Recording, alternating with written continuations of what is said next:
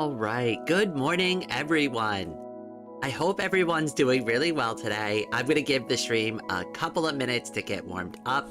Obviously, we don't normally do things like this, so we're going to all be a little outside of our element today, but welcome. This is our very first Just Chatting live stream, where we're just going to chat and get into things.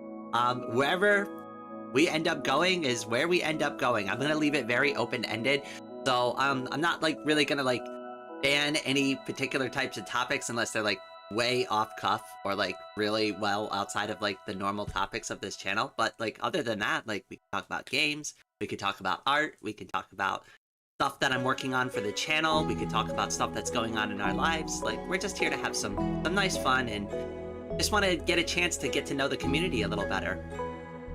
It died, and so is my internet, apparently. Oh, my life. Oh, my lord. I'm sorry. I think that's the way you're supposed to do OML. Good morning, though. Good morning. I'm still waking up a little bit. I woke up very late this morning. I'm usually up very early, and I actually, quote-unquote, slept in. So usually I'm up at, like, 2:30 to, like, 4 in the morning. I slept till, like, 6 a.m., which is considered like extreme sleeping in by my standards. So like I'm still putting myself together this morning. Oh, hello Kaj, welcome to the stream, my friend. Oh, and the peeps, I saw you already, but welcome. Welcome. I want to make sure I shout everybody out. Quote unquote morning, yeah. Oh god, it's a relative term to me at this point, like sometimes, like, with the way I've been sleeping recently, like, what is morning anymore? Like, I don't even know. Sometimes my sleeping problems are so bad, my days start to blend together. I started work 25 minutes ago. It's 10 p.m. Oh, you work the overnight shift, so I used to do that too. I think I mentioned that to you, Charlie, on the other stream where I used to work overnights at the warehouse. Like, it's a different kind of work, and I don't mind doing that. Like, I don't mind being awake all night and doing work. Oh, hello, Aubrey boy. Welcome to the stream. It is so good to see so many people show up, especially for something that's, like, not really, like, themed around anything other than, hey, let's just chat with Rain.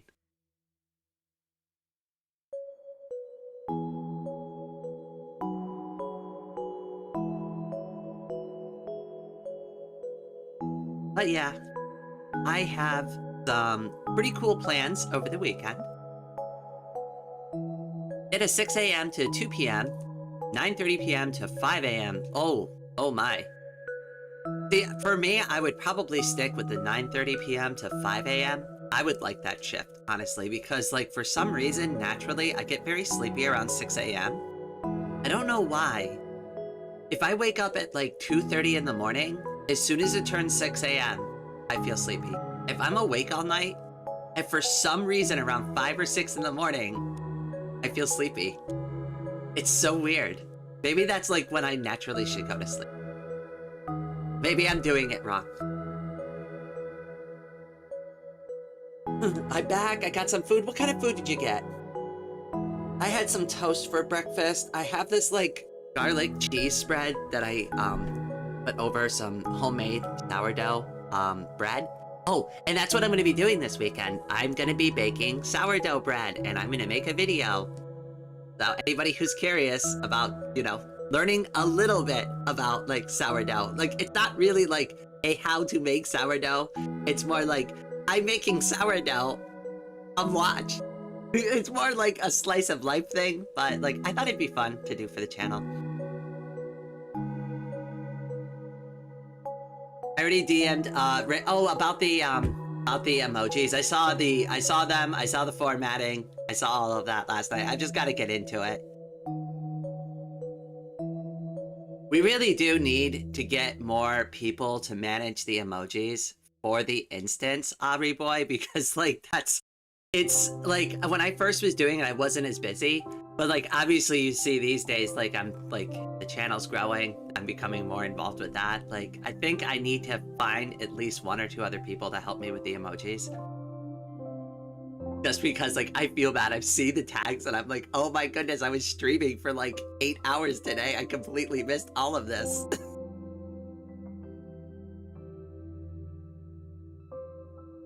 Rice is kind of fried rice. Okay, I love fried rice. I do fried rice all the time. I love cooking.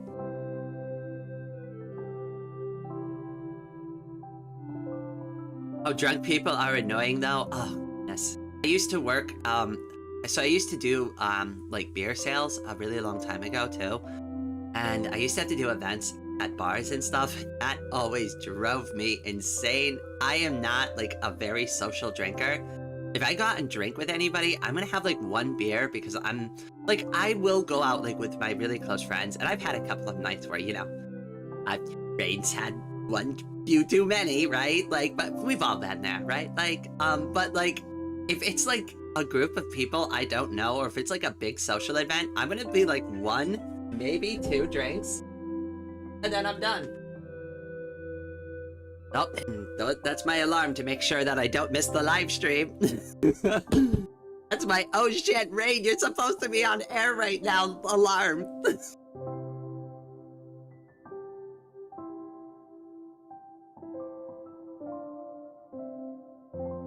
Oh, one of my, I finally got in trouble for posting one of my YouTube shorts.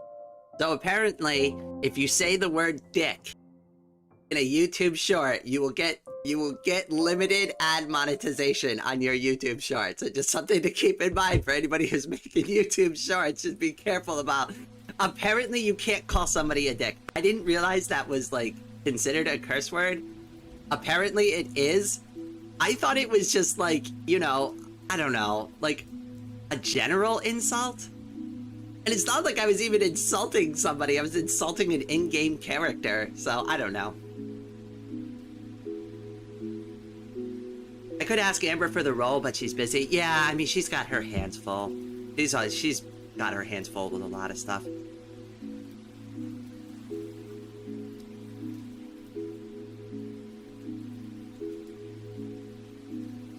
Okay, so I'm gonna be 100% honest. I don't really know what to do to fill out our time here a little bit. So I got on stream and I'm like, yeah, we're gonna chat. I didn't really come prepared to do any of this today. But that's okay. We'll get into something here. I figured too, like I could move some elements around on screen. Maybe we can look at some stuff and look some stuff up. Just kind of depends on like what we're in the mood for. I know I was talking to somebody in my Discord last night. They wanted me to look into WoW. Maybe we can like take some time and instead of me just kind of silently doing work in the background, maybe I could do some work on live stream, do a little research for some of the stuff that we want to cover on the channel.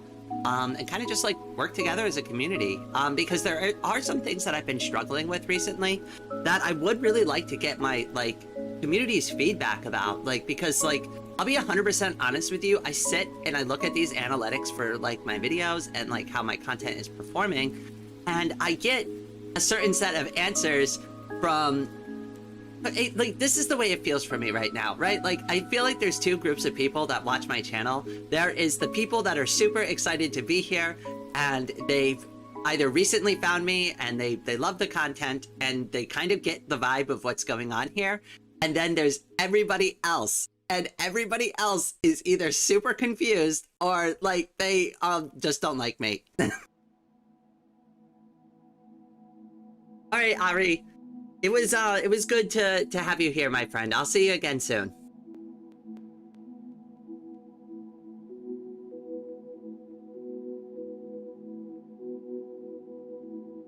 But that's one of the things that I've been running into recently, and my YouTube shorts too. I've been very experimental with them recently, and I don't know. I'm just not really happy with my recent like performance on those. Like, I'm doing okay with videos, and I'm doing okay with my live streaming, but, like, I don't know what to do with YouTube Shorts. I really don't know what I'm doing here. I don't watch YouTube Shorts, so, like, when I clip stuff for Shorts, I'm kind of, like, literally, like, throwing a dart at the wall and going, well, I hope that works. I hope somebody enjoys watching this, because I really don't know what type of content to put out for YouTube Shorts. Especially, regarding my channel. And it's not that I don't want to. I put a lot of effort into some of these videos, but it's just like, I feel like I take swings and I miss every single time. Shorts do be dumb. Yeah, I mean, like, that's the problem. Like, I'm not really sure, like, what's the engaging hook, right? Like, on my videos, the hook is you're interested in the software, and then I'm going to give you, like, brief explanation about it, right? Or we're going to play this game, or we're going to explore this topic, right? Like, that's easier in a long form video. In a YouTube short, like, I guess you can do the same thing, but like, maybe I'm just too old school. Like, I feel like I need to like kind of plan and narrate everything out and get into like this whole bit. I don't know how to like condense it down into like 30 to 60 seconds. That feels too bite-sized for me for like a topic, but I do watch some of these videos and they're really good. I don't know, I guess I just haven't gotten there yet. Shorts are only here because of TikTok. Yeah, I have a TikTok account. Oh my gosh, my TikTok account is horrible. One, like almost nobody follows me on TikTok. And two, all of like the few TikToks that I put out with like the exception of a few, just like completely bombed. And I'm like, well, screw this. Oh, and then I got into a couple of chats with people and they were being weird with me. And I'm like, okay, I don't want to be here. This is weird. People are being weird. You're weird. Everything's weird here. I don't want to be here anymore. Screw this place. I'm going back to you too. I don't get it. Like, like the chat feature in TikTok is really creepy. I don't like that people could just like kind of just open up a DM and just start messaging me. That's really weird. I don't like that. You're giving me open avenue to like any person who ever wants to contact me. Like, and of course, you know, if they want to fling poop at me, that's fine. They apparently can do that. I never got a TikTok because the AFD is big on there. Also, 10-second vids are too short to me. Yeah, I did a short. Actually, you know what? They're my shorts. I can play them on the channel. So you want to see the one that got me? You want to see the one that got me like slightly demonetized? Because like the funny thing is too is I checked the live stream footage, and the live stream footage is fully monetized still. So apparently saying it on live stream is fine, but saying it on a YouTube short is not fine. So there's like no consistency here, right? Like my live stream when I said it was totally cool, but because it's in a 12-second YouTube short, now it's not okay. Now it's got to be like limited ad revenue. Oh, hello Xenotime. Welcome to the stream, my friend.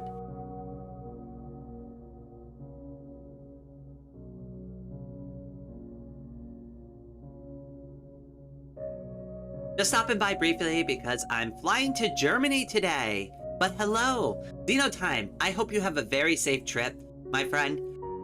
I am not a huge fan of airports personally, but I do love traveling. I miss traveling so much. Oh my goodness, I used to travel all over the entire world. I have pictures from like so many different places that I have traveled.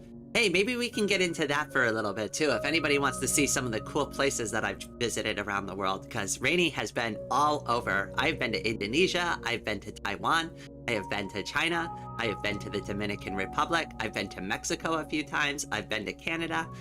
I have seen the world.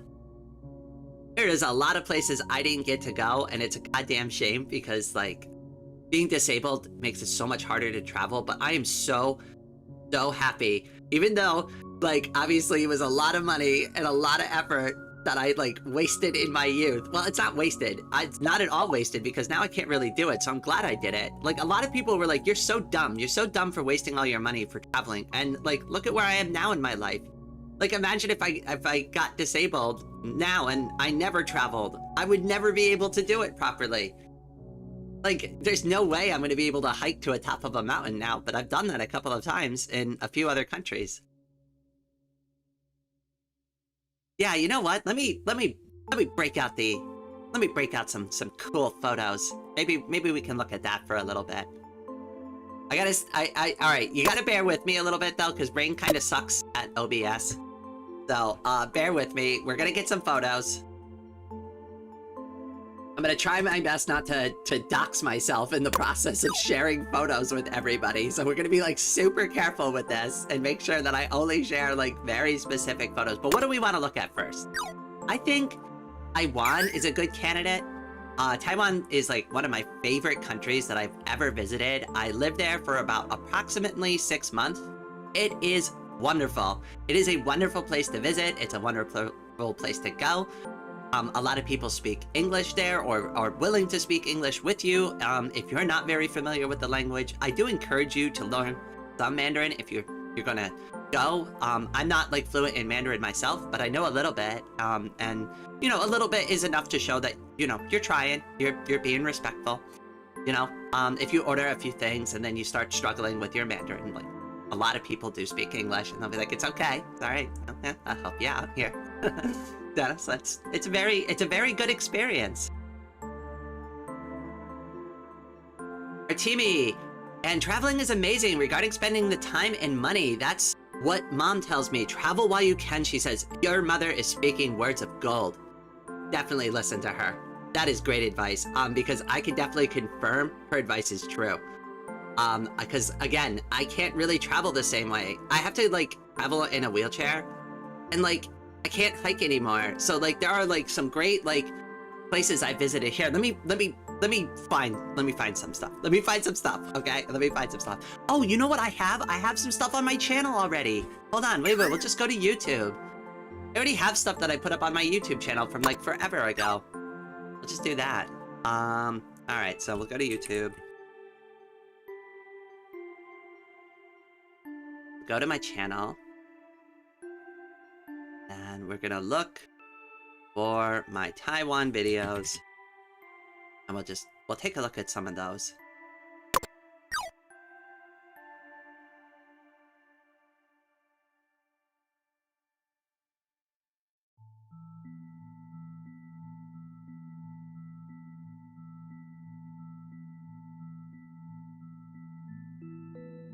Let me find a cute one.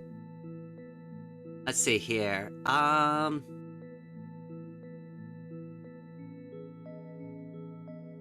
Where's the beach one? Ah, yeah. This one's really cool. All right, hold on. We're gonna look at this one. Let me pause it. All right, how do I get this on the screen now? Let's see here. To do a window capture, call it Firefox.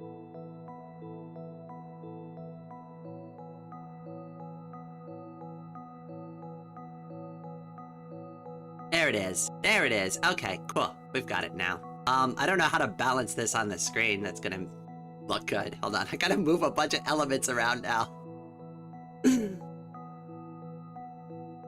Well, so much for being a professional YouTuber, right?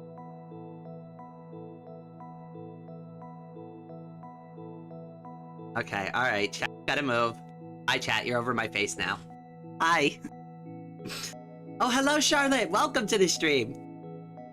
We'll move it back in a second, but I wanted to play this video. Alright, hold on. Let me pause the music real quick. So, like, this is one of the places. So, just some context behind this clip before I play it. So, oh, let me make sure I could read chat.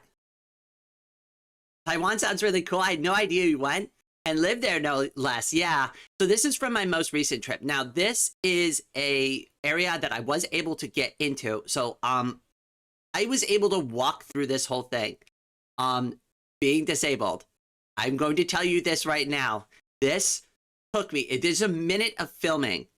This took me like half a goddamn day to get through. Now, thankfully, because they're aware people might not be physically capable to get through something like this, they put benches everywhere, and I'm glad they did. So I brought my like little travel pillow with me, and everywhere I could sit down, I did and rested.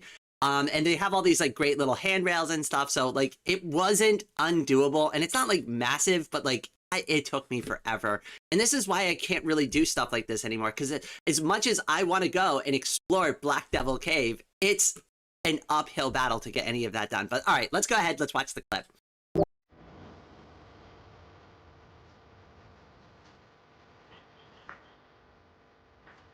Is it playing? Okay.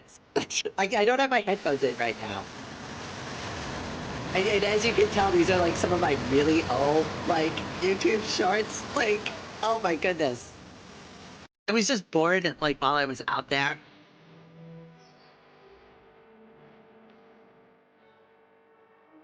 I know you probably can't tell, but I can see the limp and like walking around with the camera. A little like thud in like it's quite loud. Oh, sorry about that. Hold on, let me reduce the volume.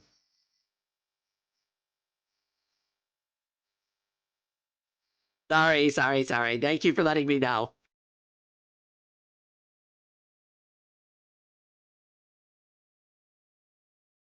That better? Hopefully that's better. Sorry. My bad. My bad.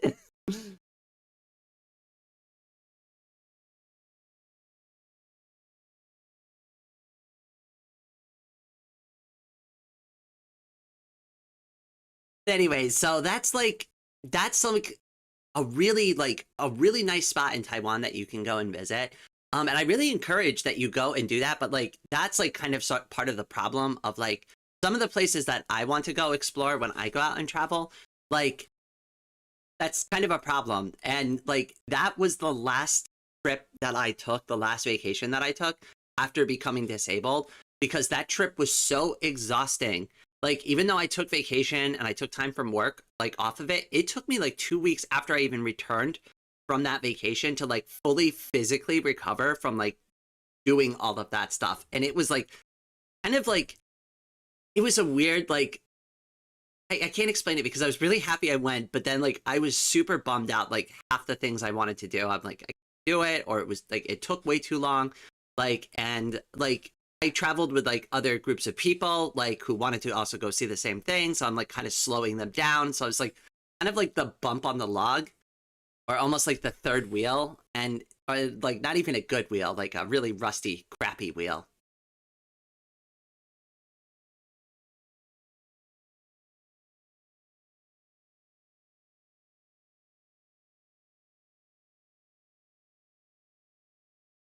Well, I could go to China, but there are no student exchanges with Taiwan. Well, Taiwan has got a lot going on right now, so I imagine there's some reasons there.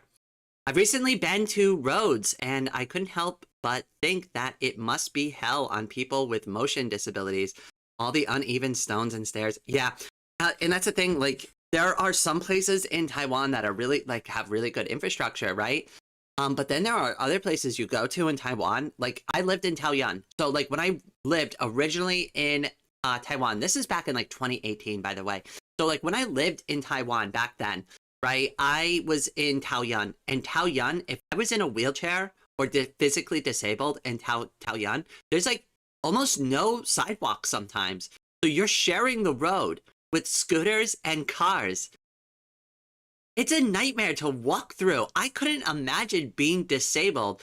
And like, funny enough, the few people that I did see having a wheelchair had some sort of like e-bike attachment for the front of their wheelchair that kind of almost converted it to like a tricycle so they could like move around with the traffic. I don't know. That seems more insane to me. It's really cool. It's very convenient, right? Like very clever. But like, oh my goodness, like that seems rather rough and probably not safe. Oh yeah, hold on, wait, I gotta turn the stream music back on. Completely forgot. We to turn on Dark Raven's beautiful, beautiful music in the background.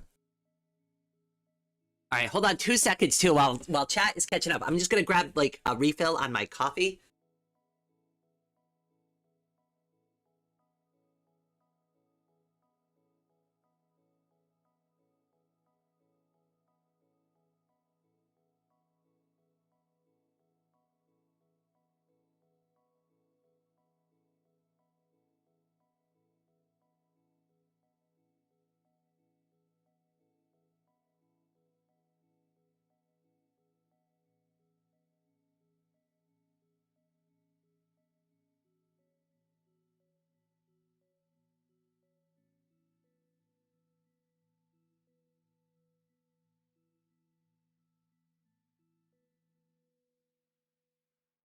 Yeah, I have everything playing through desktop audio. That's what like ended up happening before. So hold on, let me raise it back up to like where it was before. So like that's what like was going on is like I just forgot that I had the music cranked up through desktop audio, and then like I went to go play that and then forgot to adjust any of my volume settings before I hit the play button. So sorry if I blew out anybody's eardrums randomly. Like, hey, watch this clip.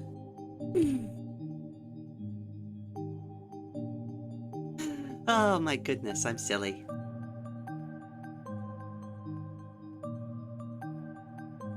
Apparently I have like this microphone like no effect too, but like my audio settings filter it out super hard, so it just sounds horrible.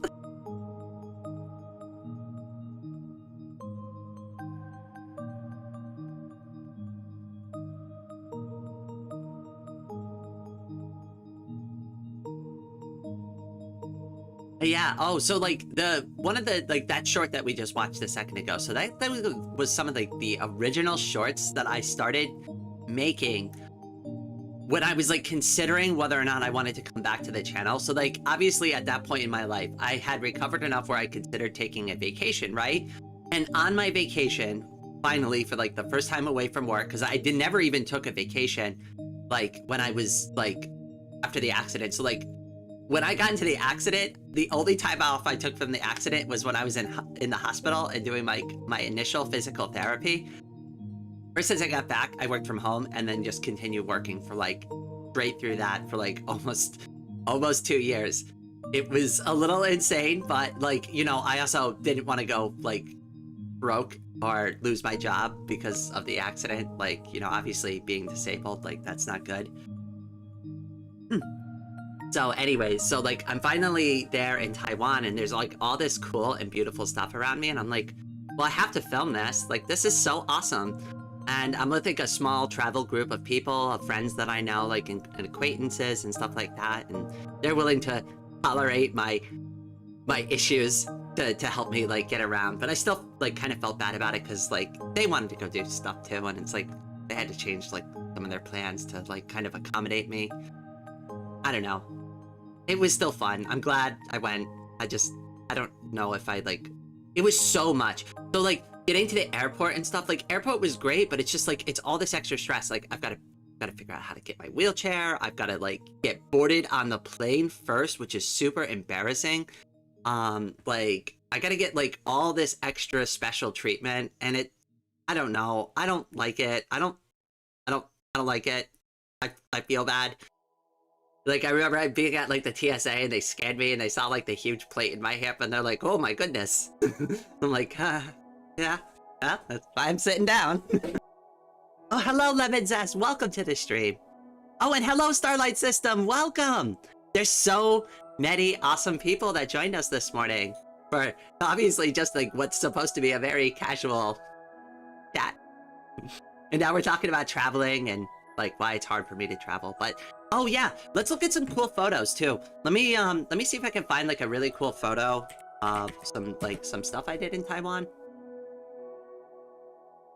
Set up on the stream real quick.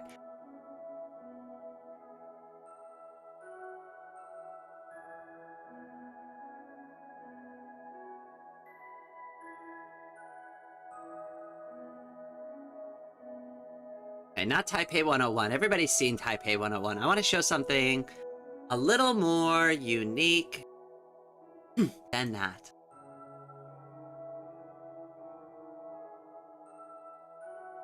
Okay, here we go. Here's a great picture. So save this picture. We are gonna save it to my photos. There's no reason to open it up in Firefox. Properties. We are gonna do this in... No, not the photo. Not that photo anymore.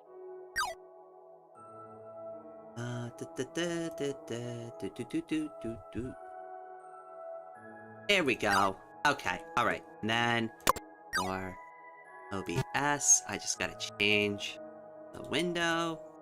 I'll get better at this eventually. Where is it? It's that. And then we could put it back on screen. There we go. Okay.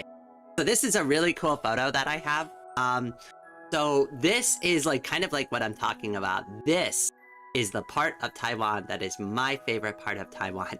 And this is in like kind of in the middle, like kind of like not only in the middle of the country, like I'm talking about like the center mass of the country, right? But I'm also talking like towards the center, like where the biggest green mountains are as well. And there is this beautiful double twin, like kind of like waterfall dam infrastructure thing that they built. And this was part of the top path of the mountain, that kind of like one of the streams that fed into it. And you could just walk down this entire thing, and it's not that dangerous. Obviously, like the river levels get up pretty high, but it's like the dry season, it's not really raining. You can kind of explore this area, and it's so beautiful, and I absolutely love it. And like, these are the things that I want to go see. Like, I want to go hiking out to these things and take these kind of pictures, right? Like, hanging around in the city is cool, and like trying out new food and stuff is fine. But like, I come to these places because I want to see nature that I've never seen before. I want to see how the earth got sculpted in this part of the world. And you can't do that from like the city. You have to go out to these places to go see it. Oh, the mint badge is looking good. I'm glad you like my Linux mint badge. I gotta do that video soon. Got so many videos planned coming up soon, and I've gotta get some work done on them. I tell you, German free time laws would break your mind. Oh, why? You want to elaborate on that? I'm actually not very familiar with that.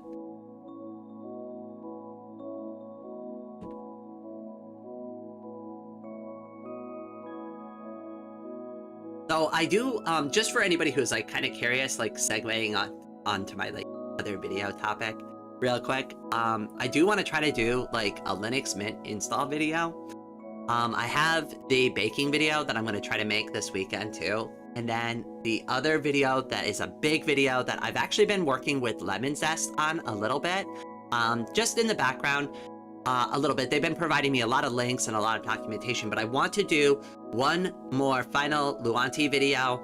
I've said it a few times. It's going to be a lot of work. And like, it's one of those things too, where I know exactly what needs to be done. I've kind of got everything staged up the way I need to do it. The last part, like the last two components that I'm missing to get it done, is the free time.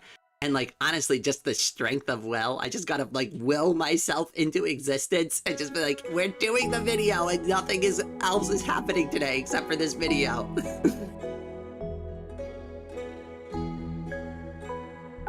You have to get at least 6 weeks paid sick leave.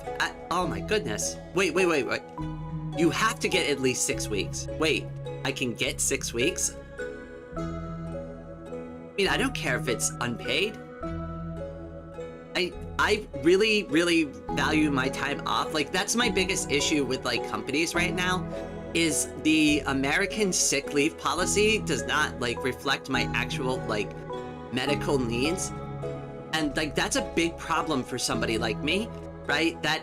Okay, all right, so here's a real world example of like the problem I'm running into like in my real life, right? Like, if I'm good today, right, and I put in an honest day's work, I might not be okay tomorrow physically. But if I'm scheduled to work at like a regular shift job, and I can't call them and just be like, yeah, hey, sorry, guess what? Little too sore, push it a little too hard, guess, yeah.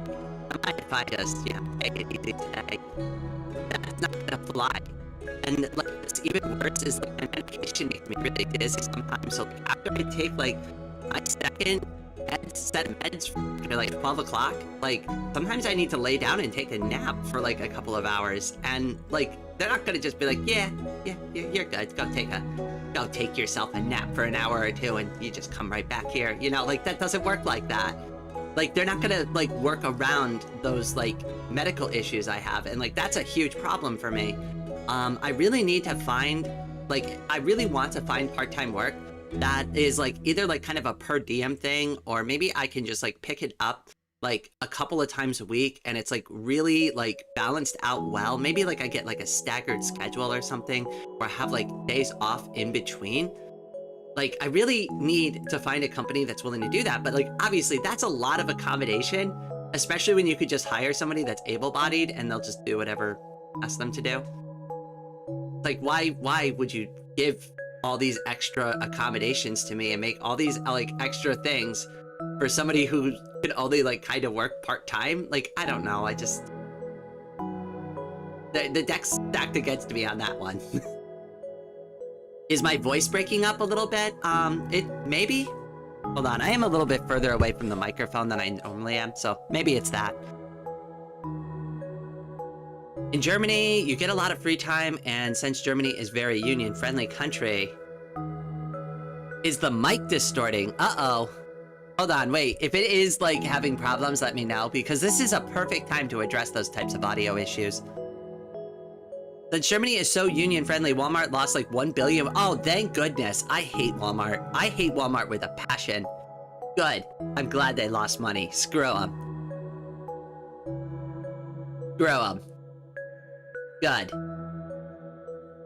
I hope they couldn't afford their new, like, yacht that year. Woe is me. Oh no. I'm not gonna get another mansion. I hope Walmart, like, I know, like, the tariffs are really bad, right? But, like, as a result of all of this, what I was really secretly hoping for is that at least Walmart would go out of business over this.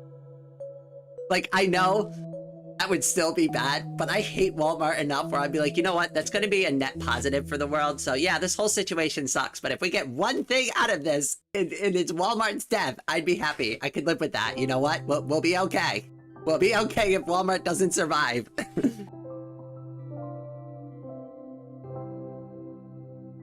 It sounds fine. Yeah, I think I just had the microphone, like, pulled. Oh my goodness, Scapegoat. Thank you so much for the membership gifts. Oh my goodness!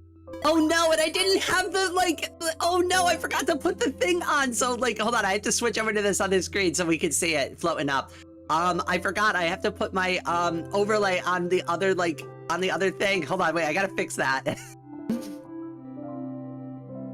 Let me copy this. Oh my goodness, thank you so much, Scapegoat. I appreciate that.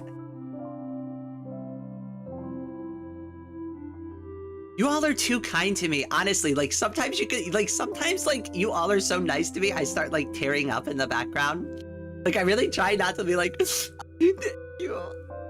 Like, I really try not to, but, like, I don't know. Maybe it's the HRT. I get really emotional. I started, like, tearing up when I saw my old YouTube avatar the other day, and I'm like, oh, numbers. Oh, I remember being numbers. I don't know, I'm like weirdly emotional about stuff these days.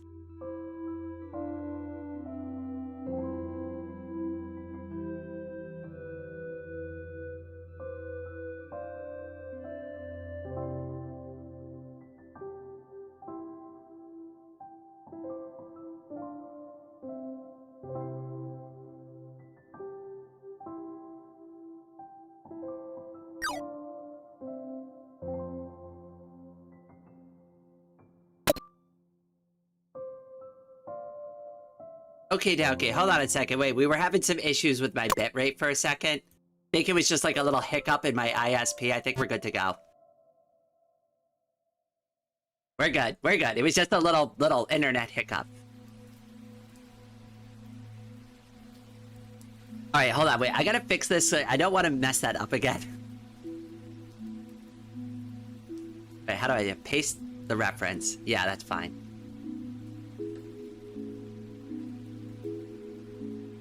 That works for me. Alright, cool. That way, like, now at least there's an overlay. So if it happens again, I don't screw it up.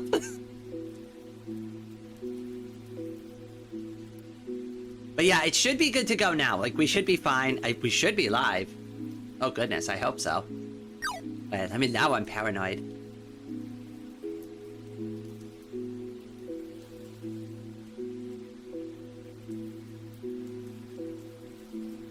No, it should still be up, I think.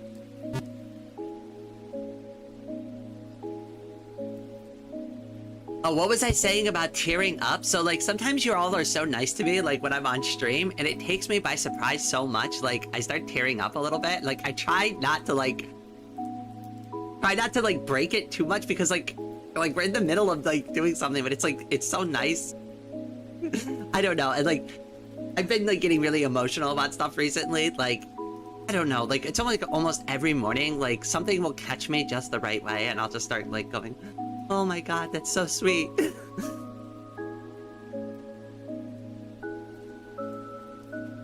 The internet couldn't handle all the level of emotions. Oh my goodness, that was a really good way to phrase it.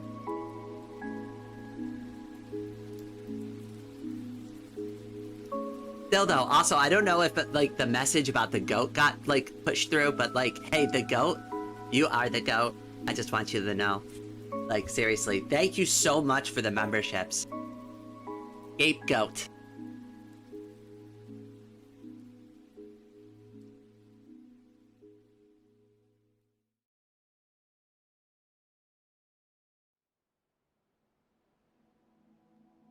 Oh, guess what? Guess what? Somebody donated another $10 to me last night. So I am able to get Kenshi for the live stream soon.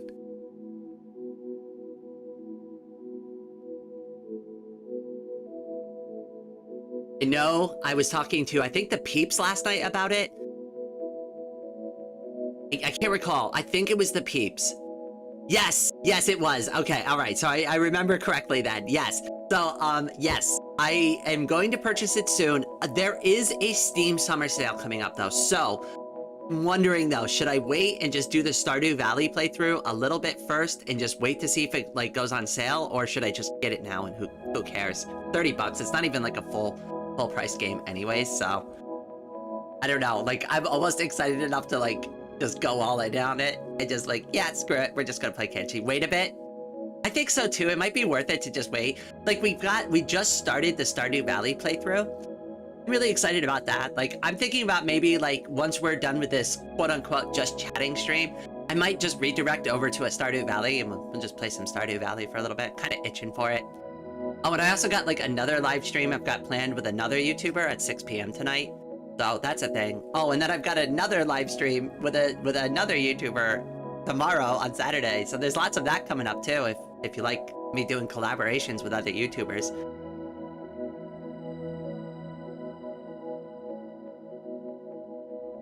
Cheaper equal better. I agree. I am a very frugal girl. So, like, you know, maybe I should do that with my, like, YouTube shorts. Maybe I'll just give some, like, life advice about saving money and some, like, weird stuff that I do that, like, ends up saving a lot of money, even though, like, it's kind of a little ridiculous, like, what I do. But, like, okay, alright, so some things I do, like, to, like, save a ton of money. This is not an easy thing. So, like, the best advice I can give you, though, honestly, is get into the sale and bulk mentality. Get yourself a nice membership to a good wholesale club. And what I do is when I see stuff that I want on sale at the wholesale club, I buy it like I'm never gonna see it again. Now, obviously, this has got to be shelf-stable products, so like canned foods and pastas and rice and grains and other stuff like that, like oatmeal. But you can buy this stuff in bulk. You can buy your paper towels in bulk. You can buy your tissues in bulk. You can buy all of this in bulk. And it's not something that you're gonna go to Costco tomorrow and do, because you will drop like 5 grand if you try to like just start yourself up on this. But if you slowly get into that mentality over time and go, okay, I'm gonna set aside $200 to bulk up on these paper towels. And then guess what? You don't need to buy paper towels again for a couple of months. Depending on your usage, of course, right? But that's how it works for me. So I'm going like 6 months now. I go shopping once a month, but like I haven't need to buy paper towels for 6 months, and I got them on sale. So, yeah. And when paper towels are on sale again, well, I'll just take some money and buy some more of those and just stock them back up. Same with the toilet paper, same with my pasta, same with my grain storage, right? Like, I just top those things up as they get low, and I spend about roughly the same amount I would probably every month on groceries, but I'm just loaded with so much stuff. Like, I could go, probably if I stopped buying stuff, I could probably go 2.5, 3 months without buying anything other than like milk, eggs, and cheese. Like, at least easily 3 months on like the supplies I have stocked up here. In Germany, being frugal is the way to live. Oh my goodness. You know, maybe I need to go hang out in Germany for a while. Maybe I should go live in Germany for 6 months. Love it. I love beer. I can't really drink anymore, obviously because of my medication, but like, you know, I could always take just a little sip.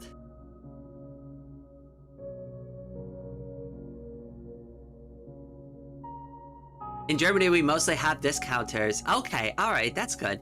Yeah, I mean, like, the bulk thing is really, like, it just makes sense. You just gotta, like, make it make sense for you, right? Like, everybody has, like, individual needs and, like, they like certain products and stuff, right? So, like, you've got to make it work for you.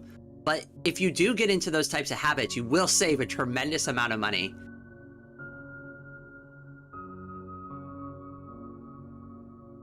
We have 0% alcohol beer. So I do like those. I do enjoy those. What I have found sometimes, though, is that not all of them are 100% 0%, right? So I guess apparently that if it's like, I don't know, it depends where, but like you could still label it non-alcoholic beer as long as it's like, I think less than 1%. And it's the half percenters that still kind of get to me a little bit. And I don't always realize that when I order the drink, because I'll just order off of the non-alcoholic menu, right? And I'm not necessarily expecting to like micromanage the ABV. Like now I'm more aware to check, right? But like I've had it happen before. It's like, I think there was a little bit of alcohol in that because I feel a little weird after that drink. And like, of course, my medication amplifies that. Now, and 0.5% of alcohol on like, you know, a 12-ounce can of beer is not going to do anything to me, right? But it's like one of those things where I want to pay attention to that going forward because I felt a little funny after I did that.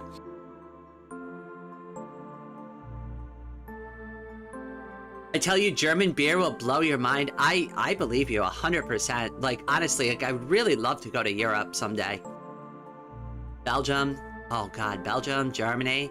I would love to go there. Just bring me to, like, all the beer-centric countries. Load me up with like... God. Like God, if I wasn't disabled. God, I would just drink all the Hefeweizen. Just all of it. Give me all the German wheat beer. Just all of it. All of it. I will drink all of it endlessly. It's so good. It's so delicious. Obviously, I'm joking. Drink responsibly, right? But like, oh my gosh, it's so good. I love Hefeweizen. I love wheat beer. It's so yummy. Especially if you put like a little orange slice in it. Sometimes some like citrus, like lemon. Oh. And shandies. Shandies are so good. You can't forget about shandies. A little bit of lemonade and beer. Yummy. It's mostly like, oh, like a Radler. Oh, I love Radlers. Radlers are really good too. I haven't had a Radler in a long time. There is a good, I think it's French.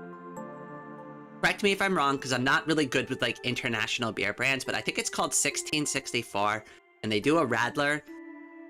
And that was really good. Like, that was unexpectedly good. Like, I was like, holy smokes, that's like surprisingly awesome.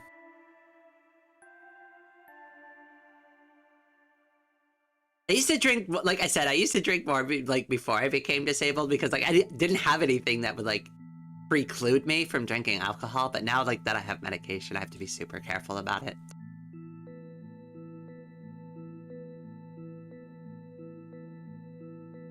You know, one of these days I'm gonna have to do a video on how to like... Oh, wait. I think you're on mobile. That's part of the issue there. You know, I could do a video about how to, like, disable ads at the router source, but I don't know if that helps people necessarily on mobile all the time, because if they're out on their mobile networks, that's not going to help them. And to be honest with you, I'm not, like, the best at networking anyways. Like, if I needed to do that for myself, I'd probably have to ask my friend Charlotte to help me. She's, like, definitely way better at that kind of stuff than I am. No, I'm on PC. Oh, just get the browser extension then. I don't care if you put those on. Like, I even made that, I even made a post the other day. I was like, I don't care if you put like sponsor block or whatever on my channel. Like, just do it. Do it. It's your viewing experience. I'm not gonna micromanage how you watch my content. Like, some people told me the other day, too, they download my videos and watch them. I'm like, that's so cool. Like, the fact, I don't even care. Like, obviously, like, you know, like, as far as, like, quote-unquote watch hours and, like, all that other YouTube, like, jazz, right? That, like, doesn't help me. I don't care about that. It's awesome that they wanted to watch my video enough that they downloaded it to view offline and consume it that way. I don't really care, honestly. It's not that important to me. I obviously turn the ads on because, like, you know, I want to, like, grow my channel and be, like, successful with it and to earn a little bit of money for, like, the time and the effort that I put here, right? But, like, I don't care what people do individually. It's, like I said, it's your viewing experience. I'm not going to tell you how to do it. And I believe that YouTube shouldn't tell you how to enjoy your viewing experience either. And that's probably not going to make me very popular with YouTube, but, whatever. I don't care about YouTube's opinion. If I cared about YouTube's opinion, right? Like, I wouldn't be doing all, like, some of the, like, I mean, like, I do, like, so many things that are probably not great for your YouTube channel anyways. And I do them because I don't care. And I, like, this is my channel. I just run it the way I want to.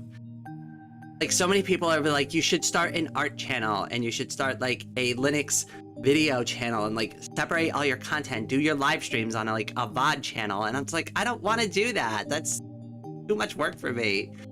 Like, I like having all my hobbies in one place. And sure, that might be confusing for, like, some people, but, like, I'm not a typical, like, YouTuber, and I'm not, like, a typical live streamer, and not a typical, like, content creator. And, like, I guess, like, there are people who enjoy it, right? But, like, I think I confuse some people. I don't know. Oh, yeah, I saw the bats, too. Vampire plus hug equal bats. Vampire plus hug equal bats. Wait. I want to figure out this formula. This feels like it's algebra. Okay, so we're going to solve for bats. That's what we're doing here. Okay, so what's the variable here? So we know that vampires and bats both do exist, right? So the missing element in the equation is obviously the hugs, right? So, and there's two bats there. So remember, that's the key here for algebra. So we've got to solve for hug. So what is it about vampires and bats that somehow include hugs to equal them? Hug equal bite? It could be a bite. It could be a bite. That is a good... Ooh, that's a good observation, the peeps. I like that thinking. See, now we're thinking outside of the box a little. We're gonna get to the bottom of this mystery. Okay, alright, so I agree with you on this. So what I think it is it's vampire plus bite equals that, which means there's now two vampires? That would make sense, because now they can fly away together, right?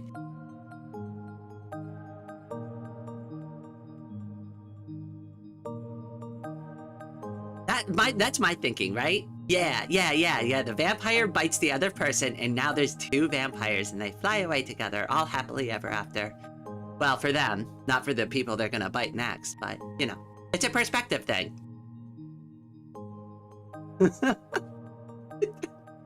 Oh, that's so messed up, but it's like, it's adorable until you realize they're gonna go, like, you know, wreak chaos all over the world. You're like, oh, now they're in love, they're flying off together to go bite more people. There we go, you know what we need? We need a zombie romance. But, like, it's not about the people surviving. It's about two zombies that meet each other and fall in love, and then they just go on, like, a biting rampage together. Kibo no Shirai Khan, Kibo no Shirai Khan. Oh, Kibo, thank you for subscribing to the channel, my friend. Welcome. Okay, Scapegoat. I'm glad we figured it out. That was fun. I had a good time with that one.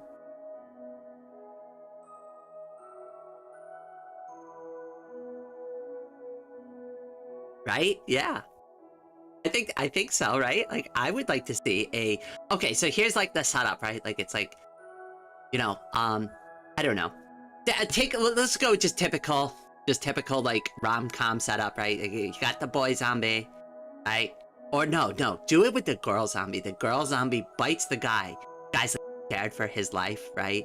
Terrified. But this like zombie girl's kind of cute, so like, I don't know.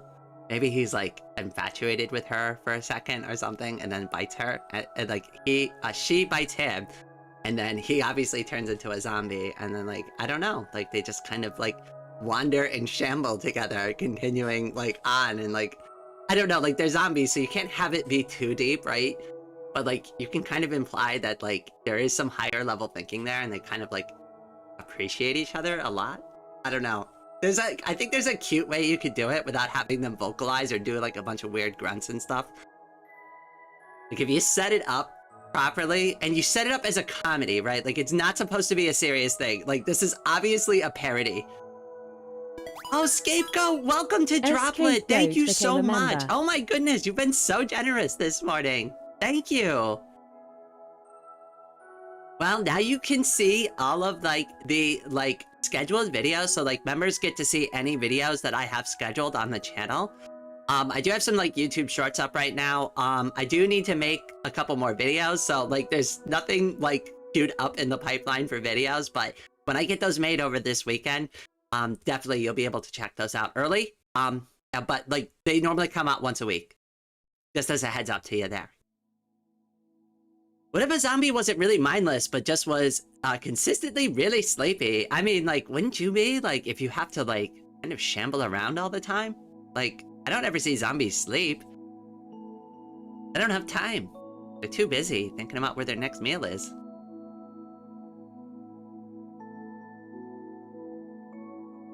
I know, the goat this morning is being a goat for real. Living true to their name. They say it's scapegoat, but you know, I'm calling him a regular goat for today. Greatest of all time. Charlie has been really generous recently too. I have 21 milligrams of caffeine on my veins. How many more for? Oh goodness. Well, hopefully you don't consume too much more than that. I actually used to work at a drink shop, and we used to have like a caffeine, like a warning chart for the customers. Like, like I'd point to it and be like, "You really probably shouldn't order a second one," but you know, that's my disclaimer.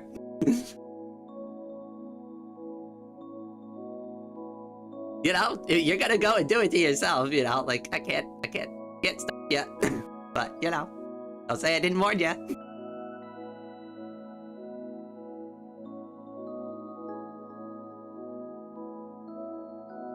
Oh, also, Shrimp Gaming, welcome to the stream. I hope you're having a good day. But please don't have a heart attack, at least. I will say this. I used to take a bunch of, like, pre-workout, like, a really long time ago, and that stuff would get you...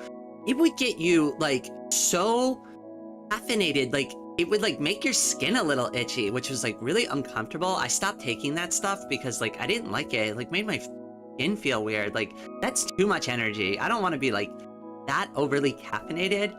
I don't know, maybe they put some other supplements and stuff in it that made you feel that way, but like, I don't know, I didn't really care for that. Just good old-fashioned regular coffee for me these days. Or tea. I'll take tea or coffee. I'm not picky. You put it in a cup, you splash some milk in it, you put it in front of me, I'll drink it. How are you alive? That's a good question. Maybe it's the caffeine that's like willing them to live. As an idea of people hunting zombies like Binko, you go out to find like a cop or fireman zombie to win. Ooh. Is that like a game idea, or is it like a... I've been messing around with some game ideas too, so... It's so hard to make a game though, like the idea is great, but like I'm working with like a couple of other people on some like game projects of varying types, and it's really hard. Like I sat down and tried to put together a map for my friend the other day, and like it's really hard to plan like even the basic elements of a game out. I got Nescafe here, and I'm pouring all the water to the entire jar. Wish me luck. Good luck, Shrimp Gaming. Where are you that you have Nescafe? Because like the last time I had Nescafe was over in Taiwan. It was really popular over there. Also, I think in Thailand I had a lot of Nescafe too. It was really popular in Thailand. You don't really see a lot of Nescafe over in the US. Like, I've never had, like, encountered it before. Like, we have, like, freeze-dried coffee available for sale, but usually, like, at, like, Folgers or Maxwell or one of those other companies, you don't really see, like, Nescafe. Yeah, I think that's more of, like, a European thing, or, like, maybe, like, you know, a little bit of, like, East Asia, but I don't recall. I remember seeing it over there, though. 5 jars, oh, wow. Yeah, I don't do the freeze-dried stuff. Like, I make French press coffee, or I do pour-over coffee every morning, or I just make, like, regular bag tea, like black tea, with, like, a couple of bags. Yeah, it's like Lindt chocolate. I mean, I'm not saying it's not good. Definitely not saying that. I don't know. I'm kind of like, all right, so, like, I brought this up a couple of times. Obviously, I'm like a military veteran, right? Like, I used to be in the Marine Corps, right? Like, my biggest issue with freeze-dried coffee is just, like, I've consumed too much of it in my life in, like, bad circumstances where I'm just like, yeah, no, I'd rather just drink the real stuff now. I don't really want to drink that. I've had enough of that for one lifetime. And one zombie is having a grudge with one of them and just dust everything to mess with one person, and the zombie finds the bingo list and collect the zombie on the list to draw their attention. Ooh.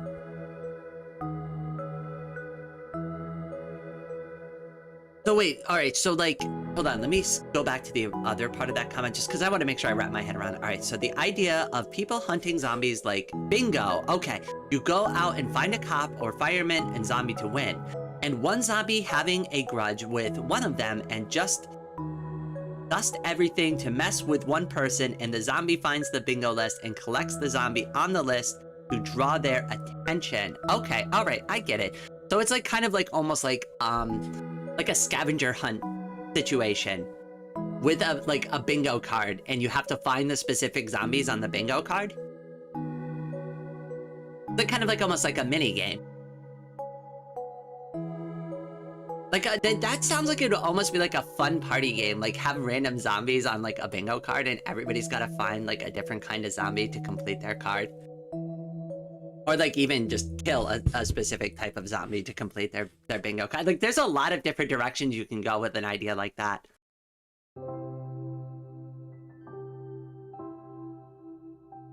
Am I a vet? Oh, a veteran. Yes, I am a veteran. I was in the United States Marine Corps.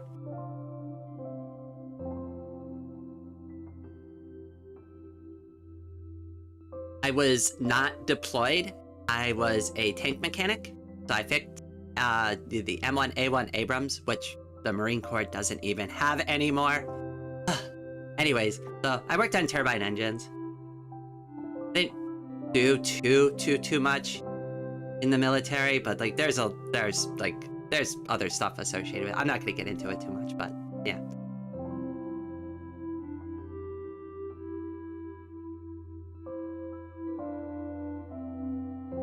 But you know, if you like girls who can turn some wrenches, I guess I'm your girl. I definitely know how to do that. I was also in electrical too before I became a YouTuber.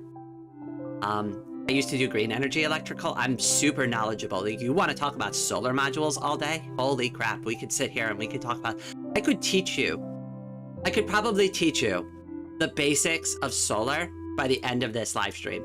Like, if I really went through, like, and I don't even need to be fully prepared for it, like, I could, like, off the cuff probably go through the finer points of, like, what the basics of solar are and why you should consider 2 different types of systems and what might be better for your home.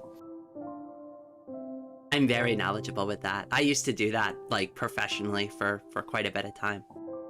I should probably do some videos like that. Oh, hello, Aubrey boy. Welcome back to the stream. Yeah, no, I do. So, like, at my old company, so I used to run the customer support department at my old solar company. And my job was to teach the customer support representatives, like, the finer points of solar about the systems that we install on customers' house. because we do 24/7 hour monitoring, but which in reality really means is like we have a system that scans for like error codes, and then like we get in the morning and we check them, and we schedule service techs to go out there and fix them. But you still need to know like what those issues are and how to explain them to customers. So like a lot of my job was teaching people who only had like either sometimes just like a high school diploma or like a associate's degree, what electrical is and like what solar electrical is. And like you'd be surprised, a lot of people get really excited about this stuff. Like if you make it the information fun for them, like people want to learn. Teaching was like my favorite part of the job. Well, you and my dad would get along. I think so. You'd be shocked. I used to like, so like the nice thing about being like the department head is like I can be on the phone with customers for sometimes as long as I want to be, to kind of quote unquote de-escalate things, and I would get into some really awesome conversations with people, especially like when they were mad. Those are the best times to finally start to win them over and get them talking about things they actually like and enjoy talking about, because you seem more human to them other than I'm the bad news bear. I'm the bad news bear. Here's your daily delivery of bad news from the department manager. Like just anything to get the customer talking about anything. Like if we're on the phone and I hear something going off in the background, I'd be like, what's that TV show you're watching? Oh, that's wonderful. Tell me all about it. What's going on there? You tell me about that show that I have zero interest in, but I'm going to sit here and pretend I love the idea of it because I don't want you to like kill me. Verbally.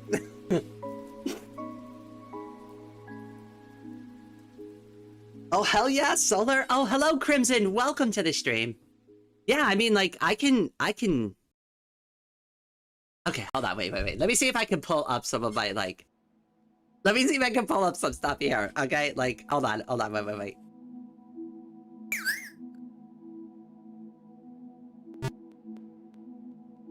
All right, so what do you want to know about solar? I guess, like, because, like, there's so many good places to start, but I could, like, talk about, like, what is it that, like, are people curious about? Like, let's start with, like, a general question about solar, and, like, that'll be a good way for me to segue, because, like, there's so much to discuss there. Like, are we talking about, like, residential solar? Are we talking about, like, more industrial-grade solar? Are we talking about, like, solar modules? Like, are we talking about, like, the Tesla, quote-unquote, solar roof, which I think is a complete scam? Are we talking about, like, DC, like, centralized inverters? Are we talking about micro? Like, there's so much to talk about with solar. Okay, oh my god, the tummy ache, I regret the caffeine overdose, please help! Oh my goodness, try drinking water. Water is always a good way to thin anything out. Slowly, don't drink it too fast. Sip the water, nice and slow. And room temperature is better for your body. Cold water and hot water needs to be processed and regulated in your body before it digests. But if you drink room temperature, you'll see the effects a lot better. My country's government, what's tax solar power, but like how info's on it.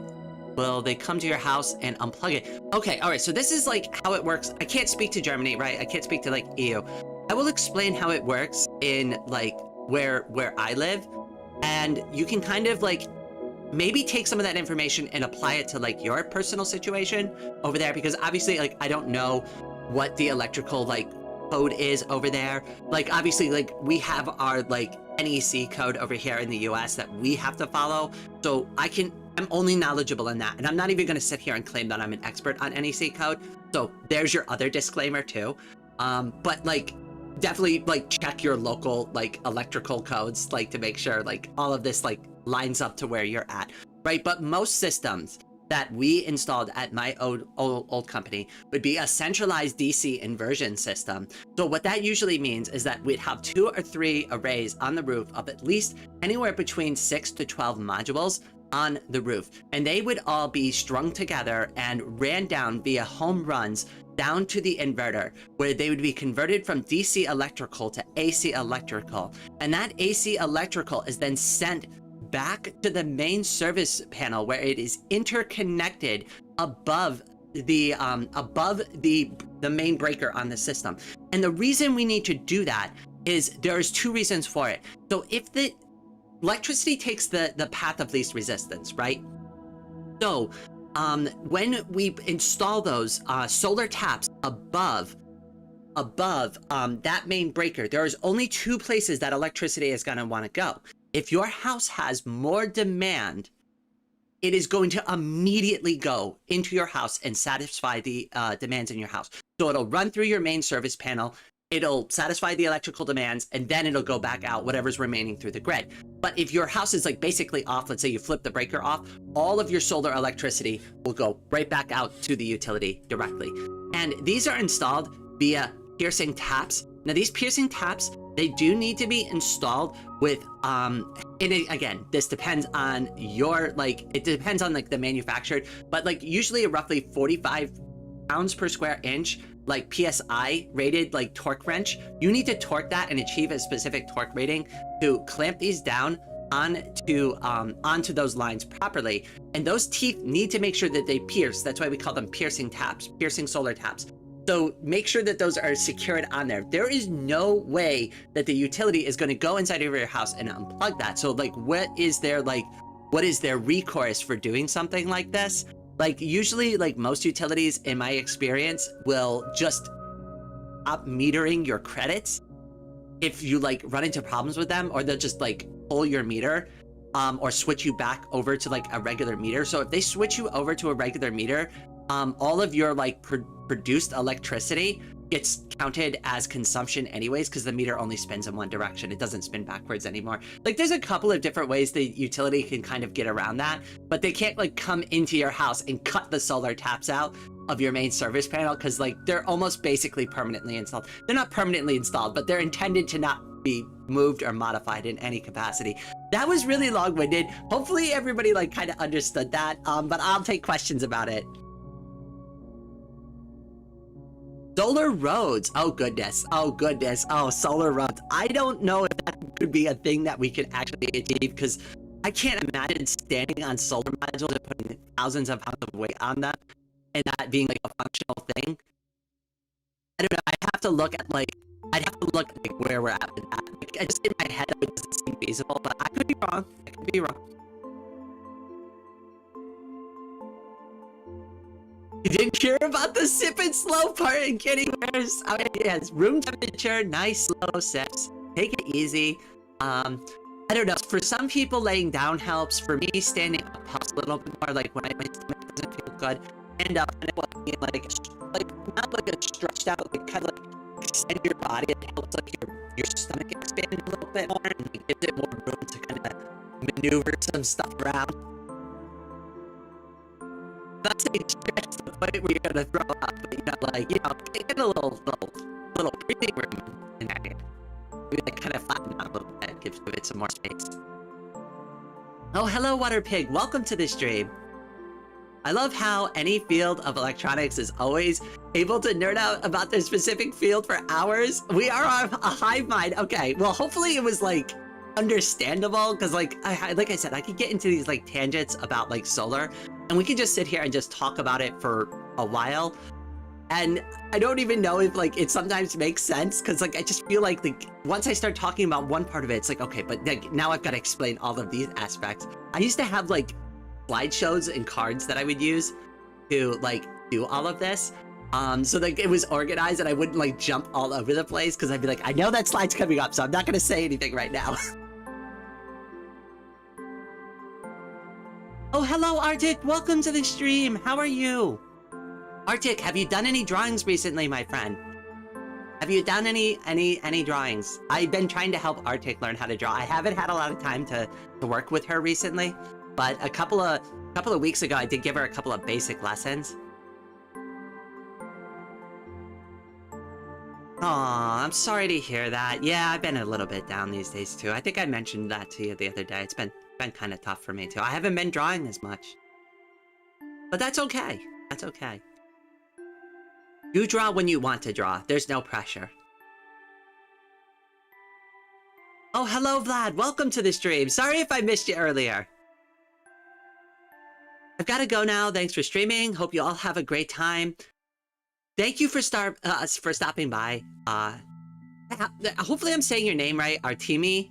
But I probably am mispronouncing that. I could call you Art, but I don't know if you're like okay with that. I could also call you Solo. Solo sounds cool. It's like Han Solo. You're not just Han Solo, you're Art Solo. That actually sounds like a cool name. Sorry, hopefully you're taking this like positively, because I'm not making fun of you. It like actually genuinely sounds like a cool name. Art Solo. That sounds like a character name. Like, I don't need a group. My name's Art Solo. It's okay.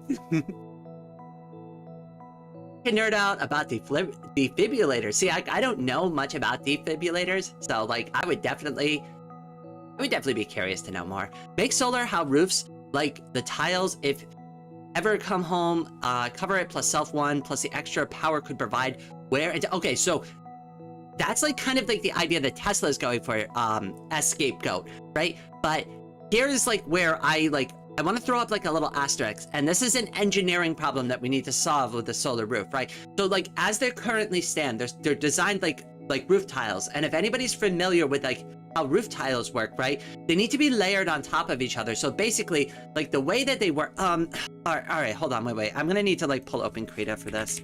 Sorry, like now we're whipping out the pen, okay? We're getting the pens and like the papers out, okay?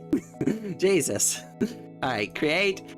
Let me open up Krita here so that I can like show you like what I'm talking about here. Oh goodness, where's my drawing tablet?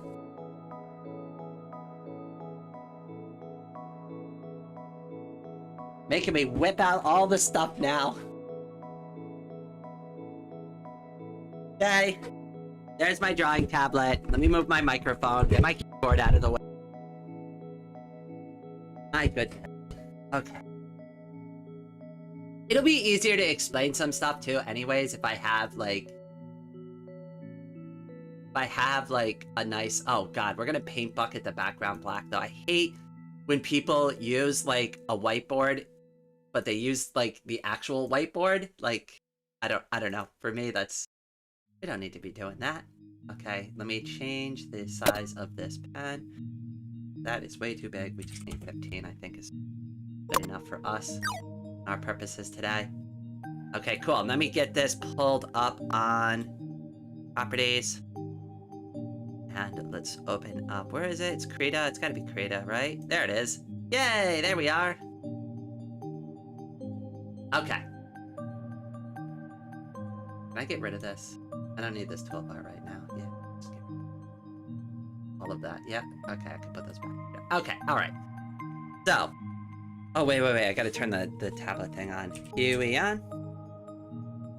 Oh, wait, can you not see it? I don't think you can see it. Whoops. There it is. I want to make sure I can still read the chat, though, like, while I'm doing this.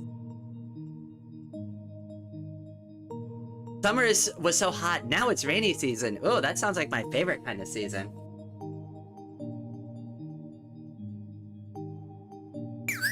Okay, alright, so pen, are you working? Yeah, pen is working. Okay, alright, so if anybody has ever like kind of seen roof tiles before, they kind of like work like this. Not all of them, right? But like they kind of like hook into each other in a layer like that, right?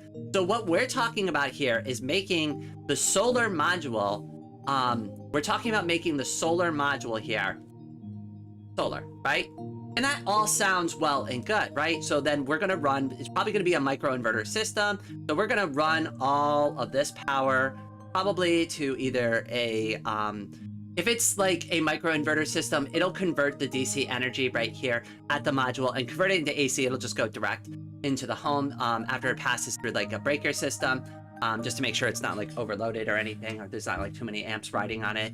But once it goes through like a couple of different breakers, it'll go back into the home, right? If it's a DC centralized inversion system, it'll go through a DC inverter first, and then it'll go over to the MSP later after that. But in either case, it'll eventually either go through a breaker box, or it will go through a DC inverter and then pass through like that. All right, but here's the problem with solar roof, right? So let's say this bottom module breaks. That's super easy. The tech can just walk over to the side of the roof, right?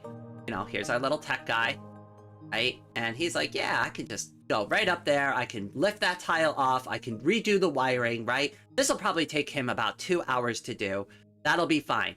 But if that module right here is broken, right? If this module is screwed, not only do you need to remove the bottom module, but you need to remove the entire bottom row of modules surrounding it, plus some of the surrounding middle modules just to replace this one broken module.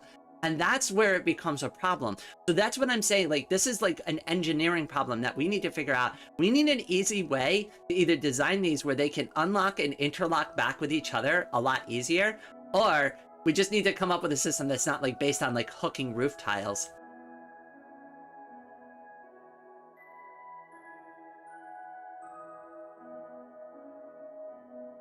Oh, wait, hold on. There we go. Hey, Xeric, do me a favor. Hit that, like, dislike button on the way out. Thank you. Have a nice day. See you later. Bye. I love when people come in here and just think they can toss poop like they... I don't know. Like, their comments are gonna stick around. They're permanently banned from the channel. You know, Electroboom is actually where I learned most of this stuff from. Like, obviously, like, solar, I had to learn that on my own. But, like, the basics of electrical, that's where I got it from.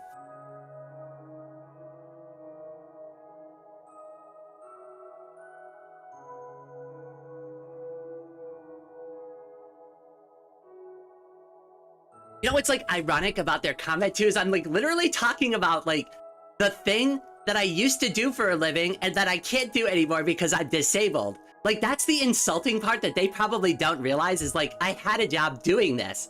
I can't do it because I'm disabled. So, like, drives me crazy. How about they get a job? Sorry. I'm over it.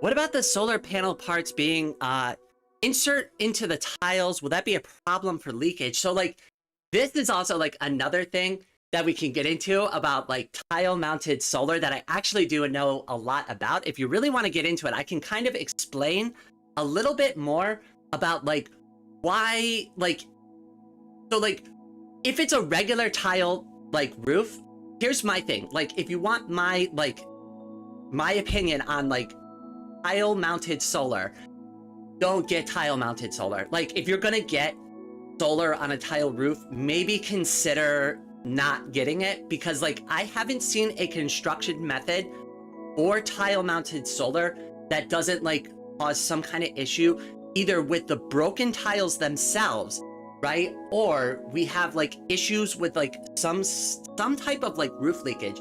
And that's because like at the end of the day, we're penetrating through tiles that should be shedding water.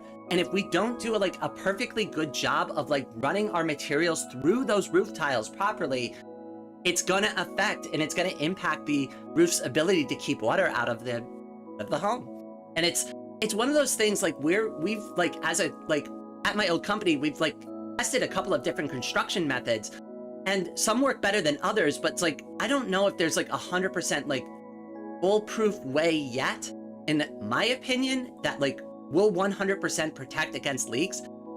Like, I think if you get roof mounted solar, like that's just part of the expectation that should be set with solar.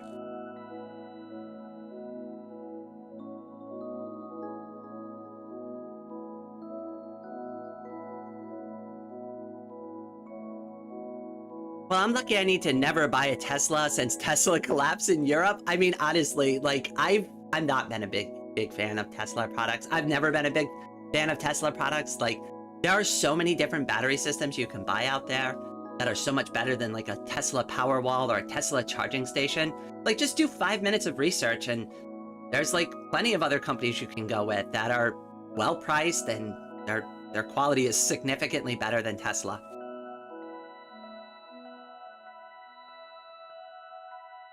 Oh, this is purely theoretical for me. I live in a flat. That's okay. I can go over what I think is like the issue with installing on a roof tile. So let me go here to Krita again. Let me just like clean up all this mess that I made. Okay, all right, so here's where we're at with like the roof tile situation, right? So like, let's say you have roof tile solar, right? Kind of the same situation again, like this. Okay, all right. So if we need to install an array here, so like, let's say this is the solar module, we need to penetrate into this spot right here. And we also need to mount this to the roof. So there needs to be a mounting point here, and there needs to be a mounting point here. Now, the way that the tile roofs work usually is it sheds water off, and even if a little bit of water gets in here, there's no holes down here, right? This is a solid surface. But once you start mounting into that solid surface, the little bit of water that does come down here, you better make sure that you have mounted and sealed this 100% correctly, because if any water drips in through here, and you know there's water, because water is sticky. A lot of people don't think water is sticky. Just keep that in mind. Water is very sticky. If water hits this pole, it's going to travel south. It's going to bend to the will of gravity, and it's going to stick to this, and it's going to want to try to get into this spot here. And same for any watershed that makes it in between these these roof tiles, right? So the most important point that needs to be sealed into the roof is the mounting point for the array. And there's going to be two of them, at least two of them, that go into the roof like this. And you, so like, there's a couple of different ways that you could do this. There's like what I like to call a 3-tar method, where that you tar around the top part of it 3 times and use a specific combination of different like watertight seals and like different tile seals and stuff like that to like keep the water out. But again, I'm not 100% confident in these construction methods because like I've seen the results of them, and they work, but like I don't know if it works over time. And that's like the part that we're missing in the equation, is how long does something like this hold up over time? And I'm not confident in it. That's where my like lack of confidence comes with tile mounted solar specifically. Holy smokes. Wow, that was like a long tirade. Hopefully that all makes sense though. Like, let me know if it didn't. I'd be happy to like clear any of that up.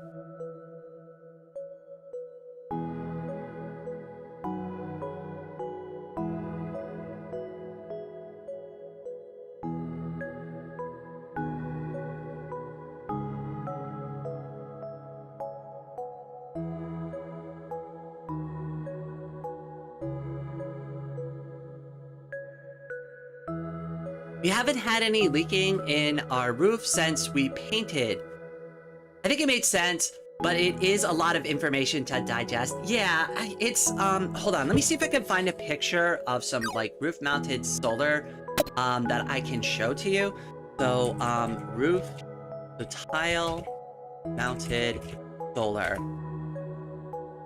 Let me show you if I can get a picture of it. Oh my goodness, some of these are like a little weird. Where is it? There it is. There it is. Perfect. What a beautiful picture. Okay, so this is what I'm talking about here. Let me pull it up on stream. Give me a second. Firefox properties. I'll switch the Krita to Firefox.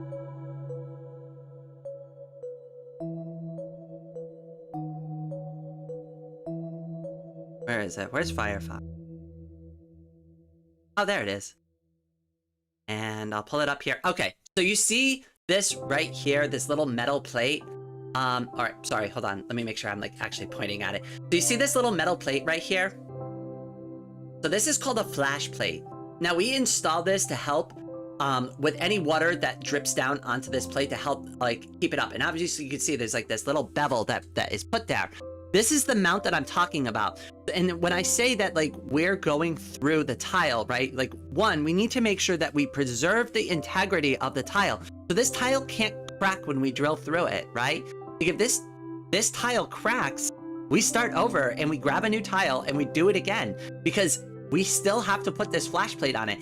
This flash plate isn't gonna, like, you can't just glue a tile back together with this flash plate and expect it to be watertight, right? This needs to be a watertight seal on the top. And not only does it need to be a watertight seal on the top, but here's like the other part of this that people aren't considering. Do you see this back area right here with this solar oh, hold on, let me actually just get a screenshot of this. Let me see if I can do it this way. Hold on. I've never tried this on stream before, so let me know if it doesn't work. Where is it? Flame shot. I don't know if you could see the flame shot thing, but I'm gonna try to make it work. Copy selection. Where is it? Pin it. Pin image. No, that's not it. Damn it. Hold on a second. Wait, I'm gonna make this work. How do I hold it down again? I forgot. I just did the video on this and I can't even remember what I'm doing.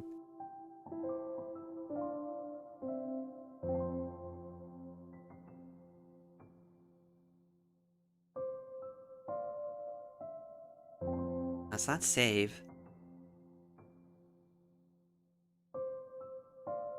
Alright, whatever. I'm not gonna figure it out right now. Oh, there it is. Oh, never mind. I got it. Okay. Alright, cool. Hold on a second then. Let me go back to OBS. Firefox. Properties. Where is it? Flame shot. Because flame shot's easier to deal with. If I can make it work.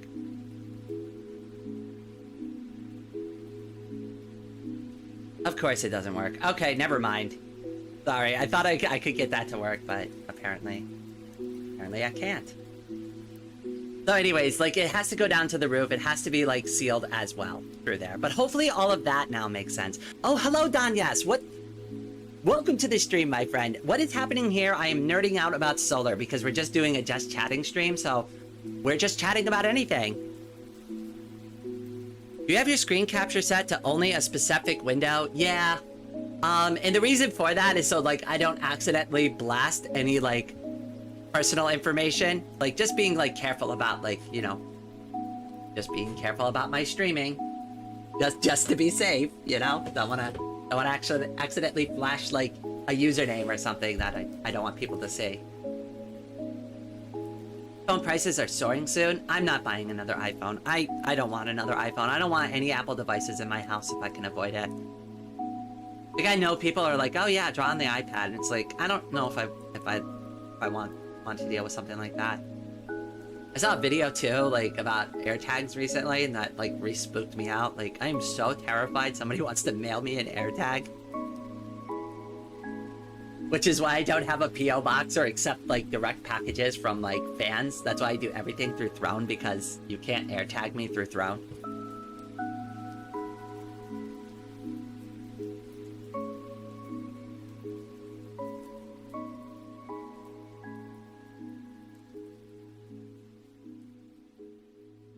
I mean, we already know that people just come in here and randomly hate on me, so, like, we just saw it a few minutes ago. So, like, I don't know.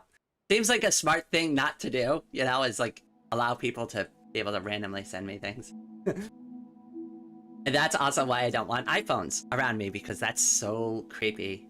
Like, apparently the AirTags only work when they're nearby, like, another Apple device, so, like, as long as I don't have Apple devices in my house, like, wouldn't work. Yes? I don't know. I still don't like it, though. I don't like the idea of it. It's creepy. I'm always an Android user? Yeah. I'm switching back. I still have an iPhone SE from, like, forever ago. I'm just hanging on to it because, like, that thing just will not die. It will not die. But, like, last night I was trying to edit something on it, like, for my YouTube channel. God, why did I say it like that? You're obviously watching me on YouTube right now.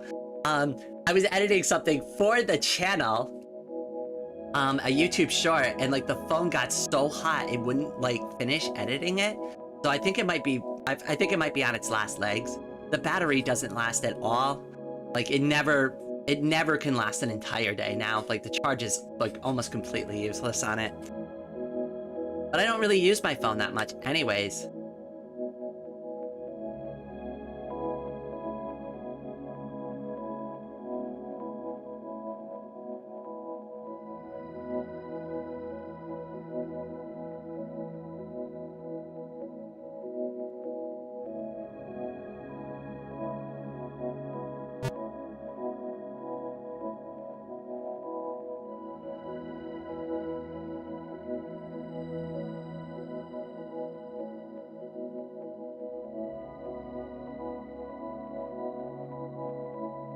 All right, give me just 1 second. I'm just gonna grab a little bit more coffee.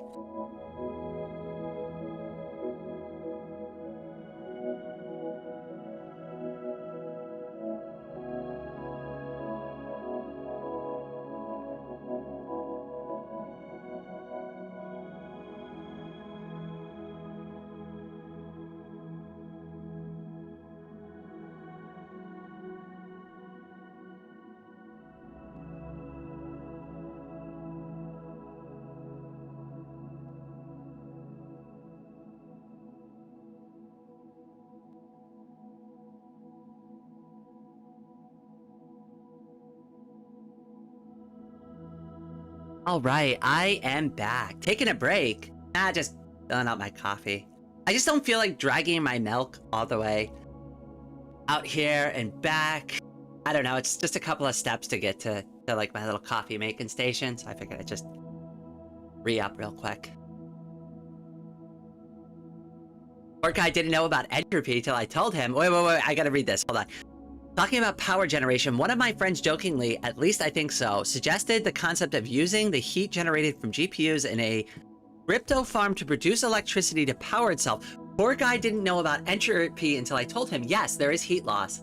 There's heat loss in everything. So like, and this happens a lot in AC to DC conversion too. So like when you are converting, so like, let's say you have a DC centralized solar system, right? That thing is gonna get fucking hot. Like it's gonna get so hot that they install like a heat sink and a fan into these like giant centralized inverters because they will get stupidly hot. And there is a massive amount of, not a massive, but there's a noticeable amount of loss of the conversion of DC to AC in just heat. And over time, that system in a closed system would lose all of its like extra power to heat, friction.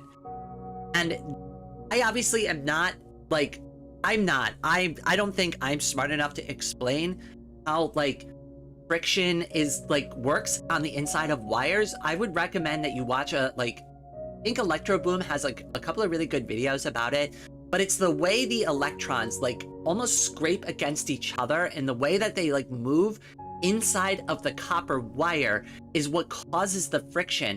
And especially if the wire is damaged, the electrons can pile up on those like damaged parts, and because they're getting kind of stuck on each other, they rub against each other a little bit more and cause more heat in those particular parts of the wire that are damaged than in other parts.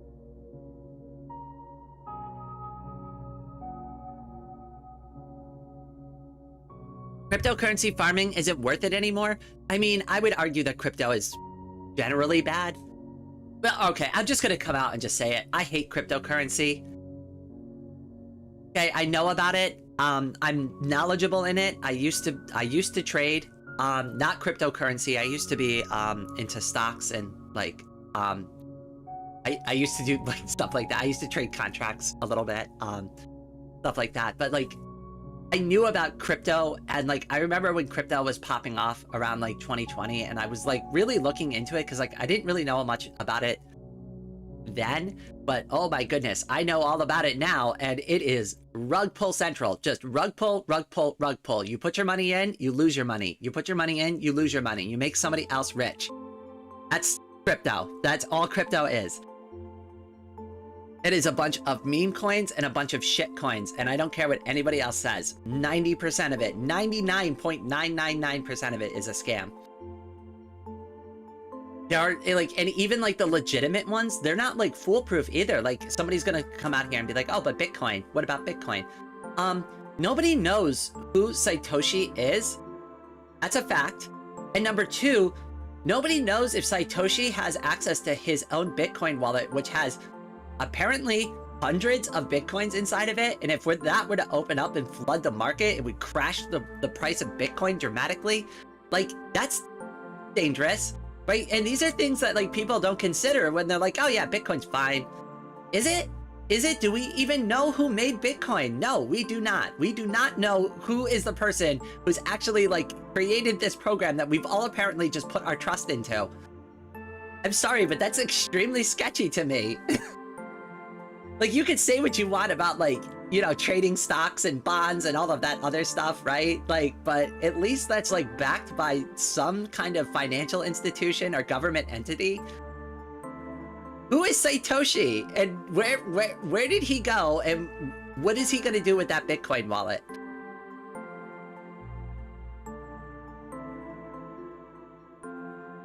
Oh, hello, Ava Chan. Welcome to the stream, my friend. It's so good to see you. I'm obviously feeling a little bit better this morning. Finally, like, started getting some sleep again. Diamond farming is, though. God, I hate physics. Why doesn't it let us have nice thing? I like the concept and tech behind crypto. I hate everything else. See, and that's the thing that excited me about it too. Like, when NFTs first came out, and somebody was like, oh yeah, we came up with like this security token thing, and like, I was like, oh, that sounds like a cool idea, right? Like, and a unique identifier number for like security purposes. And then I saw it all like become like stupid, like meme ape, like crap. And I'm like, this didn't pan out the way I expected it to. I thought this was like supposed to be a security token or something. Like, I thought it was like a digital receipt. Like, that's what I thought it was. Like, oh, you buy something from here. Here is your NFT. Here is your digital receipt for your purchase. Like, that is like the way like I had it in my head. And that kind of makes sense, right? You buy something from me. Oh, can I have a receipt for that? Yes, here is your receipt. Here is your non-fungible token for your purchase. It doesn't do anything.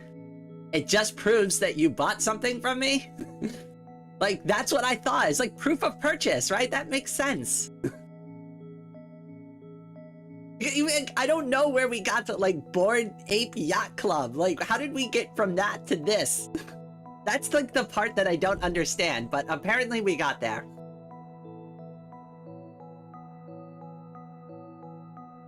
That somebody figured it out, who Satoshi is. I don't really follow. Yeah, I haven't looked into it in a while. Maybe they did. I doubt it, though. Satoshi is a mystery. Land is a great investment. It can be, but like, obviously, like, it's a long-term investment. It's something that you buy now and you either hold or develop over a span of several decades. It's not something that instantaneously pays out for you. You buy land and you hold land because you know over time it will hold and retain value, because there's, well, obviously there's only so much of the planet Earth available, and as you know, as we grow as a species, there's less land available each generation, so, you know, value goes up. It's pretty consistently good.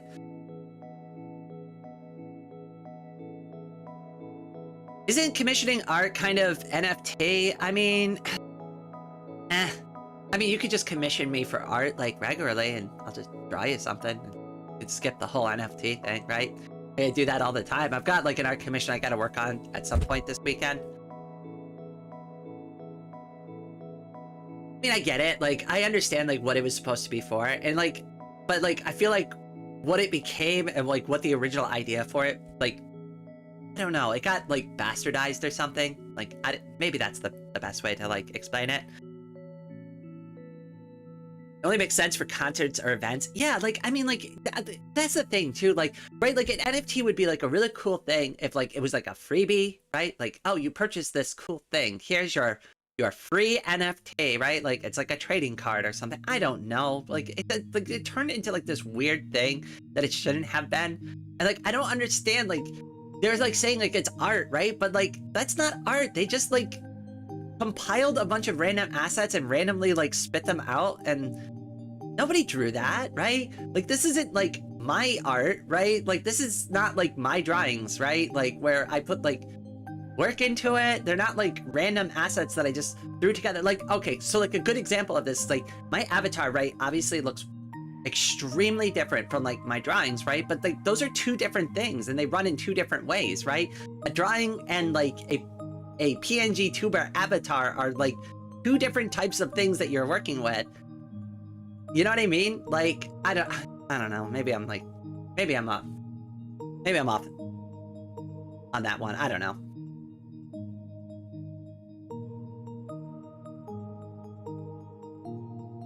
A centralized database, just 95 times out of 100. I mean, like, that's all it, like I said, it was, like, for me, like, the way it was sold to me originally was, like, it was a proof of purchase.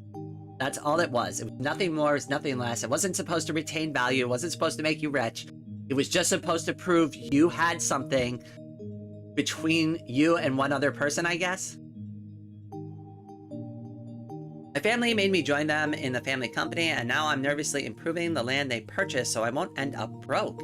Well, I mean, I understand though. Like, I've had to work for family business before too, and it can get tough.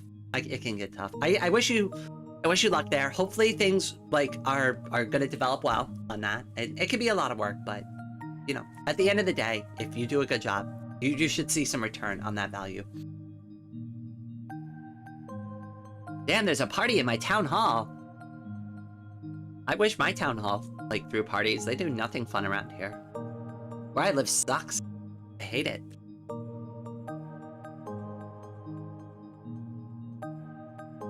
Just absolutely awful.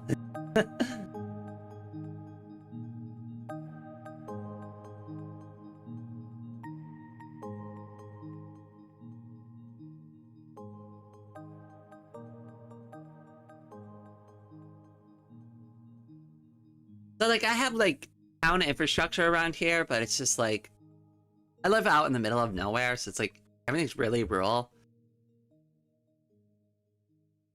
And like we're not like a close-knit town or anything. Like nobody gives a shit about each other around here, so my neighbors care about me a lot, like my local neighbors, and that's about it. I don't know anybody else around here.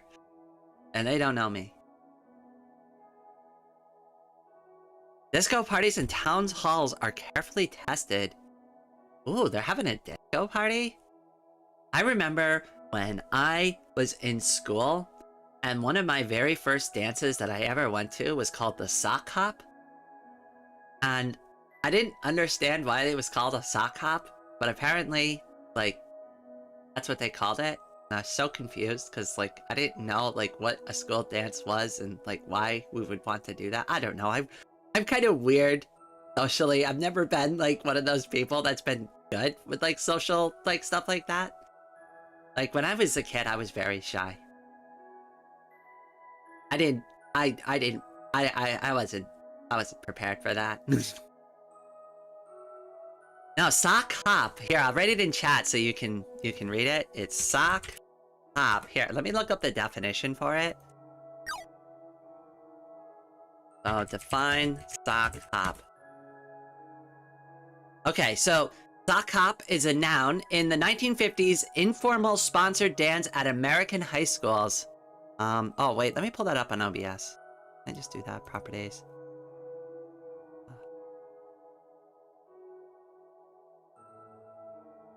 Swear, one of these days I'll get better at this. Oh, you know what we should do? That way, when I like fade it in and out, it like actually looks good. There we go. Okay, so sock hop. In the 1950s, an informal sponsored dance at American high schools, typically held on the grounds of the high school itself in the gymnasium or cafeteria. Ours was in the gym.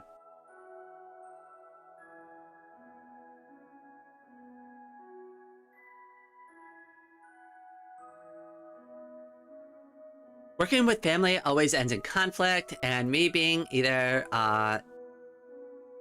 straight nor cis, and them being very conservative, I fear it will be my fault if it all comes down. Oh no, but I do understand where you're coming from there. So like, there are members of my family that are extremely conservative too. Like there's like, I had like, I was part of a family business too. I understand exactly where you're coming from because that said family business also ended in a huge like falling out with my family.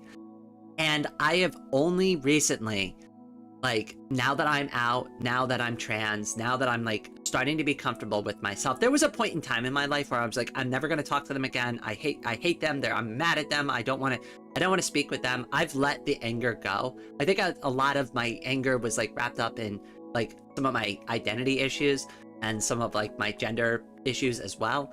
Like I was a little bit of an angry boy before the accident. Like, not gonna lie, like, and I think a lot of my anger just came from just being really so unhappy, like, so fundamentally unhappy with who I was as a person. But that's not to say that there wasn't legitimate reasons for the business, but I do want to like at least acknowledge that it wasn't all on them, right? Like I want to take ownership for the parts that I'm responsible for, and I was angry. I was angry. Was I legitimate in my anger? And in some capacities, yes, but like, you know, I think I made some mistakes there as well. So I just want to at least, you know, for the record say, like, you know, I'm not a perfect person, and, you know, it's a two-way street, and there's multiple sides to a story whenever you hear about stuff like this. But anyways, so we had our falling out over the business, and then I had my accident, and then I still didn't speak to them despite the accident, and we both didn't speak to each other, and I was a little bit upset about that too. Even though despite, like, I found out later on that they did try to reach out to me at a certain point, but like, you know, like because we were mad at each other and like because of all that stuff, it was really hard for us to communicate with each other. So even though they tried to reach out, I didn't get that message, and it became this thing. And after I came out as trans and started like kind of working through the issues that I had internally, I stopped being so upset all the time and started like getting like, I don't know, more calm. Like the other day, I got upset about something. Instead of getting mad about it, I cried about it, which is completely unexpected reaction for me. And I feel like it shows progress because like I'm dealing with my problems in a healthier way, I think, instead of just getting upset about it immediately. But anyways, so we had those issues, and only recently have like me and my like mother and a couple people in my family sat down and yeah, let's work through this. Let's rebuild the trust, and thankfully it's going good. Things are different now. You know, they're different. They've been very respectful about, you know, who I am as a person, how I want to identify as. Like, I haven't had any issues there. And I know that's not always going to be the experience everybody gets at the end. I'm very thankful that, you know, my family is willing to be open-minded and like work with me on these issues. And like I said, like there are aspects of it that, you know, I needed to correct in myself, but like that's the whole point of like everything that I'm doing these days is I'm working on myself and trying to become a better and more healthy person.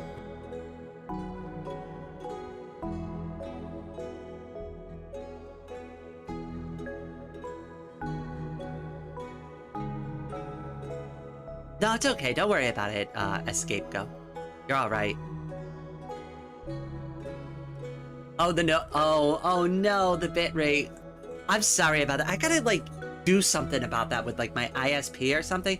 I don't know what's going on, but it does it every once in a while and it drives me crazy.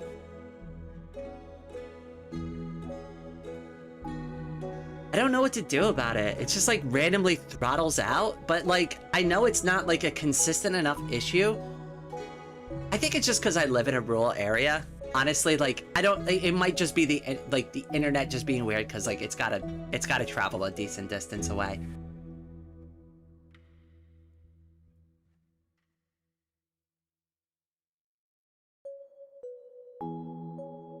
Yeah, it seems to be fine now, but like I don't know. I'll try to look into it, and maybe I'll just get a different router or something. I'll just complain to them.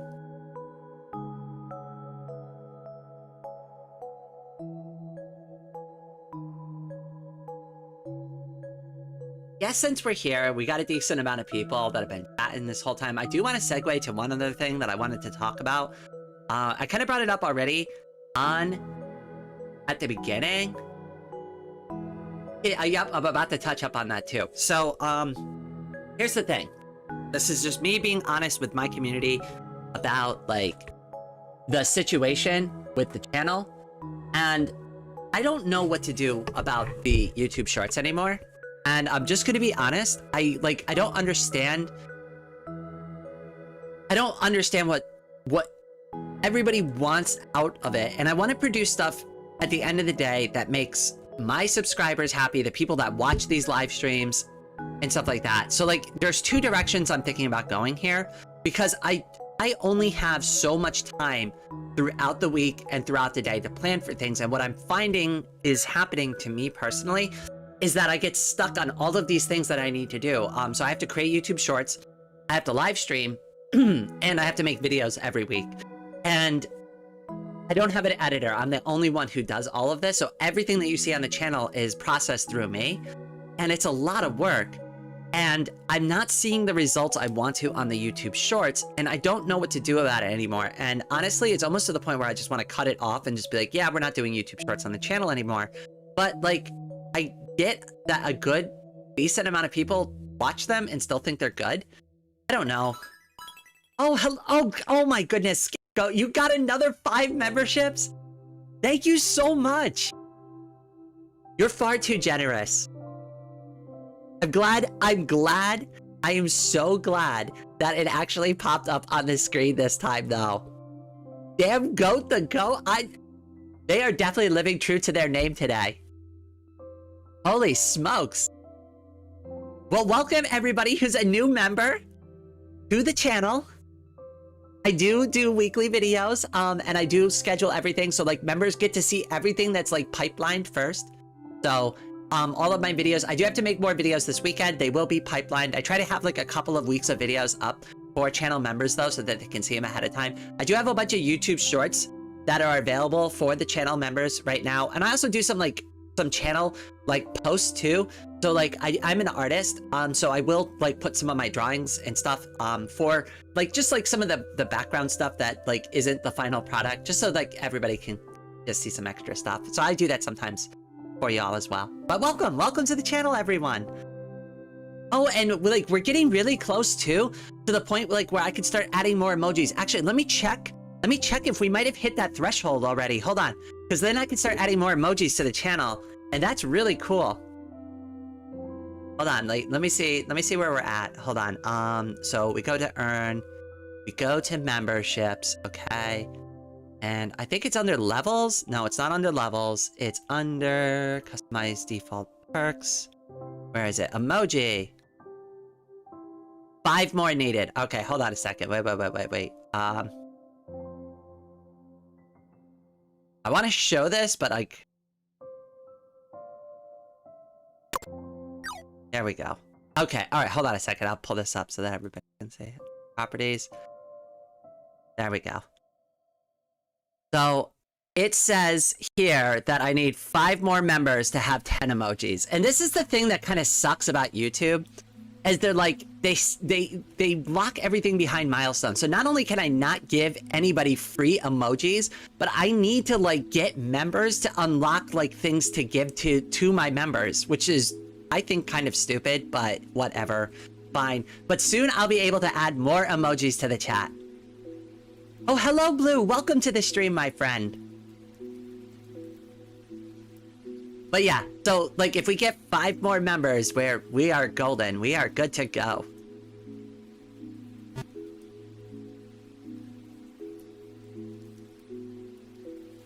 Oh, is Zesty leaving the stream? Oh, I must have missed that. Oh, no.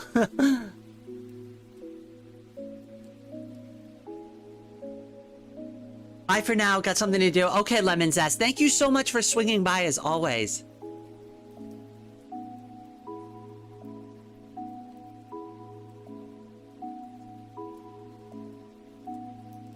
This is so awesome though. Yeah, so like with all of these like, so like if we get like another 5 members, I'll be happy to add more emojis. I'll make them. I'll even custom draw them.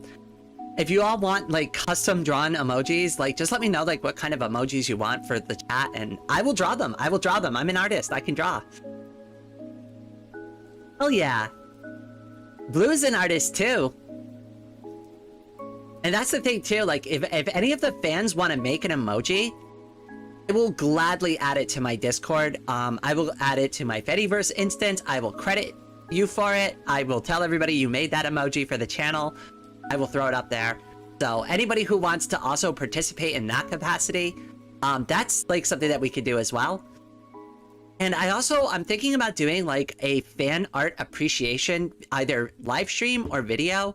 I'm not 100% sure yet, but there's been like a lot of fan art created around my character, and there's a lot of good fan art that's been created around my character too.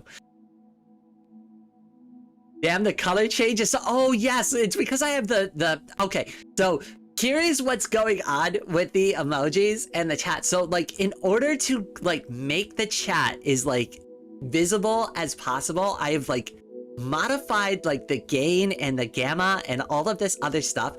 and I put like a semi-transparent background on it so that like it always filters the right way depending on like, it doesn't matter like what is behind it, you're gonna see the chat. But like that obviously messes with some of the like the colors, and even though I've tried to shift it to like get it back to like normal, like it's still like slightly off. That's why like the green on the top of the screen works, right? Like it looks very similar to like the natural chat one, but then you go to like some of the other like pastel colors that are completely wrong. They're completely off.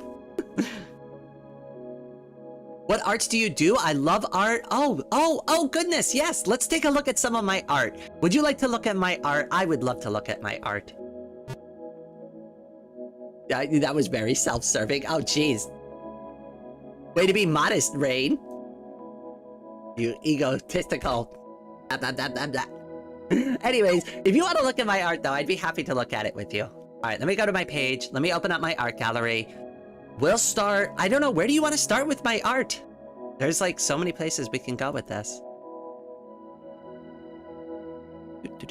There it is. Okay. We'll fade it in.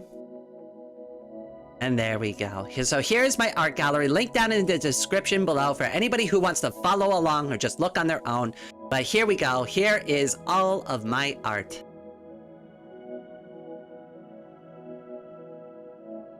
OC drawings. Now I want to see it again. All right, let's start at the beginning. We'll go all the way down to the bottom. We'll start at the very, very beginning. The humble origins of my art journey. There's a lot of art here. Okay, so this is my very first drawing down here on the bottom. A lot of people have probably seen this before. When I started my like drawing, I wanted to make sure that I posted the good, the bad, the ugly. I wanted to document my my art journey. Oh yes, you saw Teto. Don't worry, we get into the Teto. So I started with Ame. Ame is obviously like one of my favorite characters of all time. Anybody who's been part of this channel for any period of time knows I love Ame. I love Needy Streamer Overload. It's like one of my favorite games. So obviously I started by drawing one of my favorite characters that I loved, which is Ame. And I did like a really, really bad job of drawing Ame.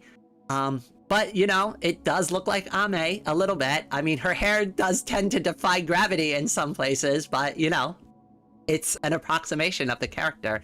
And over time, I just kind of refined it. Oh, there's the Neo cat. Jesus. This is just a year ago, too. Oh, yeah, I will be happy to do another Needy Streamer Overload. You want to do Needy Streamer Overload? We will do Needy Streamer Overload. I am down for Needy Streamer Overload anytime. Anytime. Do not give me... Like, I will do it for the flimsiest of excuses. I did one a couple of months ago, but like we didn't really like that one didn't pan out real well. Like I think we played twice and like both of the endings were kind of crappy, but like there was one that I did when I was still cis as numbers, and we got 1 million back to back 2 times, and that was on live stream. So I have that on the record, but you're gonna have to tolerate my very different cisgender voice. It is a fun live stream though. It is really fun. So we got like kind of the mediocre 1 million ending. And then like, I was like, that's not good enough. Let's try to see if we can get another 1 million. And we got it. And we got the good ending on the second one. So even though we got the 1 million the first time, we kind of screwed it up. And like, she was still like, we kind of got like the mediocre ending somehow. I think it's just because like we kind of got the 1 million like right on the last day. So that like it didn't trigger the event. I don't know what happened there, but we only got like the middling ending. We didn't get like the really good one.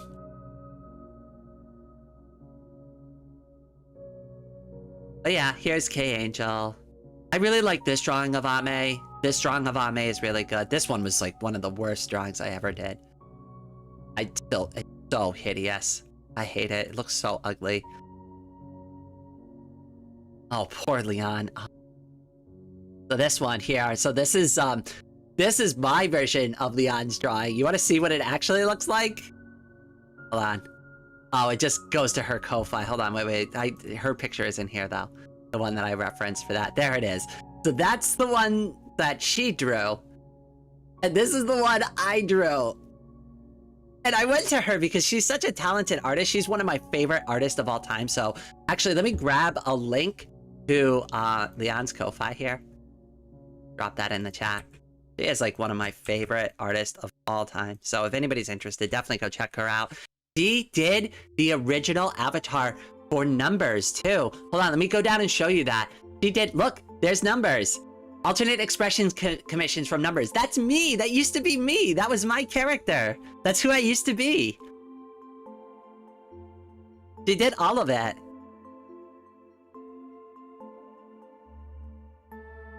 I love her art. She is so talented. Yes, and like obviously like I have done a lot with her on that character too, especially coming out as trans, because one thing I told her too, I was like, Leon, I am so sad because like I have to retire the character that you worked so hard on. I'm like, what are we gonna do about this, right? Like how are we gonna make this work? And eventually somebody at one point recommended that we do like kind of a Samus Aran thing with the character. So this is what we ended up on. Where is it? Did I post a pic?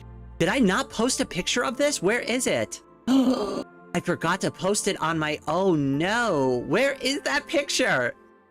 Oh, it's missing. Oh no, I forgot to put it on my Ko-Fi. Oh no, all right, hold on, wait. Let me grab it, I got it. I've got the picture though. I've at least got it, it exists. All right, let me go grab that picture. Pictures, drawings. I can't believe I forgot to upload it. I was really upset that day. There was a lot going on. I mean, I'm not gonna get into it because like there was like some really crazy... There was a really crazy thing that popped off the morning I needed to do that drawing, and I was so upset that morning. I honestly, like, I was telling like my mods, I'm like, I don't think I'm gonna do anything. I think I'm not gonna do anything. I'm not gonna do the drawing live stream. I can't do it. Like, and they eventually like kind of coaxed me into doing it, and that's kind of why the drawing came out kind of crappy, because like I was like not really in a very good place to do the drawing. But let me go ahead and show it to you. Where is it? Picture. Where is it? Drawing 27. There it is. Hi. So that's what we ended up doing with the character in order to kind of like resolve the issues with like who I was versus who I am now. And we decided to go Samus Aran and take the helmet off. Oh, I'm not actually a robot. Actually, I'm a girl. I've been a girl this whole time. This is the real me. And I kind of wanted to imply, like, by taking the helmet off, now you're seeing my true power. Like, now you can see who I really am.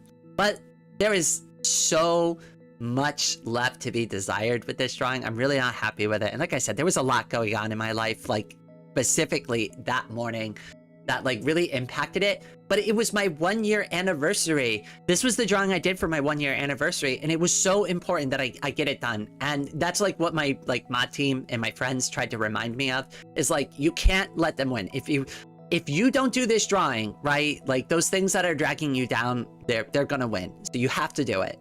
This is your day. Go out there and own your day. You get this drawing done, and then we can figure everything else out later. And that's what I did, and it's not my best work, but I got it done.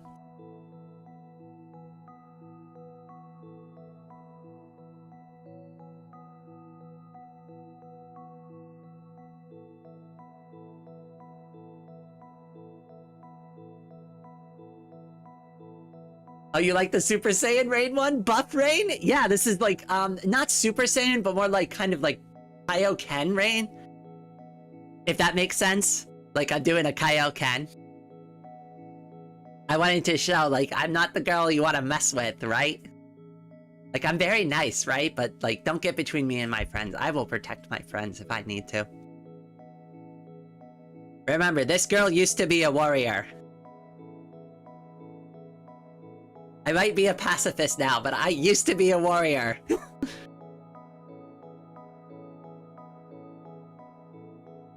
And then, of course, here's Aubrey Boy.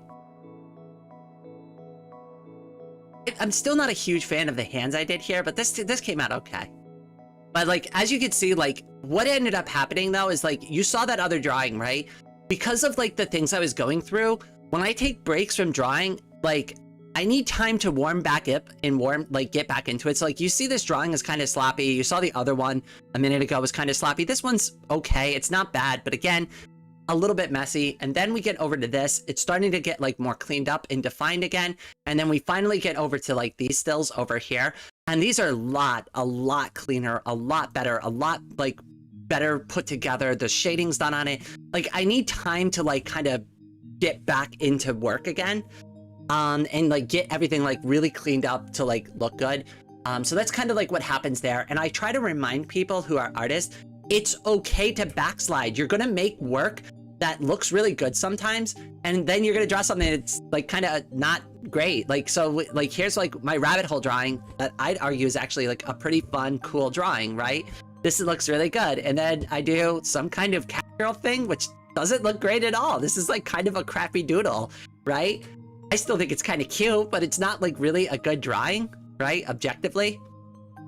Oh, this one's cute. I like this one. Yeah, I made the tail go super fast. This one's good. I referenced this one though, just so that everybody knows. Like, I know a lot of people really like this, but like, I always like to give credit where credit is due. So like, I did reference this one. This is a referenced work, just so everybody knows. I modified it a lot though. Anything that you see that is referenced, like I'll write like inspired or referenced on it, and I'll always like credit the original artist whenever I do something like that. I try my best anyways. If I do like take their idea and go, oh, I love your idea, let me change a few things about it and like redraw it. Because, you know, that's not fair if I just like take their whole idea and just say, yeah, that was my idea. You know, that's not cool. Same thing with this, like, obviously, like, this is Rot for Clout, like, Eto. Not mine. Same with this, like, this is from the song Override. That's why it's got the yellow background. Same with this one. Let's look at some Teto ones. I've got a lot of cute Teto ones. I love this one, it's so cute. Kind of like chibi style, it's really angry. I called it War Song, because she sings. And she's singing her orders. We need a rain deep. I have the problem, I have huge hands, so I'm really sloppy when drawing. So like, that's just a practice thing. I know that sounds like I'm kind of brushing it off, but I really promise you, like, it's a fine motor skills like thing. And it like, it's one of those things where you just have to like keep going with it. Like you really do. Like every time you make these like really bad mistakes and stuff like that, right? Like you're training your arm to be like tighter with like the control of the pen. And that's just something that's like, it's like exercising, right? That's the best analogy I could do for it. It's like working out. You're working out your drawing muscles, right? And the only way you're going to get better with those drawing muscles is to exercise those drawing muscles a couple times a week, right? Like think of it almost as like you're working out your arm instead of like thinking about it necessarily as like, okay, yeah, because there is aspects of it, right, of art that you need to like obviously like reference and draw things in a certain correct shape, right? But the actual control of the pen or the pencil that you're using, that's like a mechanical thing. And the only way to like build mechanical strength with anything is, unfortunately, you gotta do it until you get stronger at it. Yeah, I can't do fine motor skills. That's why my writing looks so. Like, here's the funny thing too. It's like my handwriting still sucks. Hold on, wait. Let me open up the thing. Let me open up Krita. Let me like undo this whole mess here, and like let me get Krita pulled back up on the screen so we can look at Rainey's awful, terrible handwriting here. Let me go down to a pen size that's actually like not huge, right? Let me open up my tablet again. Properties. Go over to Krita. Where's Krita? There it is.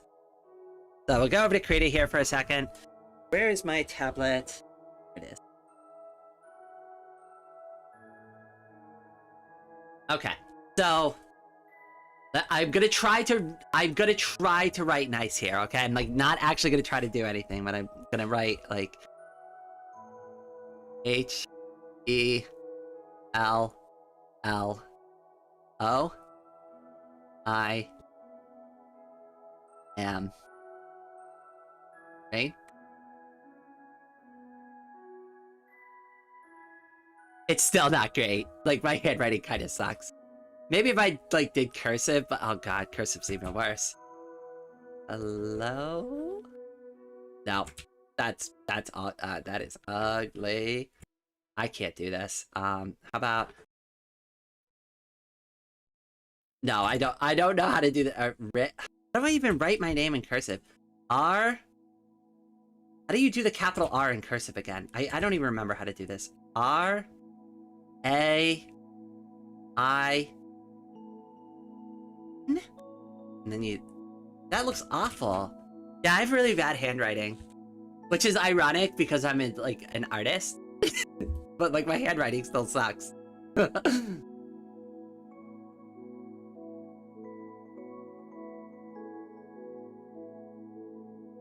I doodle a lot, even on my textbooks. Mostly doodling random animals though. Like I doodle a lot too, but Mari like. underscore and 1 cubic meter. Oh, Mari, to the thank channel. you for subscribing to the channel. Welcome. You write an R but in cursive, duh. Oh, well, snap. I might need slightly more instruction than that. I am struggling for my life here. Does this even look right? I think that looks better than anything else, but I just drew another A here. Let's try again.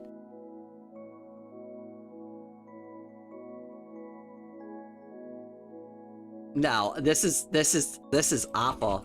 I have really bad handwriting. Thanks for the warm welcome. Well, thanks for subscribing. I'm glad you're hanging out with us. I hope you have a good time. I hope you like gaming and open source software and art and goofy trans girls, because that's what you'll find on this channel.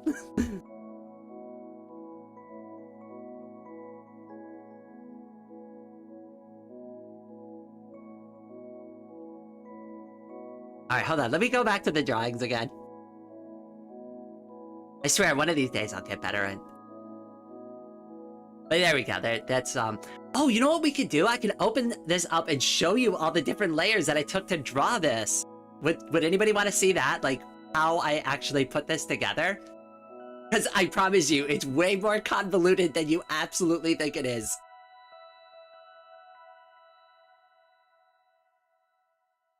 I know it looks simple on the surface, but like, I promise you, once we peel back some of the layers on it, it's gonna look like an absolute disgusting mess. Yeah, okay, we're in it. Okay, all right, let me, what drawing was this again? I gotta remember what drawing it was. Hold on, give me a minute. It's gonna take a minute to do this. Okay, so file. Let's see. It is media. We're going to rain, backup drive. It would be in drawings. Where is it? Okay, no, pictures. Drawings. Rain. Nope, not under rain. It's under numbers. For numbers drawings. Read it off. Which one was it? I gotta find the original. Yay, there we go. I think I found it. Alright, now I just gotta go over to Krita and put my frickin' docs back on, and I don't know how to do that because I pulled them off. Crap, that was stupid. Alright, hold on a second. We're almost there though. Hold on. Open this back up in Krita. There we go. Alright, so now we're in Krita. Give me a second. I just gotta get the doc back for Krita so we can look at the layers. How do I do this again? Tools, scripts, settings, dockers. There we go. Where's layers? There we go. Okay. Alright, so here are all the layers that I have for this particular drawing. As you can see, it's a lot. Right? And if we start peeling back the layers of like what this drawing actually is, you'll start to see some pretty funny things pretty quickly here. Let me just like start removing things. You can see like how I shaded it and stuff like that. Do I still have the outline here? I think I do, somewhere. Where's the lines that I used to draw it in? What is that? What is... Oh, that's the little curly thing that I used. Where is the outline part of it, though? I don't see that anymore. I guess I got rid of it? Oh, no, there it is. That is what it was. So this is what the drawing was originally. And what I ended up doing is reconstructing it from a piece of paper back into the digital art. And I ended up tracing all of this into different layers and like kind of layering it back together like a jigsaw puzzle. And that's how I ended up building the drawing.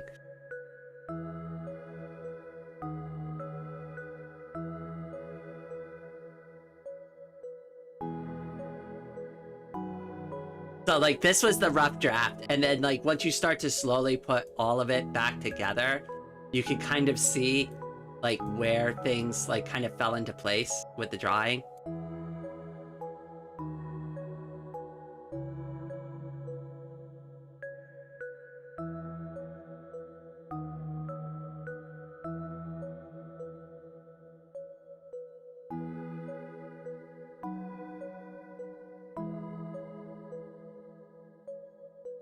Oh, and now we're missing like, how did that happen? Oh, because I have this layer in. There we go. And now it's back to normal.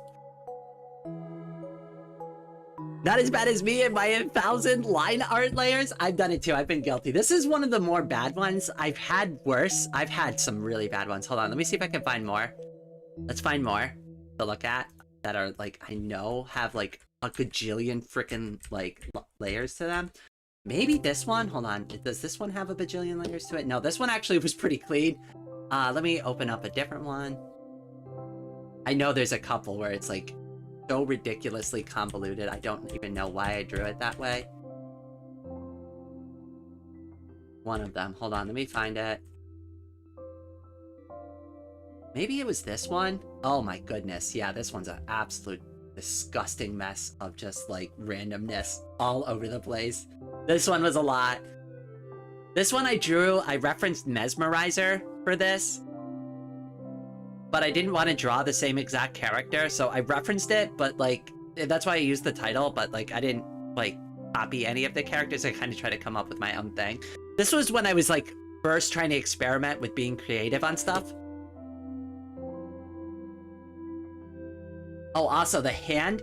There's a reason there's a sign here. You want to know some secret lore? Look at how disgusting that hand looks. Look at it, the arms aren't even the same size. So, like, I was so ashamed of it and I didn't know what to do. And I was like, okay, well, she's gonna hold a sign now. Nobody could see it.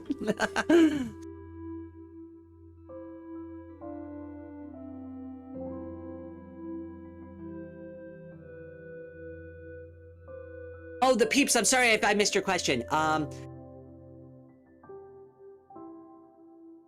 I did also, Mari, sorry, if it's better than mine. Well, thank you. That's the thing too. I am going to do some drawing live streams soon. I think that is what the peeps is asking. Are you asking about drawing live streams or just general live streams? Because I'm doing another live stream at 6 p.m. Eastern Standard Time tonight with another YouTuber. She's another trans girl. She does some really awesome gaming videos on her channel. She just got started up on YouTube, but she's a lot of fun.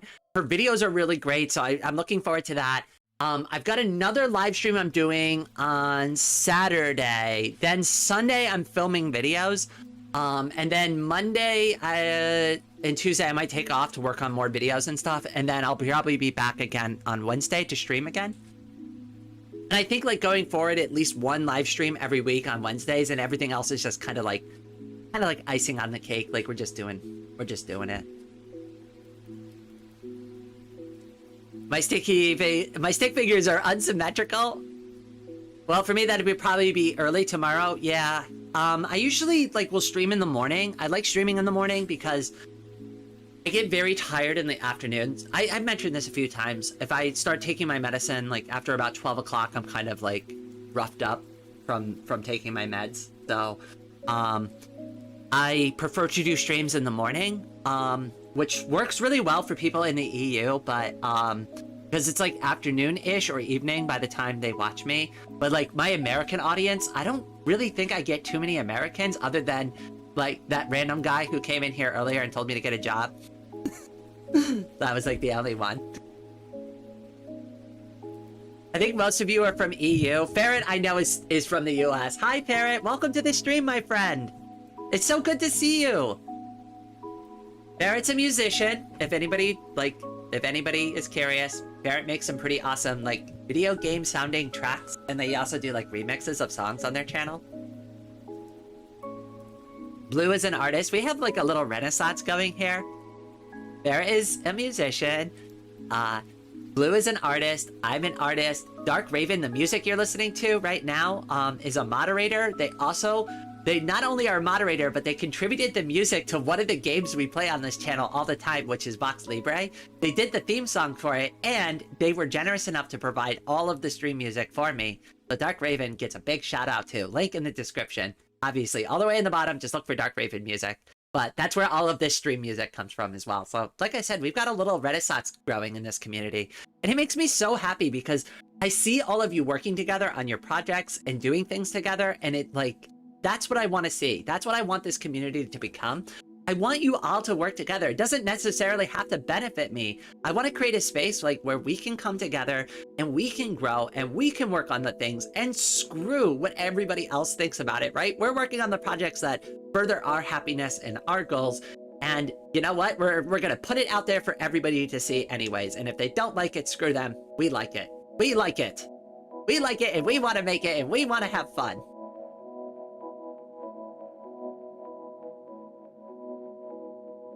That's like what I really want with this community. I really want people to come together, and even if they don't have skill, I want them to look at the people that are already creators in this community, and I'm hoping that those creators are going to be willing to open their arms and go to those people who are like, oh, I've always wanted to try to make music, or I've always wanted to try drawing, and just like me, go, yes, you can do it. Just get started.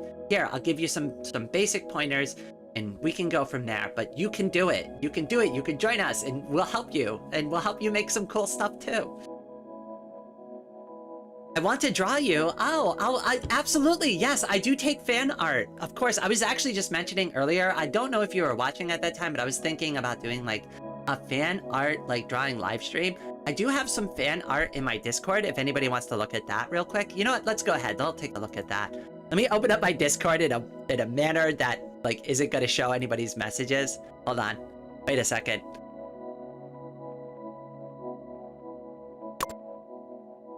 I just want to make sure, because like I've got a bunch of like unread messages here. I just want to make sure like nobody else can see them. I mean, it's fine that you see like who's messaging me. I don't care. I just don't want you to see the contents of the message.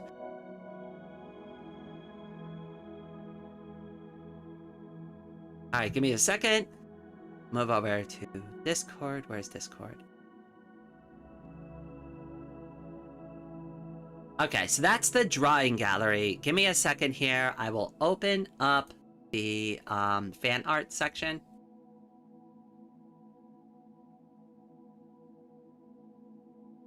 There it is. This one's by Juno, and this is the one by Blue, right here. This one is really good. This one is super good too. These are both really, really, really, really good drawings of me. I like this one a lot. Obviously I added the Linux Mint badge recently, so they didn't grab that. Same with this one. I've only recently added the Linux Mint badge to my collection. But this one is really good. I love the style. I love how casual it is.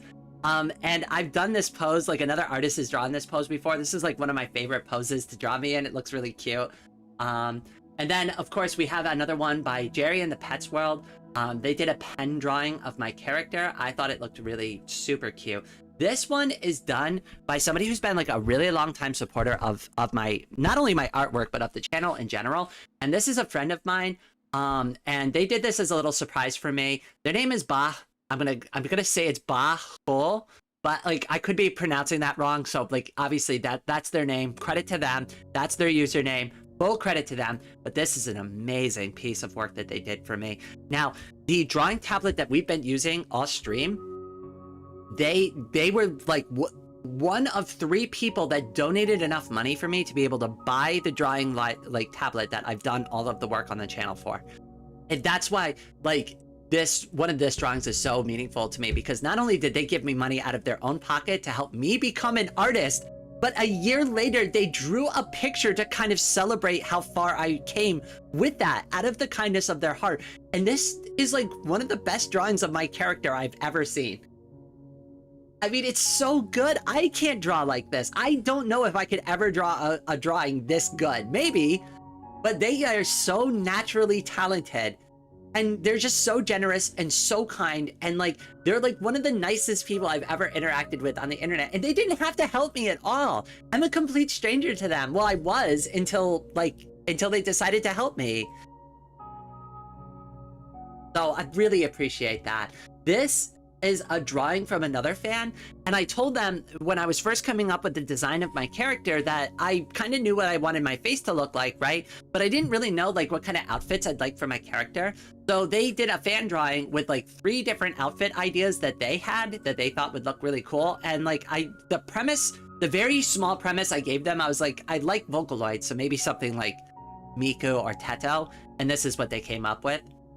And this artist has done a couple drawings of my character already. And here's another one by Jerry in the Pets World.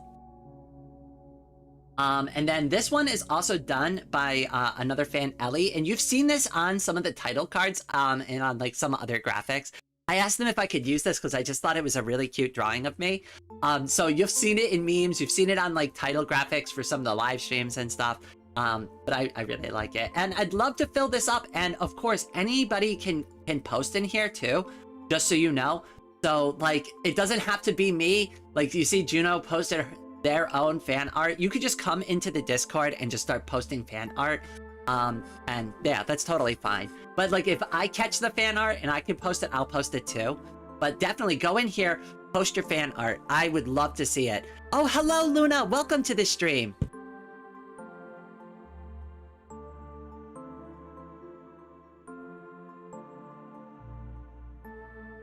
Bro, why don't you let me join Discord? Oh gosh. Well, your first mistake there was using Google Chrome. I use Firefox. I love Firefox. Okay, I know that it's not perfect, but it's still better than Google Chrome, in my opinion. In my opinion. I know some people will not agree with that, but in my opinion, Firefox is better. And yes, Firefox is not perfect, but it is still better than Google Chrome. And that's my opinion on it.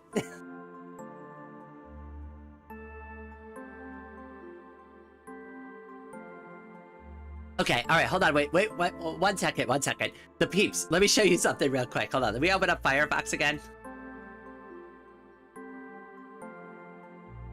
Let me show you something real quick to help you out there. Where's Firefox? There it is. Okay, cool. So let me open up Firefox. So let me show you something I got. So this right here is uBlock Origin, and this is a great extension that you can add to Firefox, and I highly recommend it. Definitely get this. Oh wait, you can't see it. Oh crap, you can't see it on mine. But here, see that little button right there? That's uBlock, and I highly recommend you get that, and that will resolve a lot of the issues you are currently having. I assure you. And trust me, I don't mind. I really don't mind. If anybody has this and they're watching my content, I don't care. YouTube might care. I don't care. I don't care. You enjoy my content the way you see fit. And if it's bothering you and you need to install a program like this, I encourage you to do that. I definitely encourage you to do that. Because like, even if I turn the ads off, YouTube's going to do them anyways. YouTube will put ads on anyways. They're here to make money. So the decision is either I'm gonna get a cut of it or I don't get a cut of it.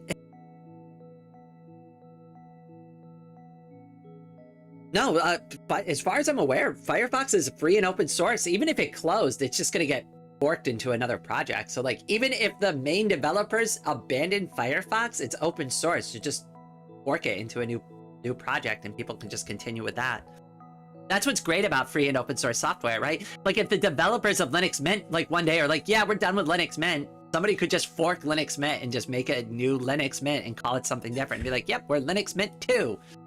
The Electric Boogaloo. And there you go. You've got a brand new Linux Mint. And nothing, you don't even have to wait for Linux Mint to be dead. You could just fork Linux Mint now and just start developing your own operating system off of it. And like, you can do that with like a lot of software. So like PNG Tuber Plus is free and open source software. You can fork that and start modifying that program.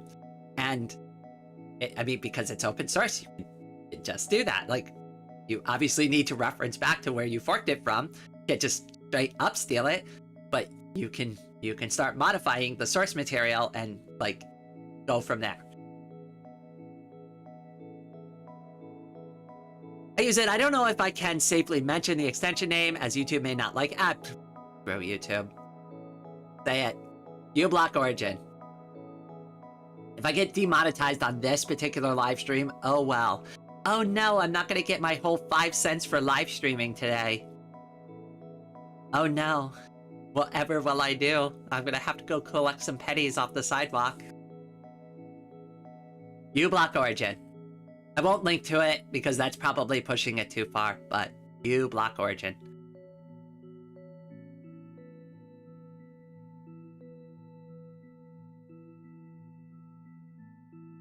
I think it has something to do with Pocket and not Firefox itself. I hope they close that stupid Pocket thing. I hate that thing. So annoying. Firefox has been adding a lot of things recently that I don't care for, and I just close it out and just don't participate with that. Oh, by the way, Rain, I've been working on a track lately. Can you send it? I'll play it on live stream if you're cool with it.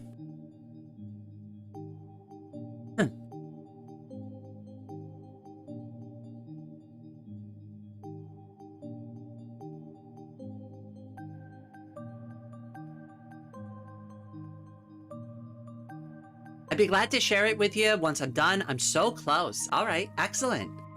If I happen to be on stream and we're doing like a casual stream like that, I don't mind playing people's music and stuff on stream. As long as you're okay with it and you're not gonna like, I don't know, after the fact, like, copyright strike me, right? Like, if you're cool with that and I get your like confirmation on stream that you're cool with me playing your song on stream, I'll play it on stream. But I need like a verbal chat confirmation. So like, if anything happens, I can be like, no, I got the permission like in the chat on screen during like the thing.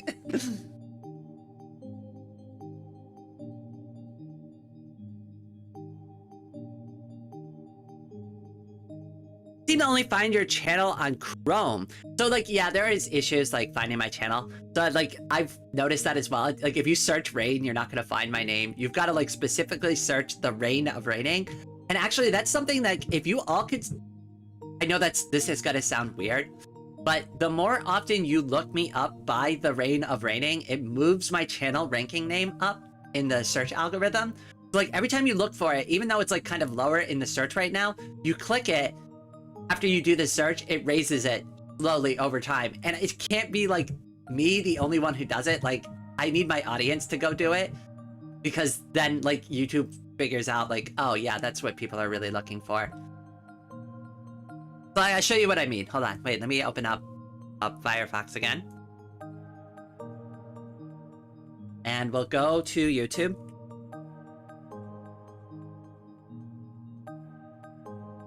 And we'll search the Reign of Raining. And as you can see, I'm like second in this result right here. That's what I'm talking about. Like really needs to be on the top. And it also like tries to autocorrect it to the Reign of Raining, which is not it. And if you just searched Rain, like regular Rain, you're never gonna find me. You are never, ever, ever gonna find me. Where is it? Channels? Oh God. No, we're never finding this. Shorts, videos, watched, unwatched, live. Hey, maybe we'll find me under live. Am I under live? No? Of course not. Of course not. Of course not. Oh, you can't find me this way. But yeah, that's what I'm talking about. It's really hard to find me. So the only way to really find me is the Reign of Raining.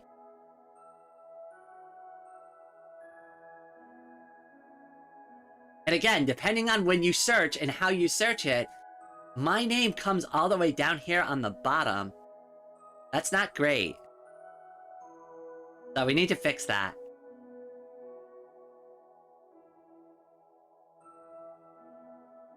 Well, I need to fix that. But like, if you start searching my name and clicking on my YouTube channel, that definitely will help with the algorithm. Not that anybody needs to do it, but like, you know, if you do want to look up something on my channel, like, that is a thing that would help me.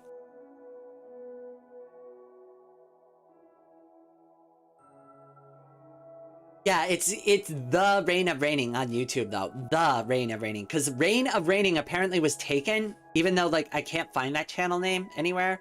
Apparently somebody has it like already like, I don't know, owned. So I just put the Reign of Raining.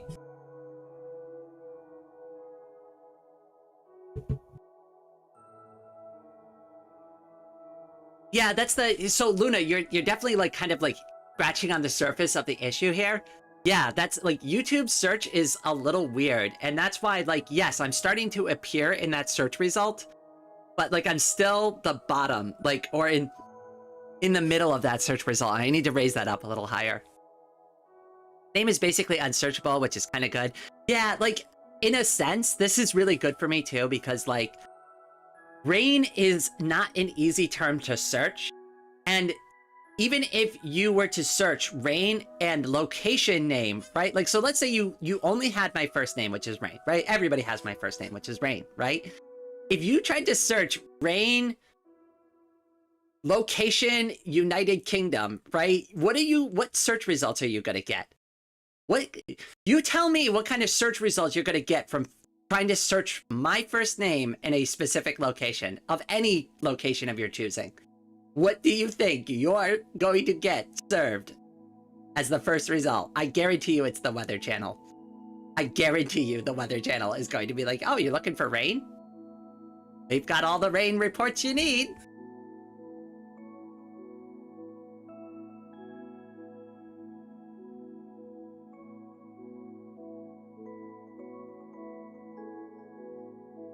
Damn, I find this Scourge great. I just wanted more foreign urban legends.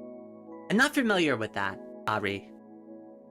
Like in my case, I find two people aren't me that are called Luna Sylveon, which I wouldn't have expected, but I guess it kind of makes sense. It's almost like calling myself Luna Blowhigh thinking about it. I mean, okay, so half of that. I mean, okay, yeah, all right, fair enough. Tony 2000. Oh, thank you so much, Tony, for the subscription. Welcome. So yeah, I mean, Luna is a fairly common name, and Sylveon is a fairly popular Pokemon. So I guess, like, I mean, like, that's the thing, though. It's like, somebody tried to convince me recently, like, there are no original ideas, and that kind of almost proves the point, right? Like, if you think you have it, at least one or two other people have probably thought of at least a similar idea. Maybe not exactly what you came up with, but they're thinking on similar lines as you. It's not even a popular Pokemon. See, I think it's awesome. Like, what's wrong with Sylveons? Sylveons are cute.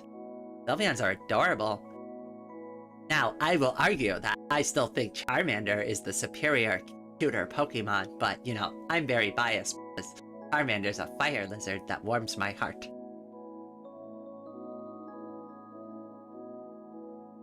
And I mentioned this on stream yesterday, like, I'm sure a lot of people would think, like, Squirtle was my favorite Pokemon, but no. Rain loves Charmander. Charmander is my Pokemon. Could you imagine, like, if I was a gym leader, right? You get to my last final Pokemon, and you're like, yeah, it's definitely Blastoise. Like, nope, here's Charizard. Rain's going down in flames.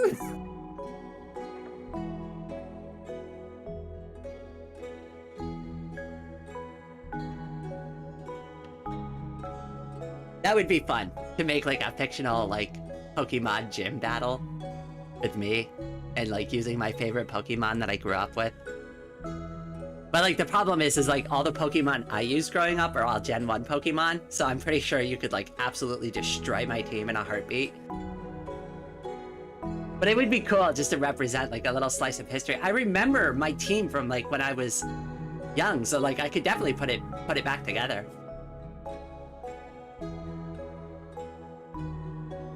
Weather forecast, probably. It's not like even a popular. Oh yeah, I already read that one. What does your symbol mean? So my symbol means Ame, Hold on, let me pull open. Let's pull open Firefox again. Hold on. It means Ame, which also means rain. Hold on. It's Japanese. It's also you in Mandarin. I probably said that wrong, but let's see. Hold on. How do I do this again? Properties. Oh, do I not have Firefox open? Where's Firefox? Oh, there it is. Okay.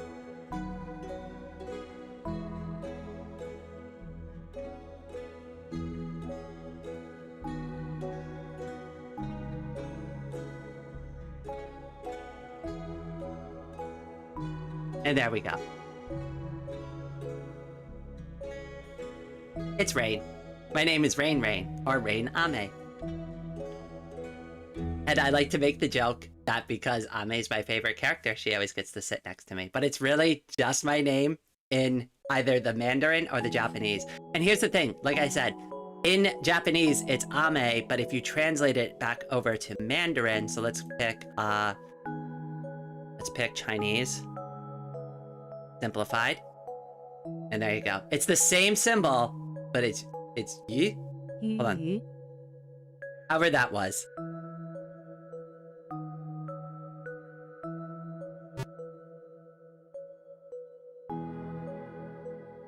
Literally just Ame. Yeah, it's just Ame. Rain Ame or Rain Rain.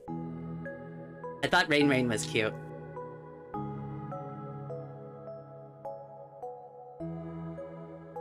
As in Ganyu. Okay, alright, you.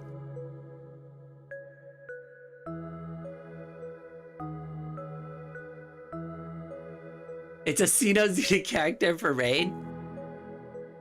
That's what's really cool about it, though. It's like it transcends 3 languages. So, like, it makes sense in English, Mandarin, and in Japanese. So, if you're from any of those 3 languages, you immediately know what my name is.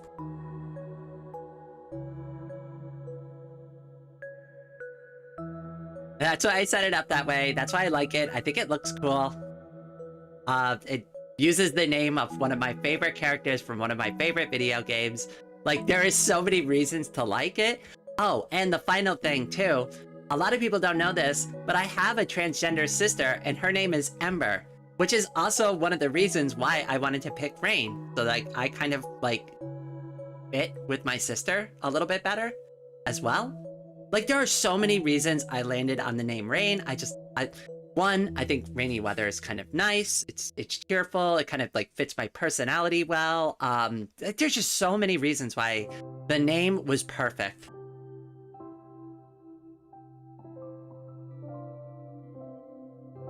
What did I miss? Oh, I was just talking about my name a little bit. What the Japanese and the Mandarin at the end of my name means, which is just rain. Just rain. Just rain, rain. Rain Ame or Rain You. Whatever you want to call me. Rain You is actually kind of cute. So like it would be like Rain You, which would be Rain Rain.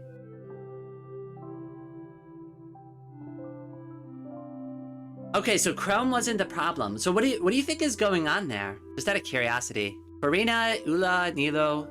Oh, Raiden Shogun. Oh, are those Genshin Impact? I gotta play that game again soon. It's been way too long. Oh, huh, interesting, my message was shadow deleted. So, yeah, I don't even see that. Like, yeah, as you notice, like, because everything is showing up on the chat, like, it didn't even appear for me. I had no idea that it was even there. What did you include in it, though? Because I'm trying to figure out, like, what YouTube will automatically shadow ban, because apparently they're fine with like people coming in here hurling poop at me and calling me a jobless loser and throwing all sorts of transphobic comments at me. But apparently if you share something wrong or just say like one like weird word, they'll just completely nuke your comment. So we can do that, but we can't like get rid of the transphobes on this website. Curious that. Anyways, in NSL, Ame's name is Rain Candy You, and then if you notice, my Discord name is Sweet Candy Rain, huh? I wonder where I got the inspiration for my name from. Wait, do I have a meme for this? I do have a meme for this. Wait a second, wait, I've got a meme for this. I've got a meme for this. I come prepared for memes. Where's my meme thread? Ah, sorry about my voice too.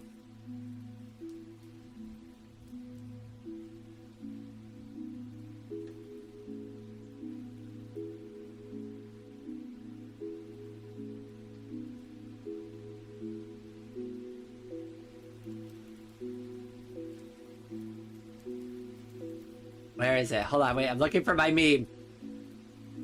There it is. Got it. Hold on, wait, let me switch over. Properties. It's in my Discord.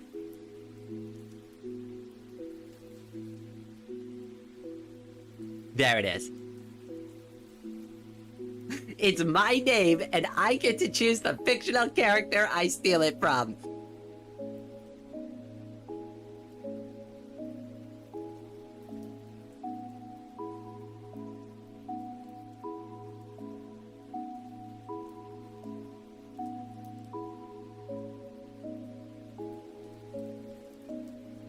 Oh, if you say I, gets deleted.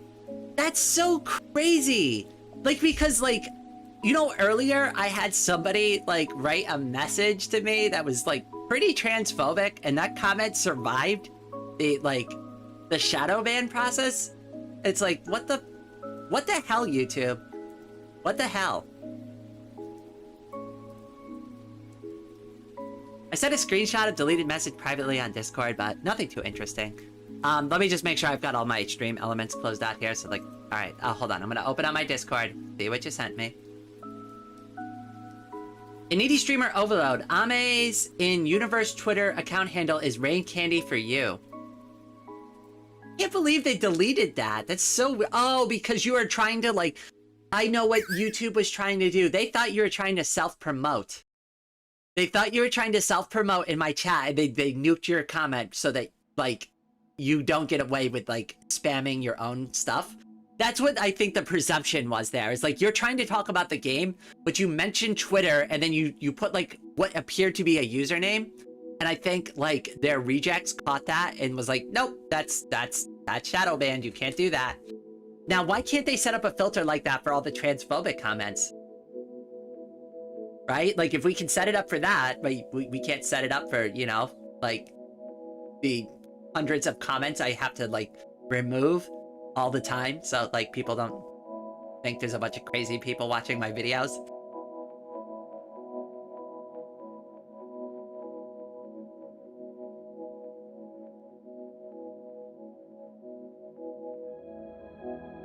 I'm waiting for Silver Palace, Enfield, and Antana. Silver Palace is interesting indeed, but happy elements. Yeah, YouTube is kind of crap. Yeah, I agree with you there. I mean, I tolerate it, though. Obviously, like, I need this platform to survive because, like, this is where I'm growing my channel, but, like, I've got a lot of gripes with YouTube. They've not been great to me. I don't like a lot of the tools that they provide me. Like, I feel like I report all of these, like, really horrible people, and nothing ever happens to them. Nothing happens. Nothing ever gets done. All I could do is shadow ban them, kick them out, and tell them to dislike my video.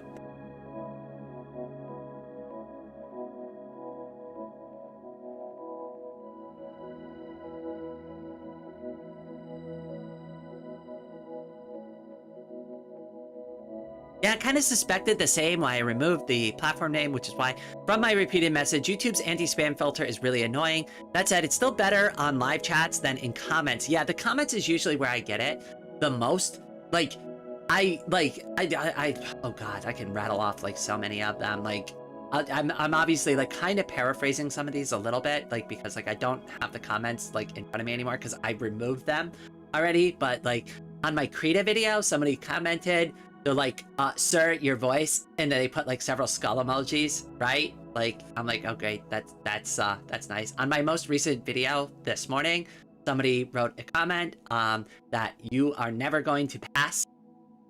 Like, well, cool, that has nothing to do with this software or open source or anything.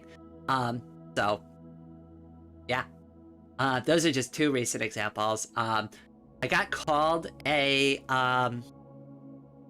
trog the other day, which I didn't know what that was, so I had to look that up, and apparently, like, it's some, like, 4chan term for, like, trans femmes.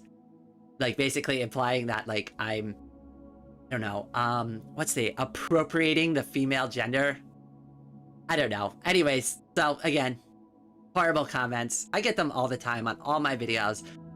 They rarely have anything to do with the content that I'm producing. It just feels like they see the trans flag, or they see me as a girl, or they hear the voice, and they're like, yep, let's just hate on this person. And at least in my live streams, I have control. Like, so, like, the hater that was in here earlier, like, who is just here to throw poop and not have fun with us, like, I could just easily get rid of them, right?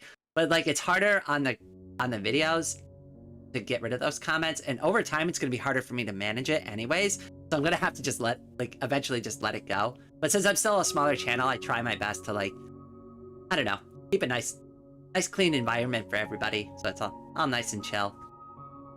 Like, at the end of the day, that's really my goal. Like, I can take the hits, I don't mind, but, like, I don't want other people to see that and, like, get their own dysphoria, like, or feel bad that people are calling me that. Like, I don't want it to be part of the conversation. So that's why I scrub it.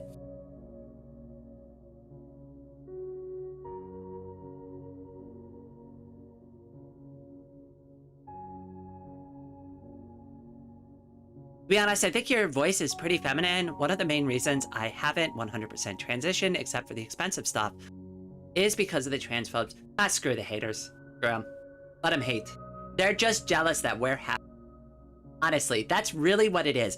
That's, like, at the end of the day, and this is, like, kind of me crashing out over it a little bit, though, this is really what it boils down to. They're coming in here, they're seeing me being happy and cheerful, using my anime avatar that I designed all by myself. I designed this character. They're seeing me being happy, talking about a subject that brings me joy in my life, and they can't stand it because they're miserable. They are miserable, and they can't stand the fact that somebody else is trying to achieve happiness in their life. So all they can do in their pathetic, lonely state, while they're sitting there probably in their mom's basement on their couch in the middle of the night, thinking of, like, Doritos and, like, frickin' basement sweat, right, is to throw some crappy random comment at some random trans girl on the internet because they're so...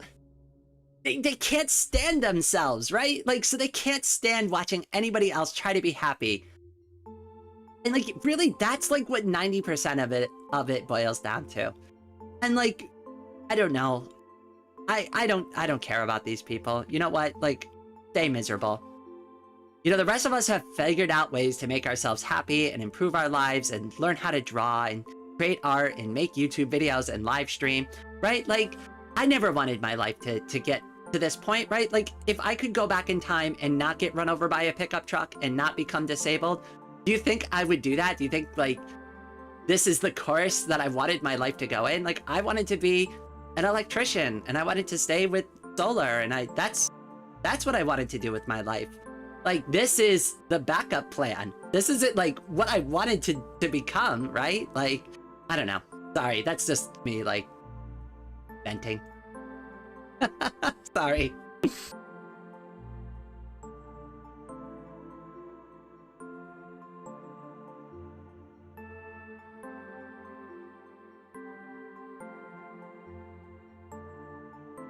And confirm your Discord link is broken. Oh no. Okay, hold on. Wait. Rain of rain. Just make sure everything's good to go here. Oh, it looks like my website's down. Yeah, my website's down. That's fine. Hold on. I will just post a direct link. Oh, that's fine. No, don't worry about it. I've got a direct link. We'll just use that.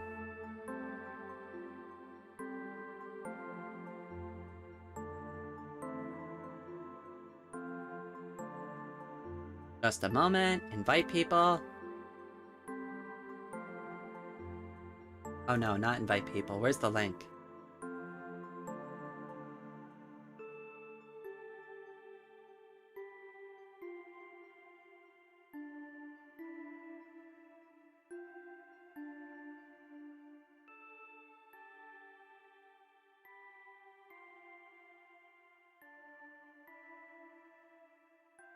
Okay, hold on, let me pin that.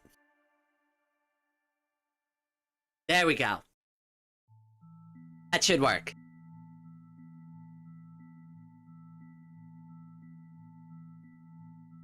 Well, as of right now, I am kind of like where I am with my transition. I wouldn't blame somebody for calling me a femboy because I still like kind of have like, because of the way my facial hair works, right? Like I do a really good job shaving. I'm very clean shaved, but like by the middle of the day, you can kind of see my facial hair again.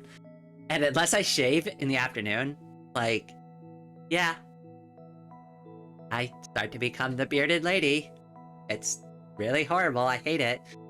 I could like feel it like growing in the sandpaper all over my neck. I hate it. I hate it so much. So dysphoric.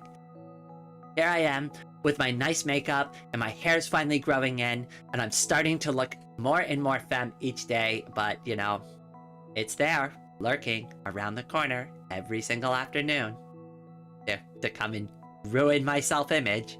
I really need to get laser hair removal. Rain, I finished my song. I sent it in a la DMs. Ooh, okay. All right, give me 1 second. I'm just gonna run to and use the ladies' room real quick. I will be right back, just 1 second, and then we'll go ahead. We're gonna listen to Ferret's new song. I do have your permission to play it, right? Ferret, say yes. Write it out for me so I don't get in trouble. Say, yes, Rain, you can play my song on stream. I'll be back in 2 seconds, okay?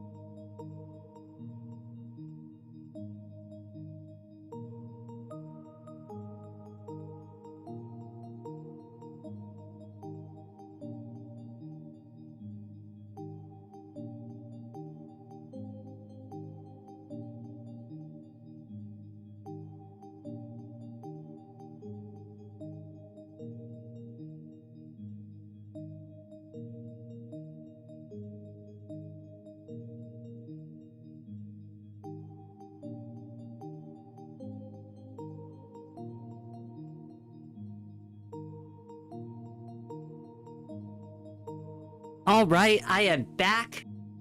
Hopefully I didn't miss anything. All right, let's see here. You're allowed to play Tri-Shot on stream. It's no biggie. Yay. Okay, new song. Let's go, Dark Raven.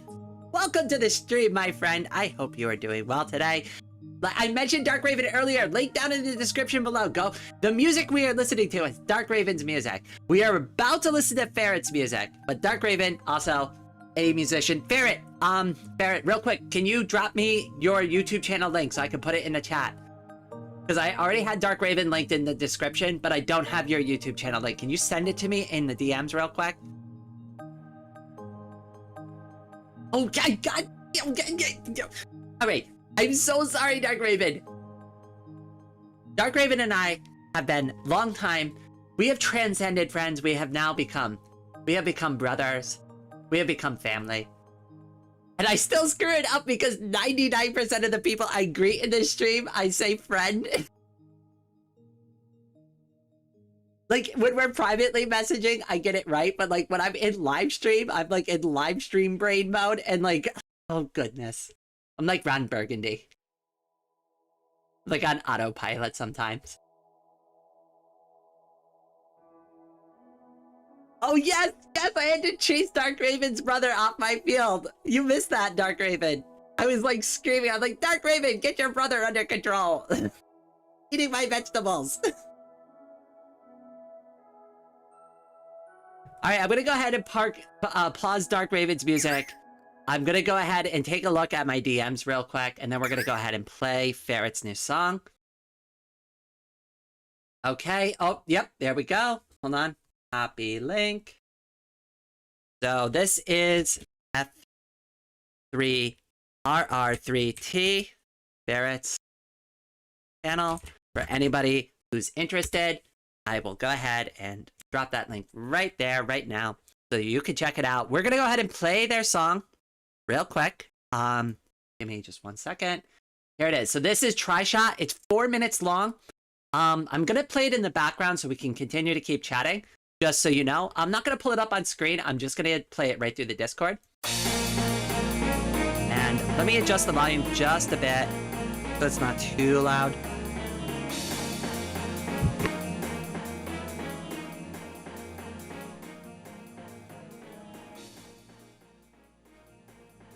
Think that's gonna be okay?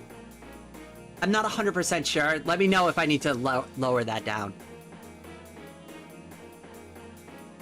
Oh, you're okay, Dark Raven. No worries. Think that needs to be lowered? Dang, it's really loud, right? Yeah, I have to, like, I had to knock it down by a couple of dozen decibels. It's fine. It's fine. I think I got it under control now. Yeah, hold on a second. Wait. Hold on. I'm gonna pause it. Barrett, I do want to listen to it, but I've gotta get a better, like, we gotta adjust the volume on that one a bit.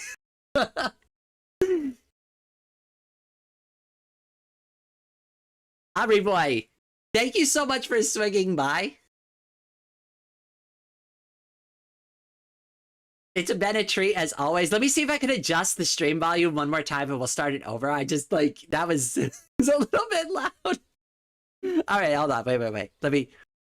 Let me adjust this. All right, I think if we get it down, because I can't hear, like, it's coming through full volume on mine. So I can't tell if it's too loud until, like, somebody gives me feedback because I can't hear it through the stream.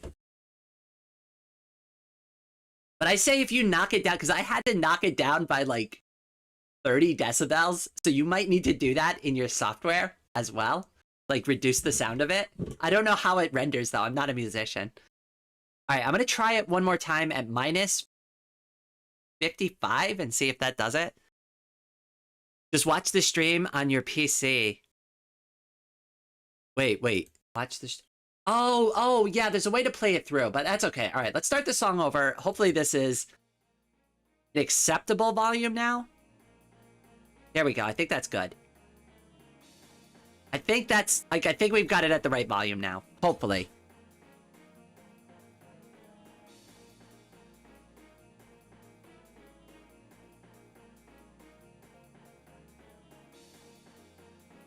Yeah, I think we've got it at the right volume now.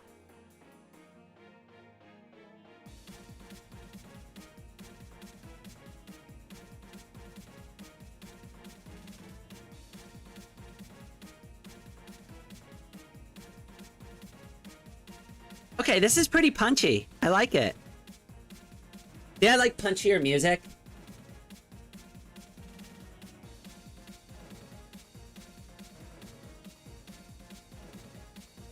It is still a little bit loud. So, like, one of the things I will say about it that I'm hearing is it's a little convoluted. So, like, I'm sorry, let me pause this just to, like, kind of articulate my point. So, like, there's a lot going on. So, like, I like the beat, I like the pacing, but there feels like there's a lot of noise going on, like, that's kind of washing some stuff out in the background a little bit. And that's not necessarily a bad thing, but I don't know if that's like, if it's supposed to get lost in the back like that or not. To be honest, I can't hear it, but before I couldn't anyways. Yeah, right. It's kind of chaotic a little bit. Yeah, no, it's not too bad though. Chaos can be a good thing, but I feel like there is something that I'm supposed to be hearing, and I feel like it's getting washed out a little bit. But that, again, that's just my opinion on it. As long as you don't punch me in the face, because I'm too handsome. Don't worry, my brother. You're good. The worst I would ever do with you is chase you down with like a broom or something.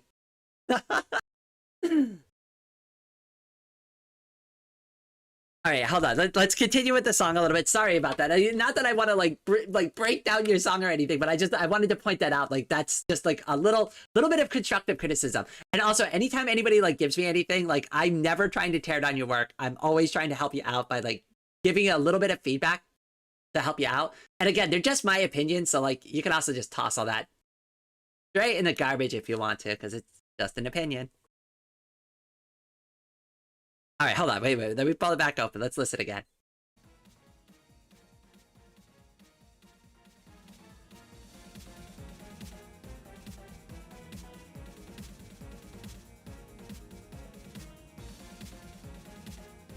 I think it's the piano track that's getting lost in the background. Because there's like other like music playing. Okay, yeah, so like I hear it and there's like a piano track and like another instrument and they're like kind of fighting. They're kind of fighting each other a little bit. That's my feeling on it. I don't think it's bad. I like the sound. I like the direction it's going in. Like I like how punchy and like upbeat it is. But I think if we can provide just a little bit of clarity in that section, that would like kind of clean it up a little bit. I get that. I support the chaos though. Oh, I am always open to chaos. Like that's like literally the theme of my art. Everything's a chaotic mess with my art. Yeah, I mean, we just saw it a minute ago. It sounds good. I think it sounds good too. I like it. Like I'm impressed so far. I just wanted to just kind of provide just that, just because I was hearing it. All right, hold on. We'll continue with the rest of the song. Sorry.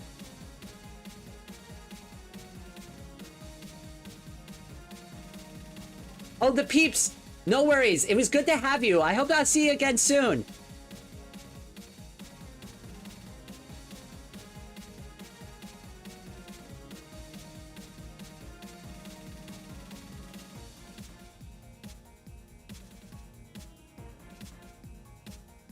Okay, yeah, I really like this part. This is good. I can get into this. Oh, yeah.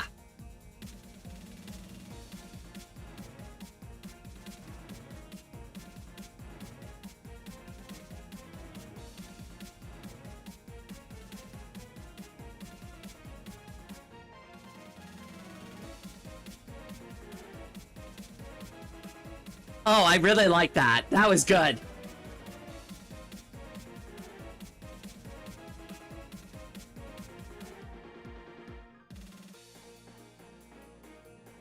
Oh, I really like this part too. Like, kind of build some tension. I feel like something's right, like, about to come around the corner.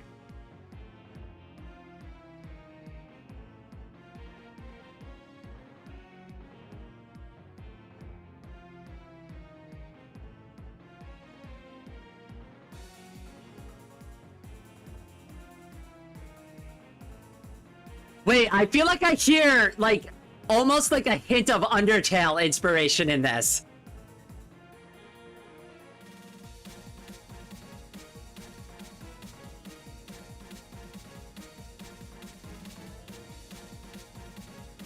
You're all the official stream composers. I need all of your help. Nobody is more talented than the other. We're all one on one team. Oh my goodness.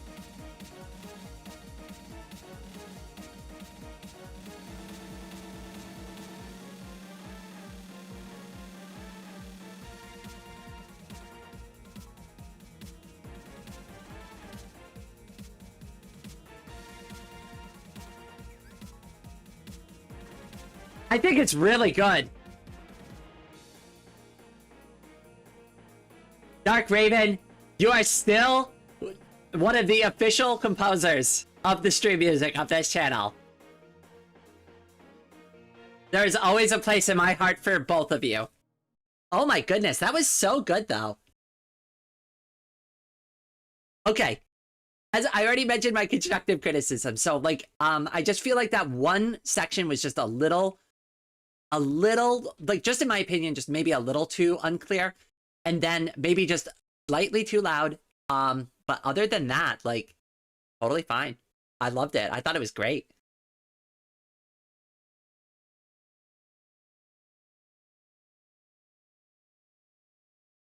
All right, let me get Dark Raven's music turned back on. It's not that either of you are better than the other. It's that you two do different, completely different kinds of music. Dark Raven, you're like more of a classical, slow, nice, like mood setting, right? Whereas like I feel like more of like a video game-ish, like kind of like punchy effect from Ferret's music. And I understand that like that's two different types of things. That's like asking me to draw landscape painting when I'm an anime artist, right? Like they're both art, but like they're two different kinds of art, right? And they both can be equally good at the same time in different directions. Did you hear the track I did for Vivi Sector? I have not yet heard that track. Would you like to send it to me? I wouldn't mind playing it.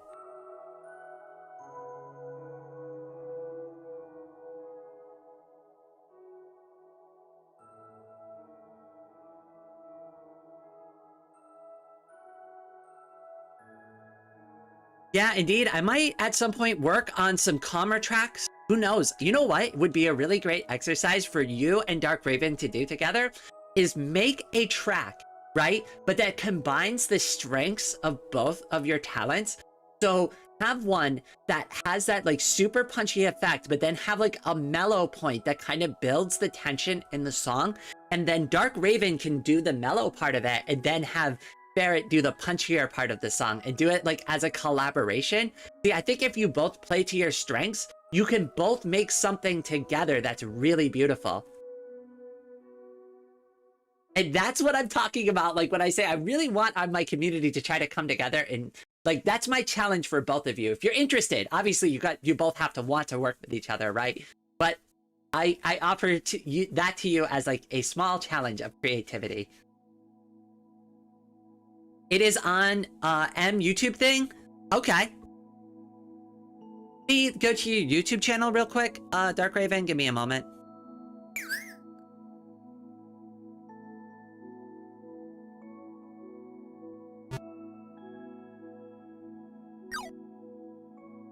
Okay, so YouTube.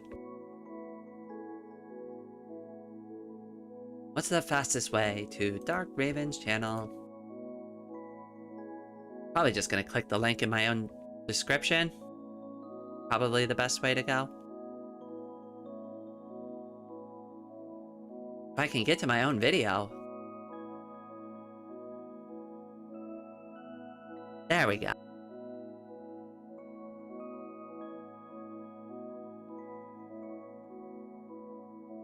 Okay, so... Oh, okay. Rainer the Nightbird theme. Vivi Sector OC. It's under a YouTube short?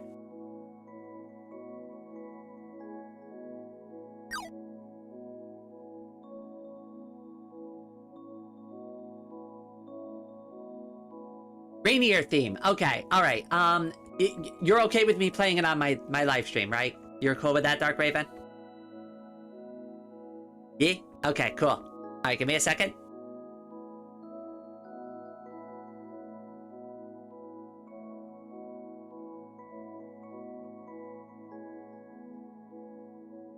Okay, so we've got Dark Raven pulled up on the screen. This is their channel. Link in the description below. Dark Raven, grab a copy of my link from the description or just your YouTube channel link and drop it in the chat one more time for me while we play your stuff.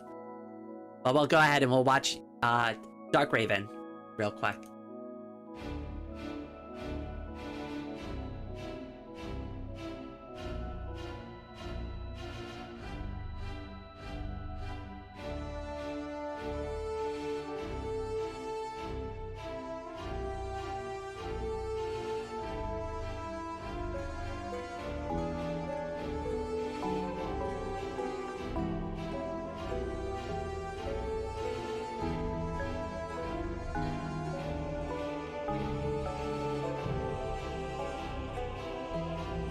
Wait a second, hold on. I screwed up. Jesus, I was like, why does that sound so weird? I am so sorry. Here we go. This is what we should have done. My bad, that is all on me.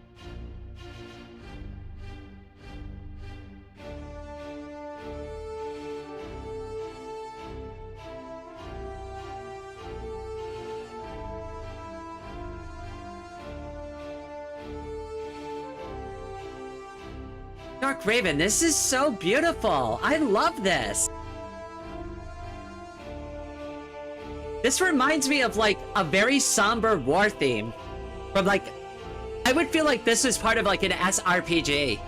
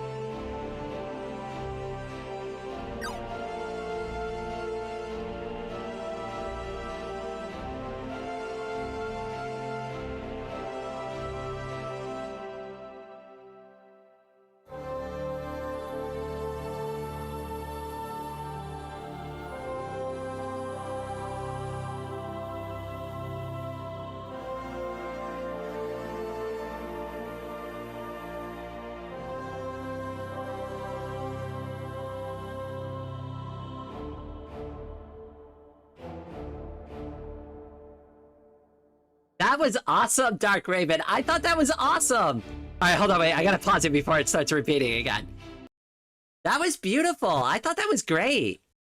Okay, so just so that everybody's clear, I linked to the actual video itself. I linked to Dark Raven's YouTube channel, and then if anybody is curious about the artist that created the image for that YouTube short, I also linked to their Twitch page as well. I know that artist. Their name is Vivi. They are awesome. So if you want to check out their work, definitely go to their Twitch channel and, I don't know, them the credit they deserve. You can improve some things still. I think it's wonderful. I think you did a beautiful job with it, Dark Raven.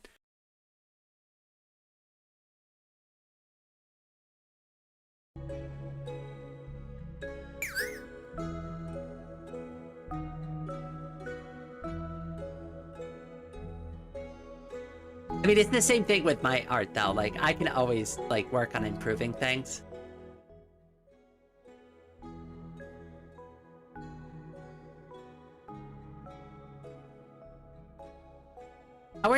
How did that do as a YouTube short, though? I'm kind of curious about your perspective on that, because, like, I was complaining about YouTube shorts earlier in this live stream.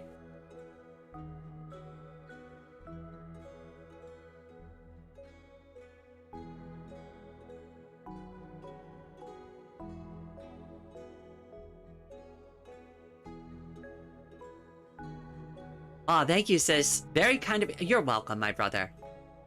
As always.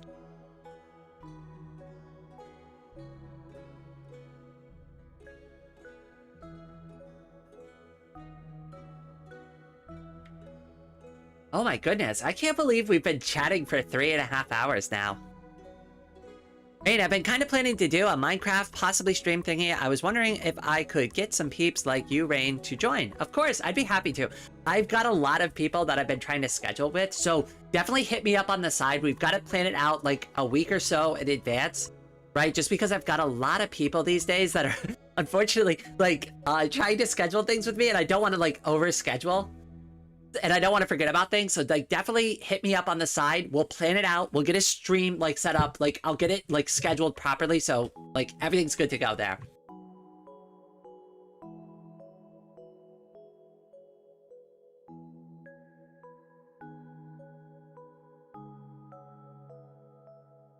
One of the things I've been trying to like get to work too that I can't like seem to get working is like World of Warcraft. I haven't figured out how to get that installed on my computer yet. I know it's possible, but I'm also like, I don't know. I definitely would want to play that on a private server. I know there's, I think Rexy in the Discord has been been suggesting I check out that private server there. I'm gonna try to do that. I know I said I was gonna do it last weekend, but last weekend was also a holiday weekend, so I also got kind of caught up in that. But I'm gonna try to like get a bunch of stuff done for the channel on Sunday, including like a ton of filming and a ton of like setup for live streams. So just something that I'm just throwing out there as like kind of like a general message to everybody, and for any of the other YouTubers that like are trying to schedule with me, like, you know, I do have a lot of collaborations coming up in the future. I know a lot of people suggested that I reach out, do more collabs, more stuff like that. So that is happening. We are gonna do more stuff with more YouTubers.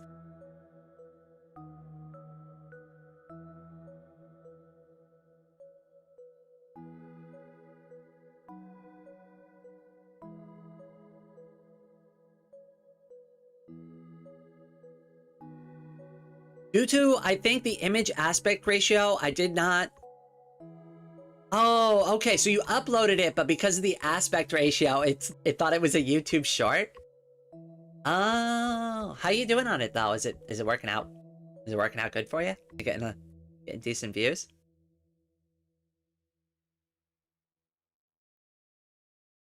I mean, since we're playing, like, music, how many people here have watched my music video already? Nah, I mean, I've got my own YouTube. I've got my own music video. You could just check out my music video when you want to. We don't have to play it on stream.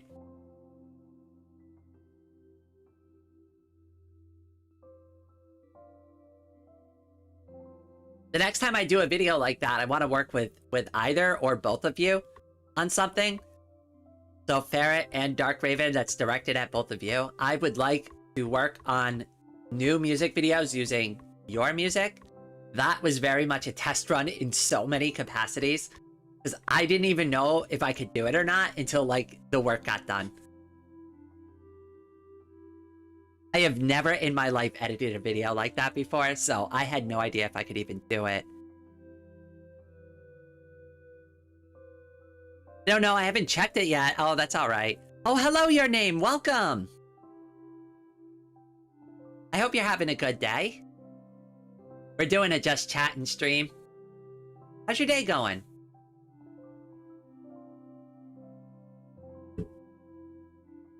But yeah, I would love to do a art and music video project like that with both of you.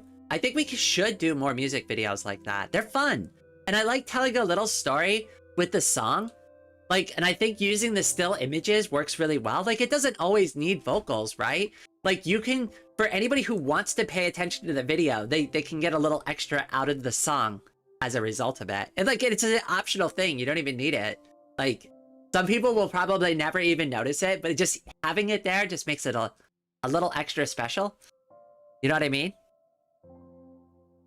Good, thank you so much. Can I make fan art of you? You're so pretty. Oh my goodness, yes. So I have a link to the Discord, and if you go into the Discord under the thread section, you'll find a fan art section. You are absolutely more than welcome to reference my character. By all means, please. And if you do submit any fan art, just make sure you tag me so that I can see it and I don't miss it by accident. And I am thinking about doing like a fan art live stream or like a video that just kind of covers fan art in general. So if you want to submit, this is probably the best time, because I'm thinking about doing something like that soon. Just to kind of as an appreciation for all the fan art I've received recently. Yeah, absolutely. And just make sure too, like, that if you link it to anything, that's totally fine. Like, if you link it to your portfolio, that's okay too. So just throwing that out there for you. Like, definitely give yourself credit if you're drawing fan art for me. Like, put your portfolio link with it. Like, that's cool.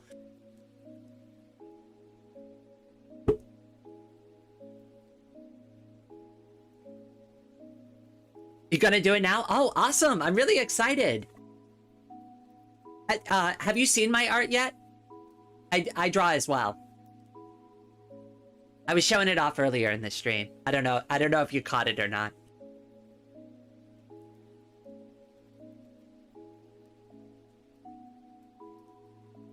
Here, hold on. You know what I'll do? I'll pull open my Ko-Fi again so we can look at it.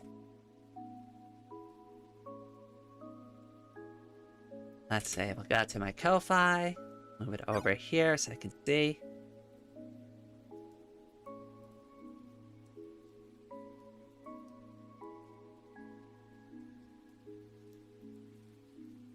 we go. So these are like the stills that I've gotten recently for the music video.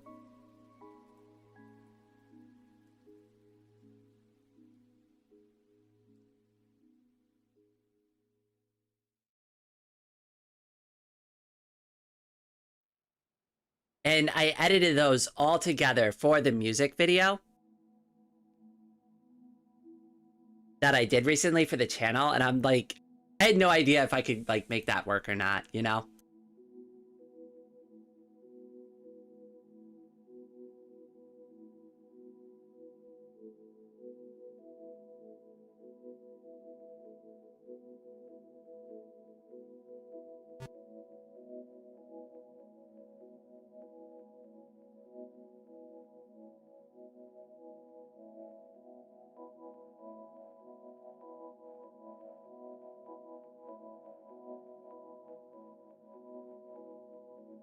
Oh, sorry. I'm just kind of stretching for a second here, getting some water. This is your cue to get some water too. I didn't realize we've been chatting for like 3.5 hours. I mean, it's a lot of fun.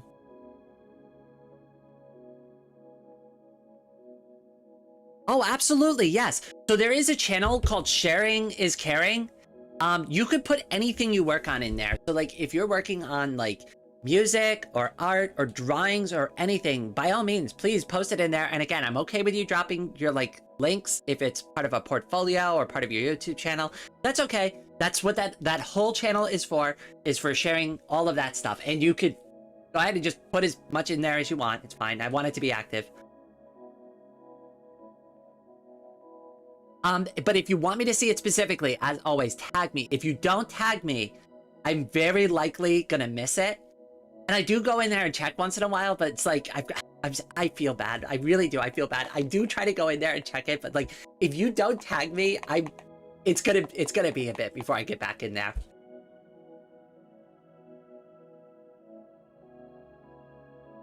Definitely tag me. I always encourage people to tag me if they need my attention on something.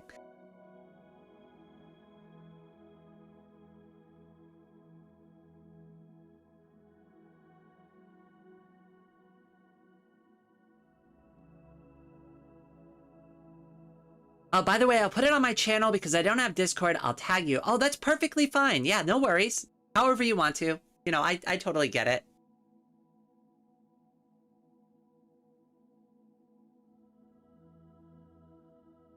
That's perfectly fine too. I'll probably forward it over to mine once I'm done, because if you make it as a post and you tag me, I can forward and share that post to my like feed. So that's how I'll give you credit for it.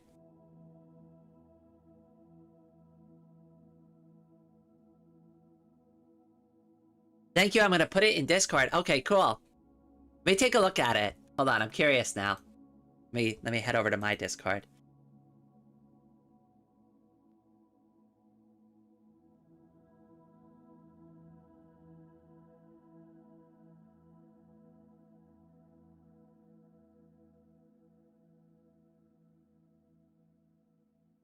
Let's see. There it is.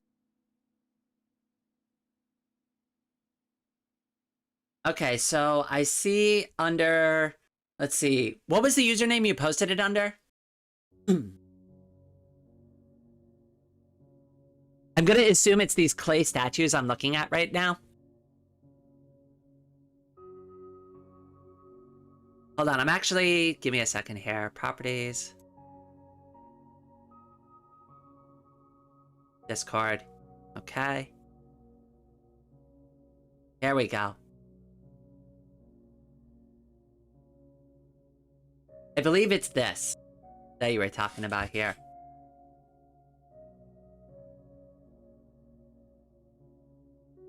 These are really good. Did you make these?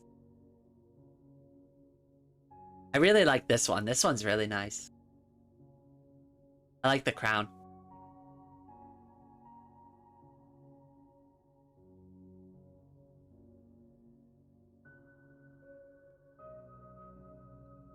Oh my goodness. Oh my goodness. I didn't realize they were... Oh my goodness! I thought they were two different statues! Oh my gosh, that is so awesome! No, I thought these were two separate pieces of, like, art. Oh, that's really good. Oh my goodness. Okay, well, I hope that was the reaction you were hoping for. Hold on, I'm gonna put a bunch. I love that. Oh my goodness, that is great. And for anybody else, we do, like I said, like, feel free to put whatever you want in here. Like, we've got a lot of art. We've got people posting stuff all the time in here. So definitely share anything you want in here.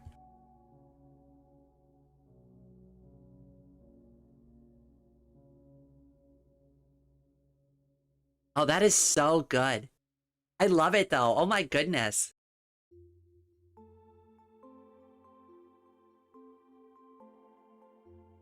I've never really messed with clay. I would love to try sometime.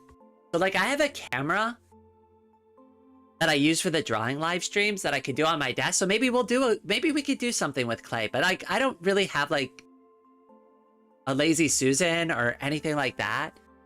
To, like a turning table to, like, really mess with clay. Like, it would have to be... I don't know. I don't even know what I could make out of it. Like, could I hand sculpt it without having that, like, turny table thing?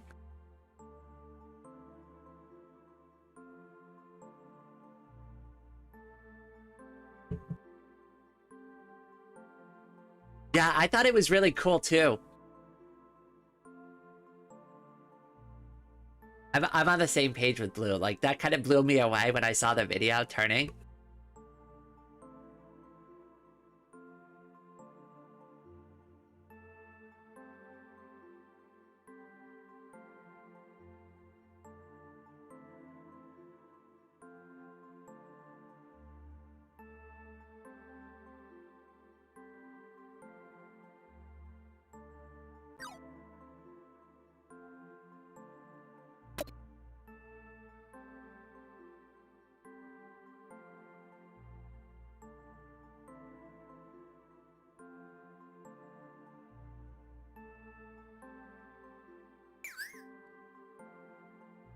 Rain, I'm gonna steal your skin. Are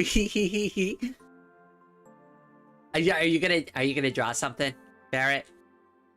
I think that's what you're implying. That, or you're gonna steal one of my Minecraft skins. Or my Vox Libre skin.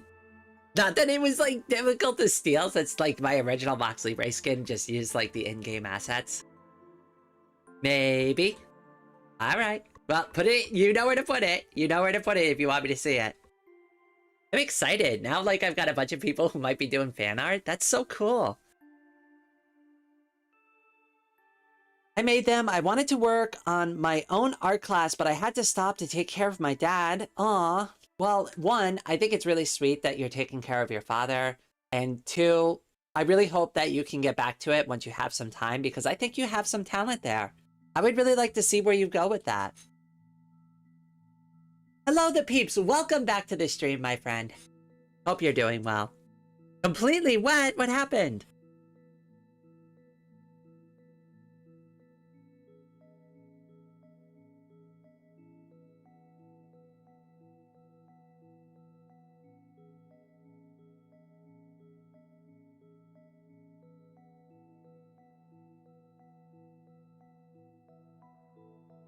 And wash got out of hand? Oh my goodness. Did the, like, faucet, like, turn on and just explode immediately?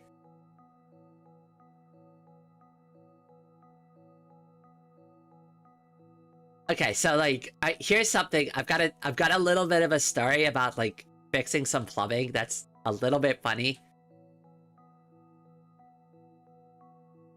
Thank you. It's nice knowing the opinions of someone who knows art. Oh my, I've only been doing art for about, like, a year and a half myself. I'm brand new too. That's, like, the thing that I've been, like, trying to say is, like, I'm brand new too. Like, people call me an artist and, like, I immediately get, like, this imposter syndrome feeling. Like, I'm an artist. I'm an artist. You're calling me an artist. Are you sure? I'm an enthusiastic doodler. I'm not a real artist. You should go to a real artist.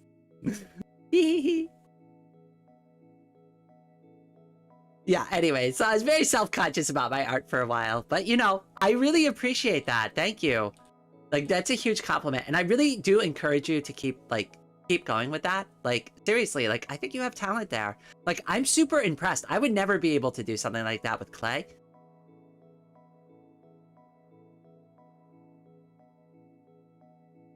I'm not so strong, so carrying wet clothes is hard. Oh no. I know that, yeah, like, if you get completely drenched, your clothes, like, add, like, an additional 10 pounds of feeling to your body. Even if it doesn't, like, it feels like it just because you're slogging around and, like, the wet clothes are slapping against your skin. And it's like your shirt is completely stuck to your body. Almost like it's skin tight. It's awful. And, like, the clothes rub against your skin. It's uncomfortable. Ugh, I hate the feeling of being soaking wet like that.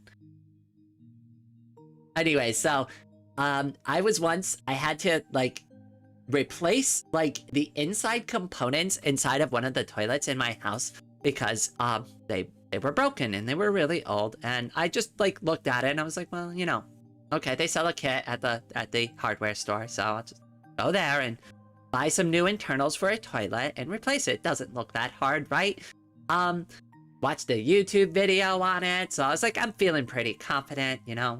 I'm a handy girl. I used to fix tanks in the military. I can handle replacing the inside components of a toilet. This is totally fine. I've got this, right?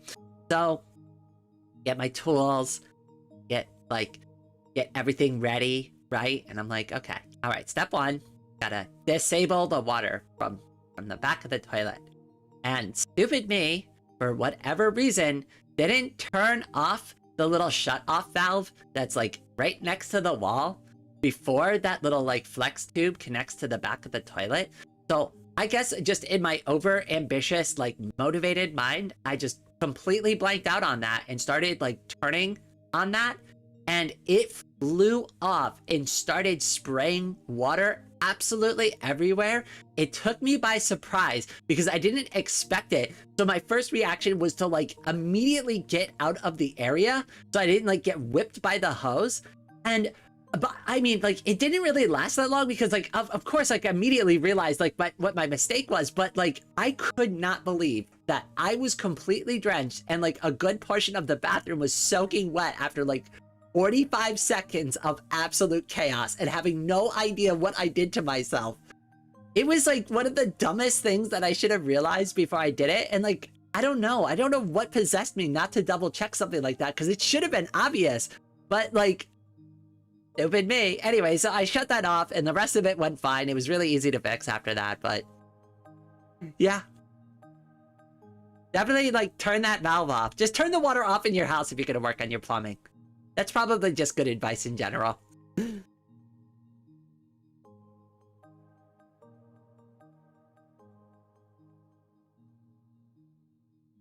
Yeah, the worst part is I'm big, so all of my clothes are also giant. Oh no!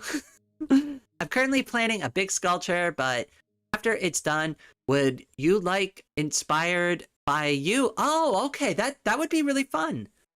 I have never and never will call myself an artist because my family has lots of artists and I don't. Aw, my sisters are artists too. So I have two sisters, they both draw. I don't like to compare myself to them either because I don't want to. I think they're better than me. I do think they're better than me. I do think they are better than me.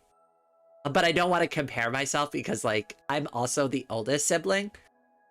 And I don't ever want to get to a point where it's like, oh, I am better than you. Like, no, I don't want it to be like that. I just, we all draw. We draw. I think their art is really good. And that's where I'm going to leave it so it doesn't explode.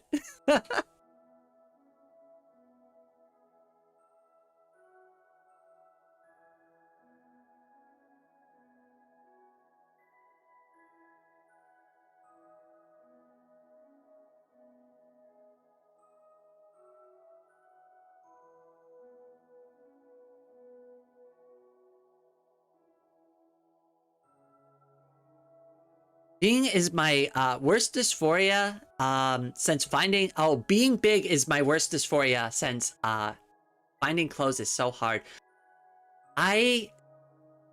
So I've been trying to find more clothes for myself recently, and it's really hard. I will say there are stores that you can go to, but it really just depends on where you live.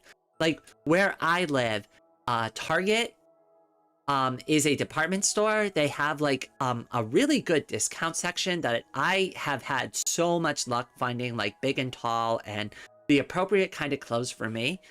But I understand that like those kind of resources aren't available to everybody. My best suggestion is like thrift stores and stuff.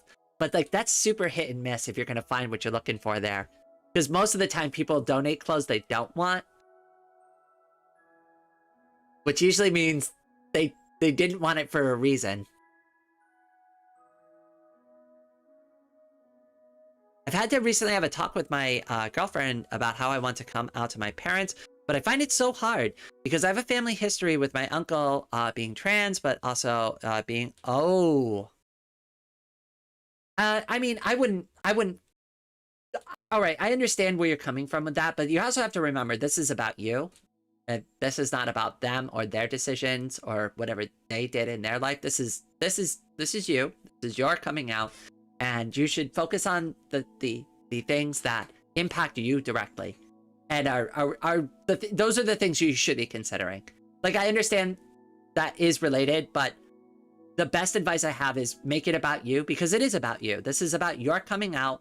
This is about you. This isn't about them, right? Like, yeah, it's related, but only in the sense that we're both trans, right? That's it. And then just redirect the conversation back to what questions do you have about my transition? What questions do you have for me about the things going on in my life? Those are great ways to redirect the conversation back to you.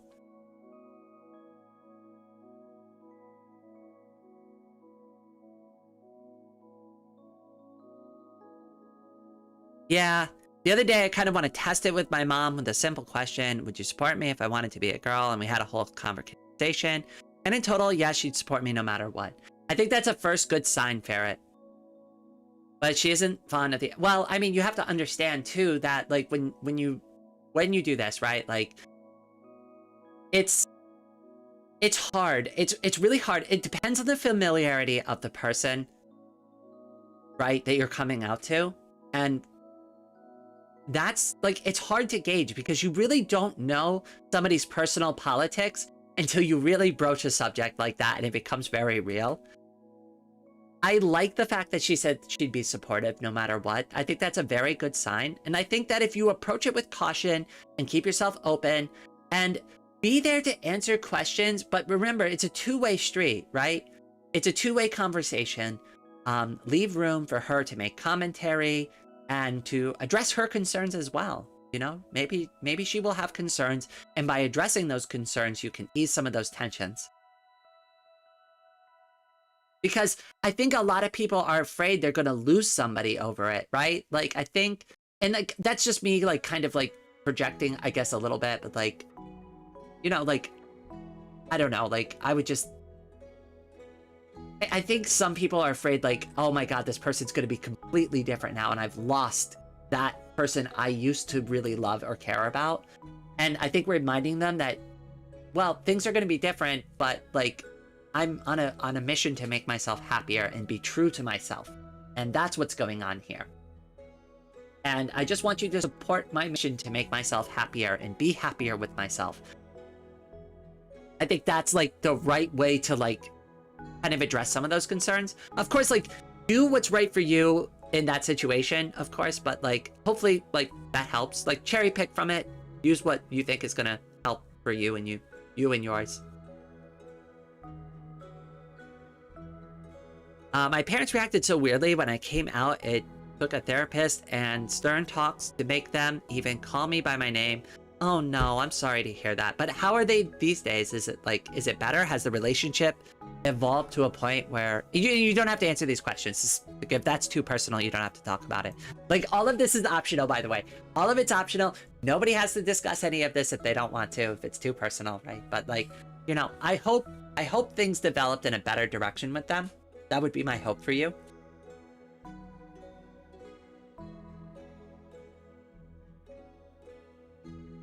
Thank you, Rain. That really helps. I kind of have been stressing out a lot lately by overthinking about it, but your talking with me helped a lot. I'm really glad. I'm really glad. And sometimes just talking it out like does help, you know? I think it's a good sign. Slow and steady, right? This is a lifelong decision that you're making. So there's no rush, right? And just proceed with care and caution and just try to be considerate. But remember, this is about you and about your happiness and about making positive, impactful changes that are going to make you overall happier, healthier, and a better person, because that's the goal that we should all aim for, no matter what, even if you're not dealing with gender-related issues, right? We all should strive to be happier and better people.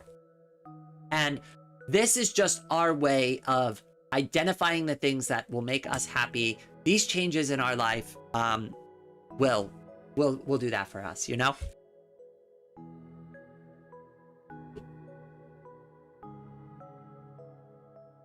Whoops, I think I accidentally kicked my computer monitor.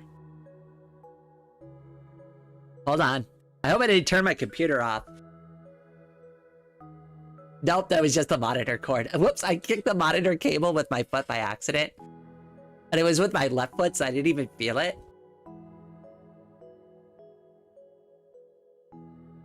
Rain, sometimes you act like a second mom for me. You're just so nice. Aw, that's so sweet. I mean, obviously I'm never gonna have any kids of my own, so I'm like more like kind of like an auntie, I guess. And I want to be like that cool auntie that gives you like the real advice. The one that never had kids or got married, right? She just kind of hangs out over in the corner, does her own thing. Like, that's kind of how I picture myself as I age up. You remind me of my sis, to be honest. Aw, that's sweet. All of you are so, like, so kind to me. Oh my goodness. Thanks, Rain, for being one of my best friends. You're really nice. Aw. I love, like I said, I love all of you. I love, like, the community that we're starting to form here. And I love that it's full of positivity. Like, and that's the one thing that I really want to strive for is, like, I don't want things to be, like, ever toxic. Like, we're here to build each other up and grow as people. We are not here to tear each other down. We are here to make each other stronger because we are stronger together, right? There's enough in the world that's going to tear us all apart, right? But together, we can form a community where we build each other up and we work on our problems in productive and constructive ways, and we give each other constructive criticism, and we try to refine our art and our skills so that we can be better, happier, overall people. And when we do that, and when we build up our skills and we build up each other, that's when we can take real opportunities in our hands, right? That's when we can find success in the world. But, you know, it takes work, and it takes time, and it takes a community. And hopefully one day we will get that community. That's the goal I have anyways.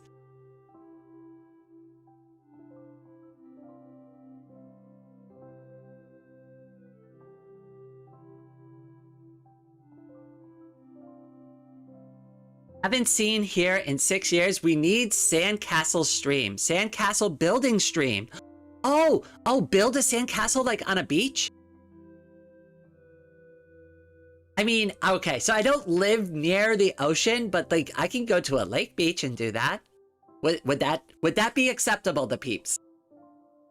Or at home? And I would rather go out to a lake and do that. That would be more fun for me. I need nature in my life. That would give me an excuse to finally go out that's not like hiking related. I can get to the beach. I can get to the beach. Like, not in a wheelchair. Like, I can reasonably walk. Like, the beach I'm thinking of, like, I could park and I could easily walk to, like, the sand area, and it's not going to be, like, this ordeal where, like, I need to climb over obstacles or, like, walk, like, half a mile to get there. Like, it's within, like, a 5-minute shot walk, which is perfect for me when I don't have my, like, access with my wheelchair. Like, I can get around short distances on my feet, like, within, like, I don't know. Give me like 30 minutes to an hour of standing time at the most before like I fully give out.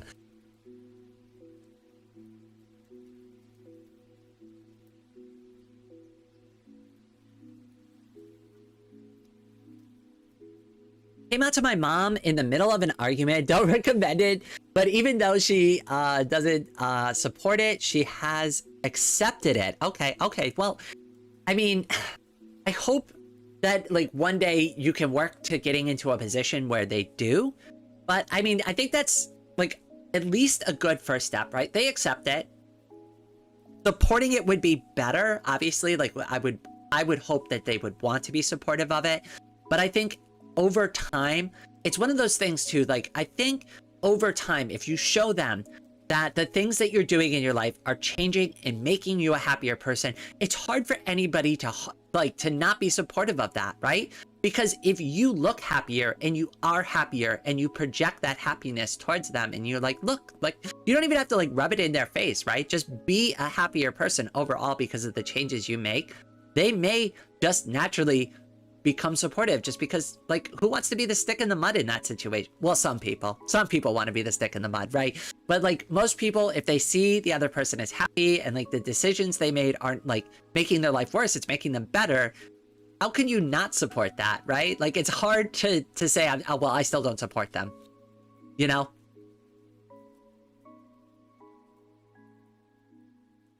Sandcastle is sandcastle. All right, we will do a sandcastle. We're almost in the right weather to do something like that, the peeps. So let me think about a good weekend to do that on, and we'll get something put together. I might need to like phone a friend to help me like get out there, but we'll figure it out. You're the exact opposite of my sister, and I'm so grateful for that. You would make an amazing sister. Oh my goodness, all of you are so sweet. Well, like I said, we can have our own like little community family here. And like I said, like one of my goals would be to build all of us up and, you know, make sure that like we can see it through together. And, you know, if we have these like little problems, we can vent to each other a little bit and kind of help see our way through. Not easy. Trust me, like I'm so happy. Like when I was going through my transition that I had the friends and the people with me that I could talk to, even though I kind of like avoided them a little bit and was trying to hide that I'm like really trans because like I was the cis ally. Nope. I'm cis. I'm really cis. No trans. No girl feelings here. Totally cis. Even though I hang out in a transgender community and all my friends are trans. And like I do artwork for transgender people. Like it should have been so obvious even to me, but even I was in denial about it. And I'm like, yeah, no, I'm definitely a man.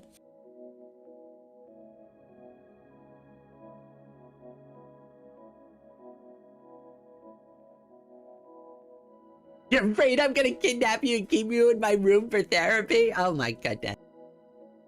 Just to clarify, I know Ferret is joking there. Just for anybody else. Not before me. Oh my goodness. Hey, maybe I need to do more of these just chatting live streams. That way I'm available to all of you, all at the same time. See, you don't need to do that. You can just turn me on and I'm in your bedroom.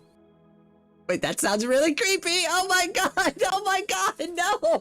Nobody clip that. That's poorly phrased. That's really poorly phrased on my part. Oh no. And as a reminder, I do identify as demisexual, demi-romantic. I promise you, that was just poorly phrased on my part.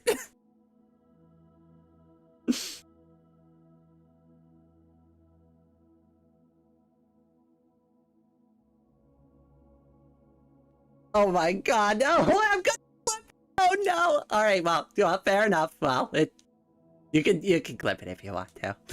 That was my bad though. It's one of those things. I said it, and like the second the words left my mouth, I'm like, oh my gosh, that can be interpreted in so many ways. And the worst part about it too is like because I'm demi, right? Like I don't realize I say these things sometimes. Until, like, it's way too late. Very, very clip it, Fairy. Oh, my goodness. Oh, so by the way, anything that you all clip, like, during any of my live streams, they show up. I have like a clip section on my channel. The more you clip, it will even credit you for the clip. It'll say it was clipped by Ferret or the Peeps or whatever. So the more you clip, it'll show up on my YouTube channel when people go check out the channel. Hold on, wait. Let me pull up my YouTube channel real quick. I'll show you. And also, this is not the first time I've said something like mildly suggestive by accident. I've had other people clip things like that before, so you're totally fine. Hold on a second. Let me pull this up. Properties. Firefox.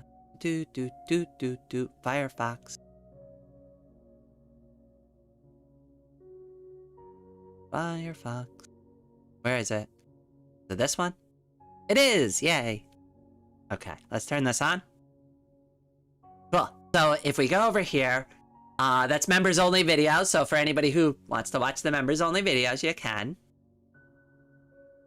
And then top community clips. Here it is. So anytime you clip anything, even me, right? So you see the ones that I've been clipping, but if you clip things, like here's Cat the Leopardess, here's Alice, right? You can clip things and they show up in top community clips. And if you share them, like it shows all the views and it gives you credit for it. So that's definitely something you can do if you want to. Rain got a nest? Don't trust Rain. She knows she is cute and will try to take you to her nest. Yes. Well, I mean, like, they have to have a sky nest. I mean, I am Rain, right? Sky base. Clipped. Oh my goodness. So like I said, it does show up on the channel. So like top community clips is a thing. I encourage it. Definitely. And share them around. Share them around. Like I said, you get credit for clipping it. So it does show up if you do clip it. And it says who clips it and who got credit for the clip.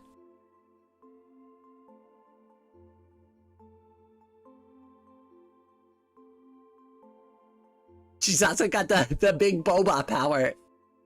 Well, you know where I get my boba power is from boba tea. Which, if anybody is curious, go ahead and look up what the real meaning of boba is. Like, so we all are familiar with bubble tea, boba tea, right? Go look up what the words boba actually means. I'm not gonna say it, but I know what it is. Rain, please kidnap me for love cuddles. Oh my goodness.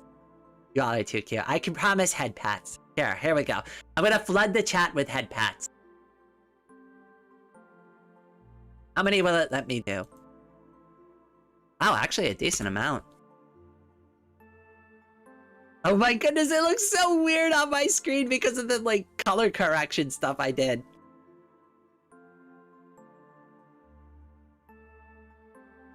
Alright, so should we do more chatting live streams in the future? I think it's a yes. I think at least the group that's been here and like the people that have passed through today all seem to enjoy this. Definitely? Okay, alright, yeah, we'll definitely do more of these. I halted my life and conformed to what my family preferred for the last 5 years because my grandfather needed to be taken care of, and right after my dad got cancer, so I can rebuild myself. I understand. And like that sucks too, but I've also had to move myself away from like super conservative parts of my family that just will never understand. They will never understand it. And there's no point in even talking to them about it. They're never going to accept it. They're never going to understand it. But I'm in a position in my life where I can safely separate myself away from them and they'll never be able to reach out to me and contact me and get a hold of me. And the people that I did bring back into my life these days, like my mother and my sisters, and like, I'm slowly bringing back the people I want in my life because I love them. And yes, we did get into a fight, we had falling out, and we had problems in our life, right? I acknowledge that there are things on both sides of that, that we both needed to work on there. But like, I want to fix those things. But like, there are other people in my life where we're done. We're done. I'm never going to see them again. I don't like them. They don't like me. That's totally valid. We don't have to like each other. Let's just not talk. Let's just not talk. Let's not meet. Let's not know each other anymore. And that'll be the end of it. and I can have my new life with my new friends if I need to. And that's just what I decided on. So anybody who doesn't want to be friends with me or doesn't want to be family with me, that's fine. That's fine. You don't have to accept me. You don't have to like me. You don't have to agree with me. You don't have to forgive me. You don't have to do anything. It's totally fine. But I want to, with the people, the few people left that I do care about, I want to fix those things and make it right because it's worth it. It is worth it. They are worth it, and it's worth working on, and it's worth like getting over those issues with them. And so, you know, it sucks, but like I get it. Like I have my own like issues with my family that I have to work through too. So like it's different, but I hope at least like I hope you at least know that I understand your perspective there. Yes, 1,000 times yes. Okay, all right, awesome. I try my best. I really do.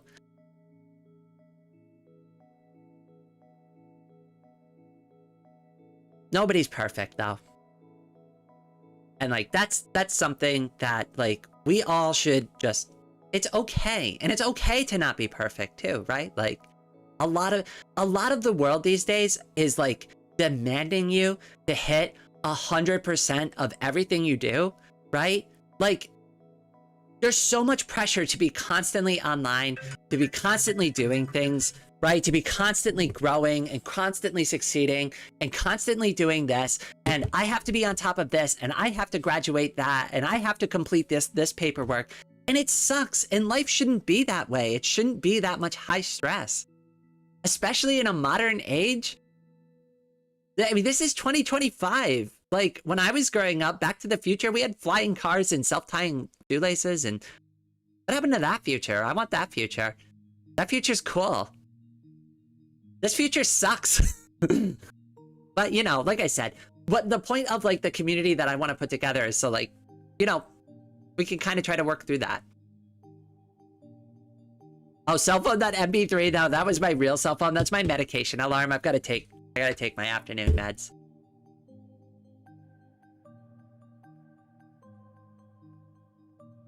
Capitalism moment. Oh God, don't get me started on capitalism. I hate goddamn capitalism.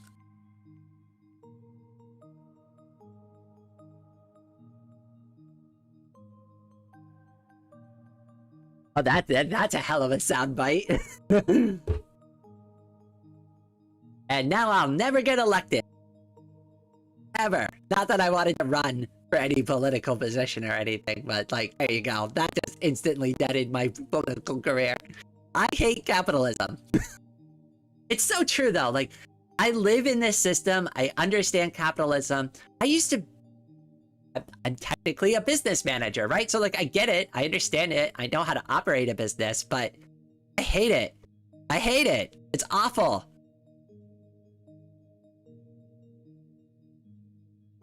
Only participate because it's a requirement.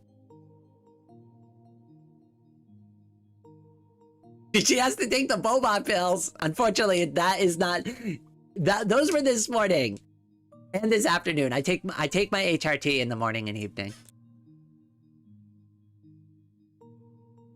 No way, Based Rain. I've thought about, just as a joke, obviously, Dick, and I want to seriously qualify this so nobody takes it out of context, right? I have thought about, as a joke, to run for president just for funsies. I just say I did it, just so I can get the title of former presidential candidate, right? Because I've seen that on the news before, and if like you even ran for president, they always refer to you as former presidential candidate. So then I can always say my title is former presidential candidate Rain. I mean, come on! Like anytime I get an interview, I'd be like, "Yep, former presidential candidate." Make sure you put that on the screen. Because I did run for president. And it's just really just to be goofy. It's like, I'm not even considering this in a serious capacity. I just thought it would be funny.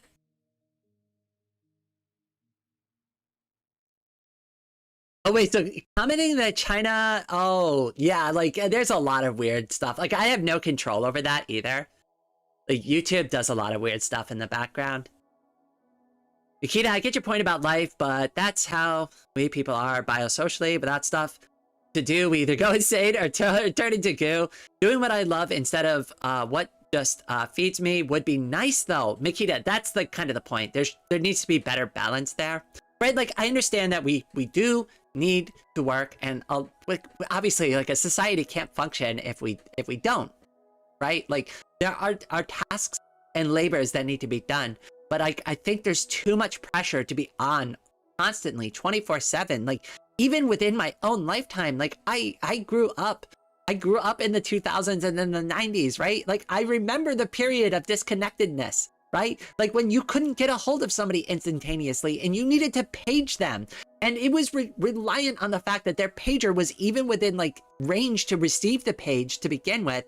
And the fact that they were even near a payphone to return your phone call. And you couldn't do anything other than page somebody your number that you wanted them to call you back at, right? Like, talk about being extremely disconnected from other people. Now, the way that cell phones are set up, the way that everything is set up these days, right, is like you're listening to your music. You've got Spotify on your phone, and the first MFer that wants to break you away from your music. You're in the middle of like imagining something for your next project, right? And then boom, you get a text message and it lowers the volume on your music to notify you of something that's going to pull your attention away from like the thing that you wanted to do. And I absolutely hate that.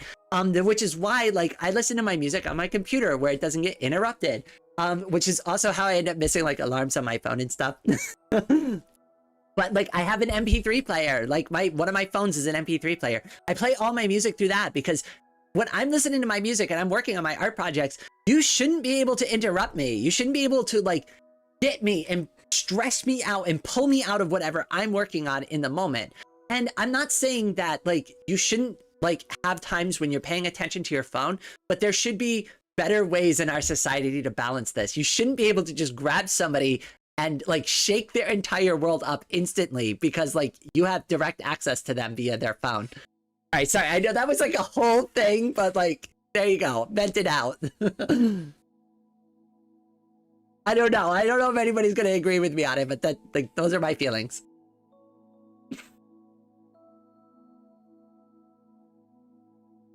And also, like, anytime I say anything, people are also always welcome to respectfully disagree with anything I say. It's totally fine. I'm not like one of those people where like I'm always 100% right. Like, I'm always open to constructive criticism, feedback, and even pushback as long as it's respectful. In my perspective, it's not about having trans friends. It's just maybe that's why I said a trans jokes to rain. Oh, it's fine. No worries. China has things from the movies we talked about. Oh, okay. I understand. Oh, and sorry if I'm missing like some of the chats here. I grew up with the internet for better and worse. Yeah, I know. And like, that's the thing, like, that's really hard for someone, generationally speaking, right? Like, I understand there's like many people from many different generations that are within our community now. Some older, even older than I, right? It's hard because like I did grow up in that era where like I was disconnected for a while. You couldn't get a hold of me if I didn't want to get a hold of, and that was normal. That was everyday life, right? Oops, you left a voicemail and I wasn't home for 2 days. You couldn't get in touch with me, and whatever that emergency was needed to wait 2 days because I was just not available, and that was the norm, and it was expected. Because there wasn't any other way to do it, right? Like, I hope I catch their voicemail and I hope they're home to check it. That's it. And if they don't, oopsie. And like, what if their tape got scrambled? What if they lost power, right? If it was one of those digital like ones that they didn't like have good memory banks, like that's happened before. You lose power for a couple days. All your voice messages are erased off of your voicemail because they didn't have a tape in it. And like, I remember you used to have to put physical cassette tapes into the voicemail, like literally little tiny cassette tapes, and like you'd have to erase it every once in a while and like rewrite over it and flip it over and stuff. It was crazy. I mean, it was fun, but you know, it was a different time.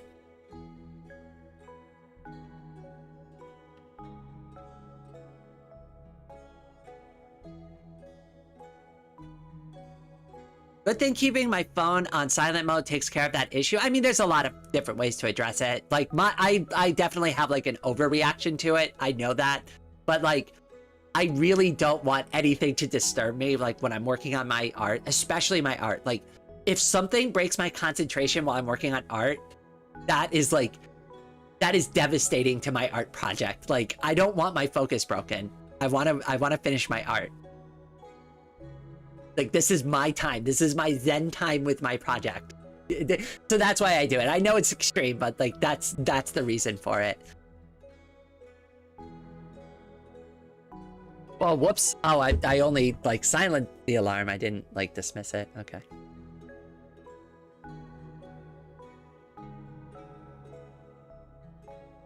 Just turn off my sound on my notifications, but hey, I have too easy as a neurotypical person without focus issues. And that's the thing too, like I lose focus really easily. So if I do start checking somebody's messages, there's a chance I might not go back to my project, and that sucks for me. Rain, no, my favorite femme heart necklace broke around my neck. I'm so sad. What kind of necklace was it? Take a picture of the links. Yeah, like sometimes you can fix them. But I can't help you if I don't know what it looks like. There are mending methods out there, and there are like little repair kits that you can buy on Amazon too that will relink necklaces back together. You sound like an old woman to every... I know. I'm aging myself so badly. I know. I'm sorry. I grew up with Doom. If that makes it any cooler.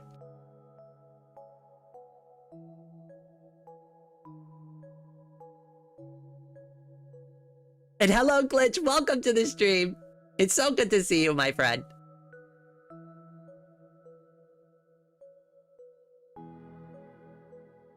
But hey, I mean, like, I have a shared perspective. So now if you're curious about what life was like back then, I can at least give it to you. Rain vampire lore is canon then. Oh my goodness. I mean, that's the point of this, right? Like, now you guys are getting all the juicy lore from Rain. Direct from the source.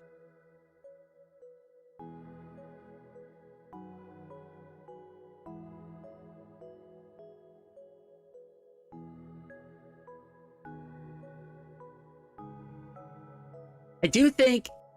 oh, sorry. I do think I do, like, have to wrap up this chat session soon, though. Like, we've been going for almost 4.5 hours, and I do have another live stream I have to get ready for later this evening.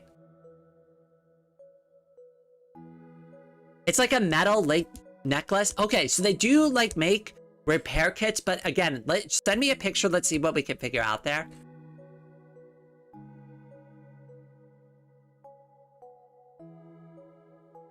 It's like the Peeps alien lore that none of you knew.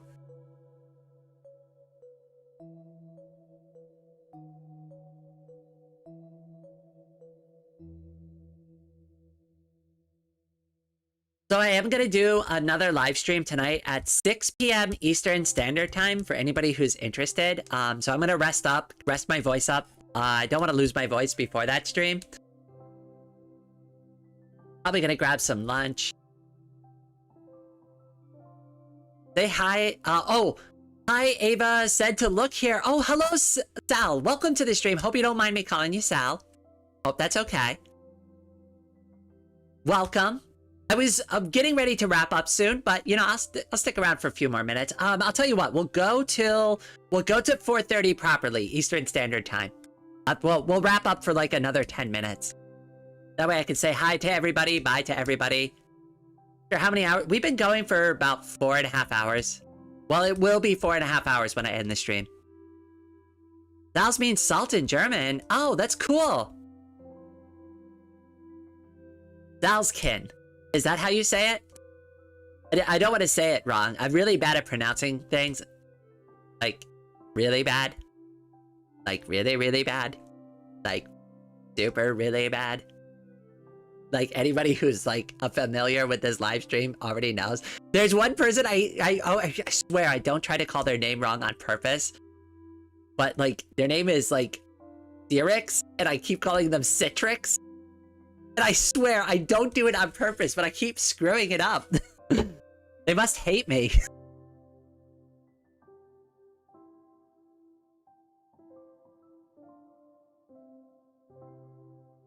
I'm from Ava's German community. Well, welcome.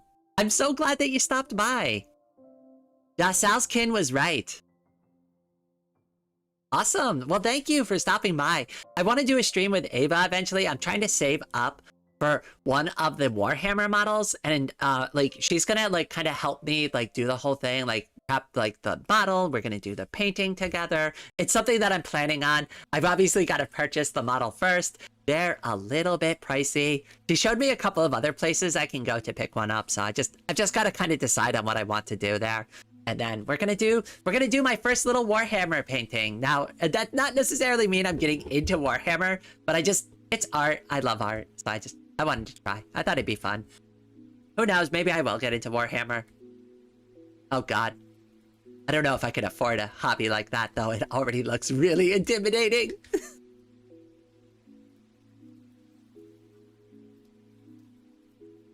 Ava is incoming.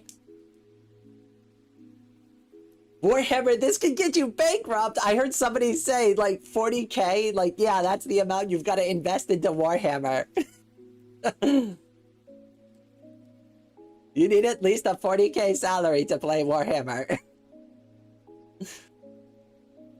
Technically, you would need an 80K salary because 40K of it's going to go to your Warhammer hobby, apparently.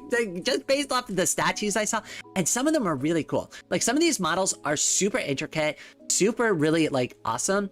Like, I really am excited to try this out, but like, oh my goodness, the price tag is just absolutely insane on some of these things. I get it. But like, oh my gosh, like the barrier to entry is quite high.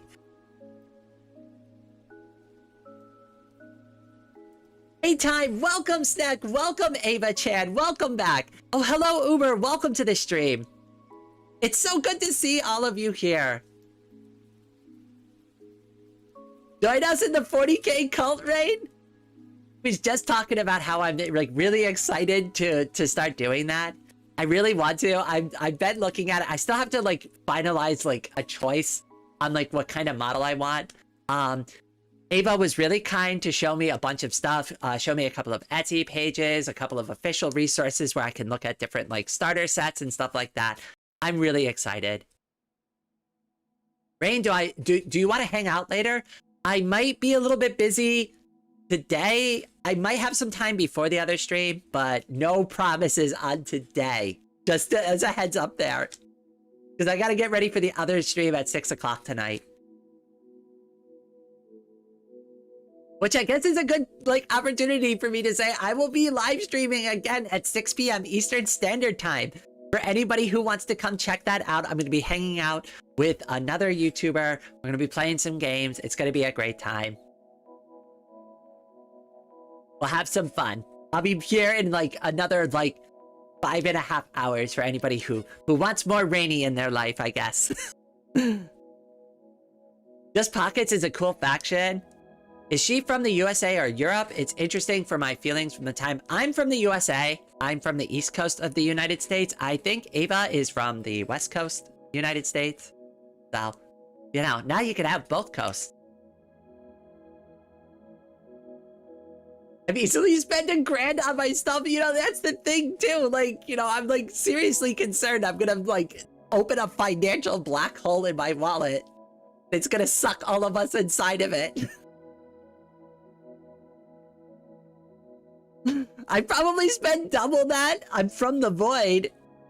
Notice me, Senpai Rexy. Welcome to the stream. Welcome to the stream. I was talking about you earlier. I was like mentioning about like I've got to work on setting up the WoW thing. I just haven't had time with like everything going on with the channel these days. Rain, I have a question. Is it possible to be lesbian when you're a trans femme? Of course it is. Like that. That's like they're like. What your identity is and what your orientation are two different things. So, like, yes.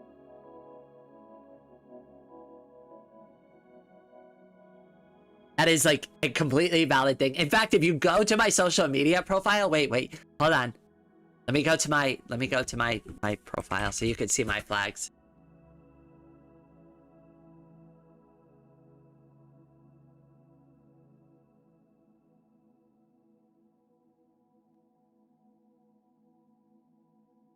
Okay, so here's my social media profile. Okay, and on my profile, I have the following flags. I am transgender, demisexual, demi-romantic, and I am lesbian. And that's what I identify as. And of course, any other little information you want about me is also available here too, for anybody who's curious.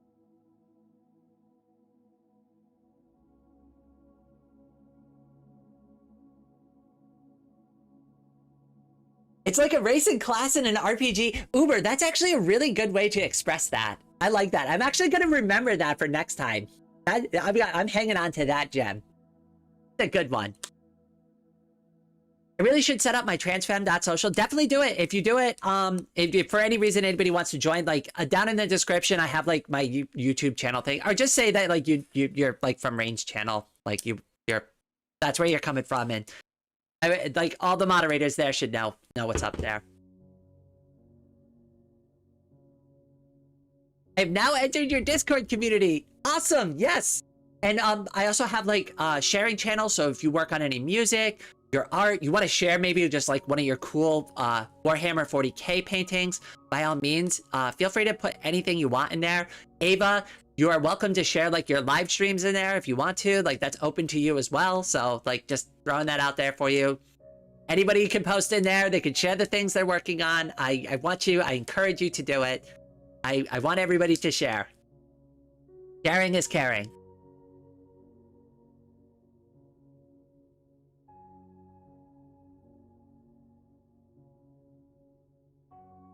Be fully trans if you don't have the Star Wars opening text of a bio. Oh my goodness. Well, all right. So I do have the pin on my purse. Has anybody seen my purse? My new purse? Because it has all my pins on it. Oh, wait. We gotta go. We gotta look at this real quick. Hold on. Wait. We gotta look at this. Hold on. I took a picture of it the other day. Hold on. I'm pulling it up on screen. That's my new purse. And the pin on the bottom says, only the cis deal in absolutes.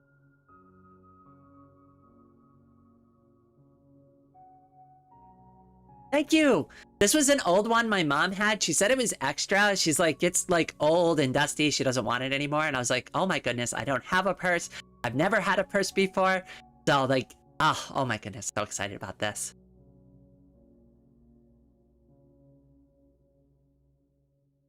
Oh, I had to pin it. So like my website is down right now for some reason. I have to address it. So the Discord link is pinned in my chat. I will drop another one. Give me 1 second here.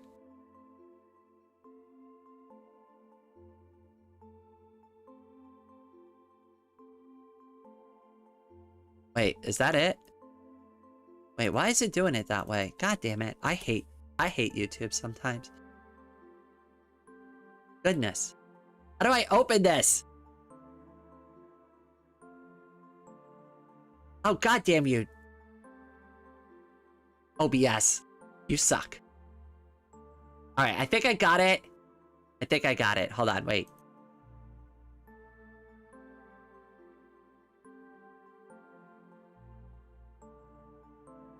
Oh, yeah, I got it. Okay. Finally.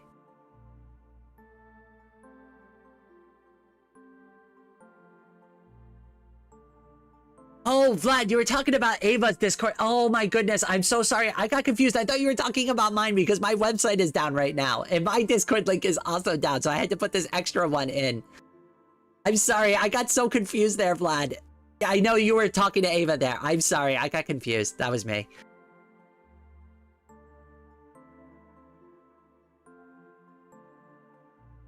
You might be glad to know that my brother is more interested in wearing skirts. He hates pants. I mean, hey. I say just, like, let them make the decision on their own. Wear it if it feels right. Speaking of Warhammer 40k, did you know that from investment standpoint, buying minis is more profitable than any multi-level marketing? Oh my goodness. I would, well, you know, I honestly, like, depending on if you can sell it to a collector and they like your art style with the models, like, I could see that being a thing, right? Like, you could be like, kind of like a cool painter for those models and people want to buy them. I could see that being a thing. I don't know very much about it yet. Like, I'm obviously still very new, right? But I could imagine that being a thing.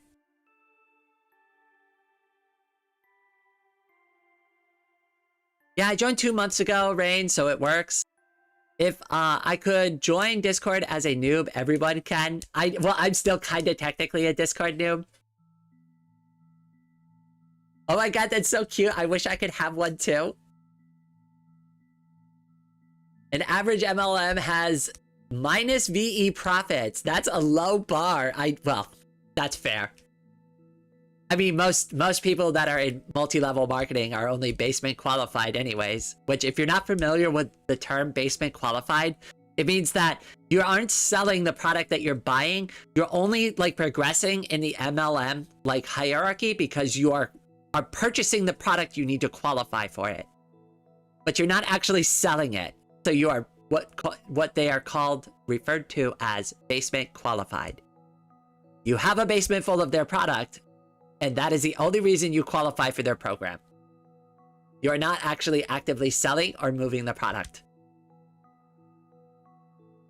I need to get more skirts. I'm a big fan of skirts and dresses. I need more too. Oh my goodness. And leggings, and stockings, and pantyhose. Like, I've got to get so much stuff. It's spring and summer, and like now I'm so unprepared. I have winter clothes. I have girl winter clothes, but I don't have anything for spring and summer. And like, I'm so screwed right now. I'm totally screwed. I don't have anything. It's getting hot.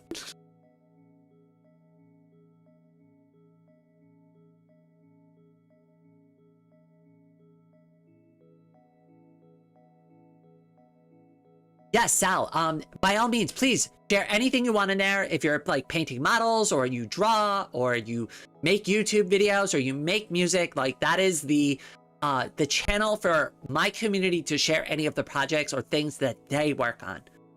So it's for all of you to share what you do, because like the rest of the Discord's kind of centered around me, right? But I wanted to have a channel where everybody else could just dump wherever they want and we can all check it out. And if you post something in there you want me to see, make sure you tag me or else I'll miss it. I do try to go in there, but there's a chance I might miss it if you don't tag me. So if you really want me to see it, tag me, at me, let me know so I can follow up on that.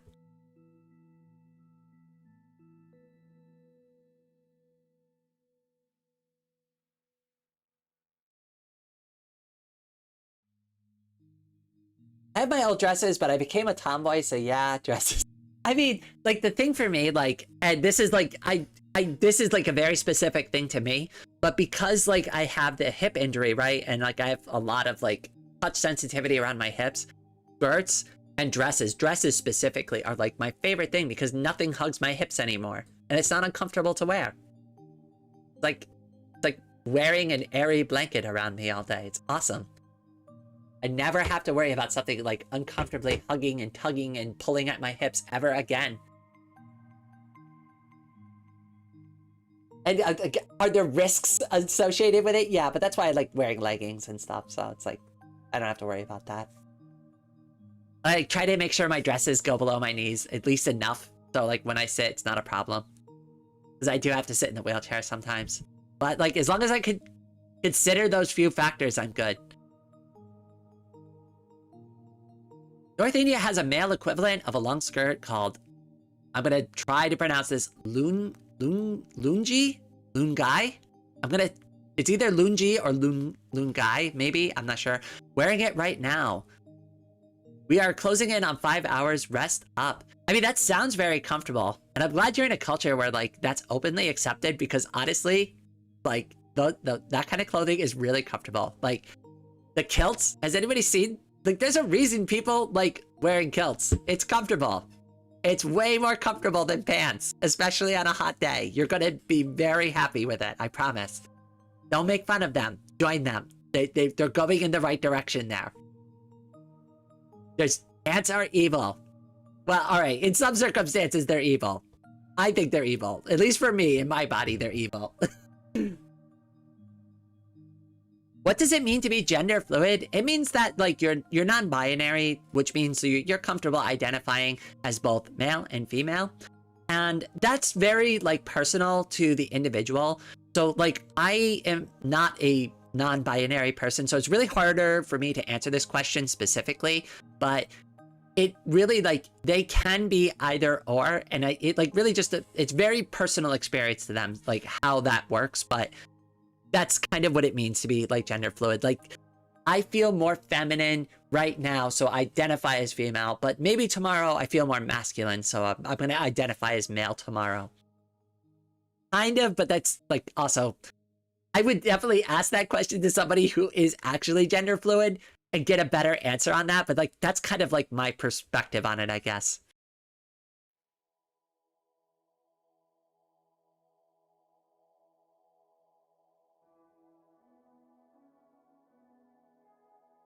We're closing it on 5 hours rest up. I know. We're at the 4 hour, 35-minute mark. I know. I will wrap the stream up soon. Don't worry.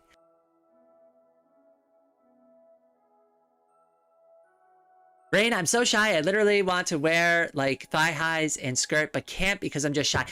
Ease into it, Ferret. Ease into it. I understand the temptation to go from like 0 to 60. Try wearing like a hoodie and like maybe like a bottom that's like a skirt, and try that with like some leggings so it doesn't like immediately stand out, and ease into it and like get comfortable, because I promise you, if you just throw on a full girl's outfit and you've never gone out dressed out as a girl before, you're gonna freak yourself out. Like because I did that and I was having like a panic attack outside my front door, and I'm like, oh my god, oh my god, oh my god, oh my god, oh my god, oh my god, oh my god, oh my god. And like I had to like promise somebody, I'm like, I'm gonna go to the store and take a selfie for you, and like I can't fail this mission. Can't fail this mission. And I did go there. Like it was like way too much. Ease yourself into it. Don't make my mistake. Ease yourself into it. Ease yourself into it. Slowly add more and more femme accessories to your apparel and get comfortable wearing that, and then like kind of one day like then try to make the switch once you're a little more comfortable with it.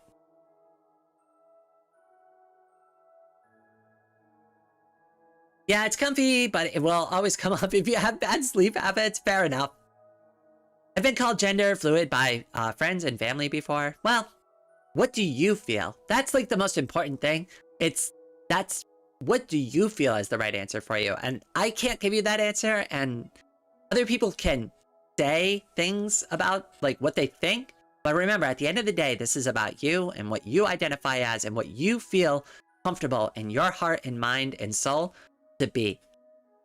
For me, that's being a girl. I've always wanted to be a girl. It took an entire lifetime for me to admit it, but now I'm here and I'm happier for it, and I've got a lot of work to do.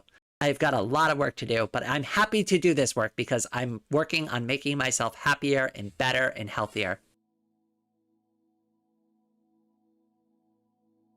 They probably meant that you're an androgynous beauty. I get that comment a lot too. A lot of people say my voice is androgynous. I look androgynous. It's kind of sometimes hard to tell. Sometimes, like if I do a really good job, like you might confuse me for a girl for like 3 seconds. And then like reality sets in and then you're like, oh, huh. But I'm getting there. I'm working on it. I'm only like 6 months into like my physical transition. So I'm hoping after like a year or two, I'll finally like really have it mastered. I say always to the girls I help, start with a kilt and a bra, and then the female undergarments. It's a good start. I learned during my trans help work. I would say that's probably pretty good advice. Yeah, ease into it. Slow and steady wins the race. There's no rush. There's no rush. There's no rush. You have an entire lifetime to explore being a girl or explore your new gender identity. So like you don't have to rush into it. Take your time. There's like ease into it. That's definitely the best advice that I could give, anyways, based on my experience. Try wearing clothes under for the first time in public. That's really good. That's a good suggestion. Try wearing a bra, maybe, or try wearing just a girl shirt like under a hoodie.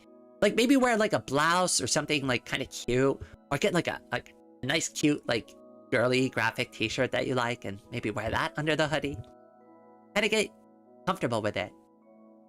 Try wearing leggings under your regular pants. That is something I did in the winter just to make myself warmer, and it also like helped me get used to wearing leggings. And now I can just wear leggings with my dress, and I don't even care if anybody sees it.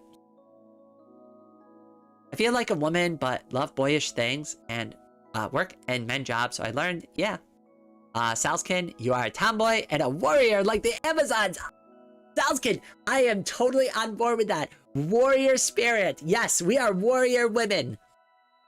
It is okay to be a tough lady. It is okay to be a strong girl. Embrace it. Embrace it. And if anybody says anything, they're just jealous. They're just jealous of your power. And your happiness. Have I ever thought about playing Minecraft Bedrock? I'm still getting into Java Edition. Maybe in the future, but like I still have so much to do in Java first. Am I the only cis person on chat right now? Dark Raven was here earlier. They are also cisgender. There's a couple of cisgender folks that hang around here. I'd like having Dark Raven as a moderator in the community, because I'd like to have a diverse representation on the mod team so that we can get like different perspectives on things.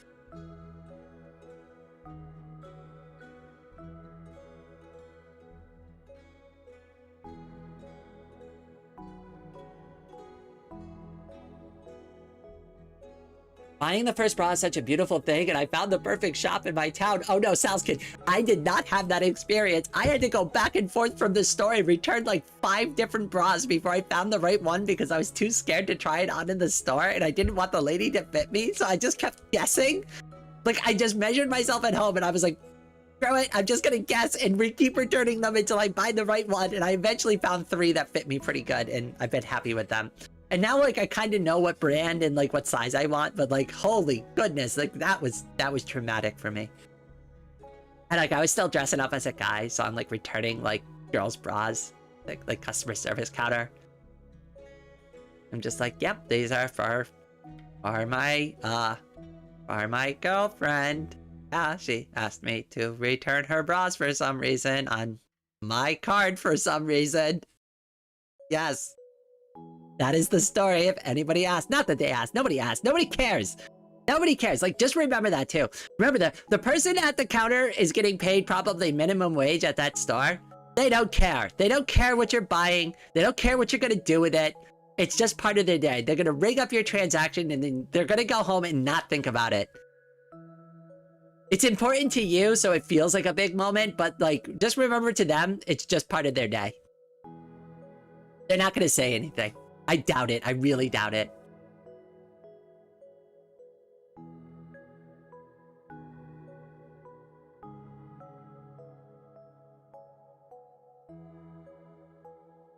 Lol, thank you so much, Rain. If I ease myself into it, I would be better. Thank you. +1 sis. My first time wearing femme clothes in public was thigh highs and bra under my usual clothes. I'm gonna probably ease into thigh highs too, because I'm gonna be honest, even though I do leggings, like thigh highs feel like a little, I don't know, I'm demi, so like, I don't know. I need to ease into that one too. I don't know how I feel about it yet. I have to try it on. Oh, Chris Harrington, it's a shame I'm YouTube verified, or I changed my name to my chosen name. Oh, that's okay. Welcome, Chris. Welcome to the channel. I hope you're doing well today. YouTube verified. Let me take a look at your channel. Now I'm curious.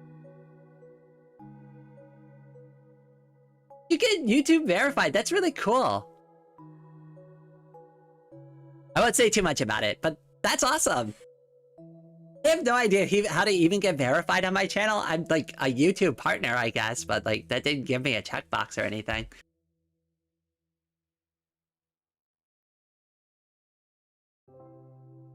You tried changing your name? Like, they really won't let you change it?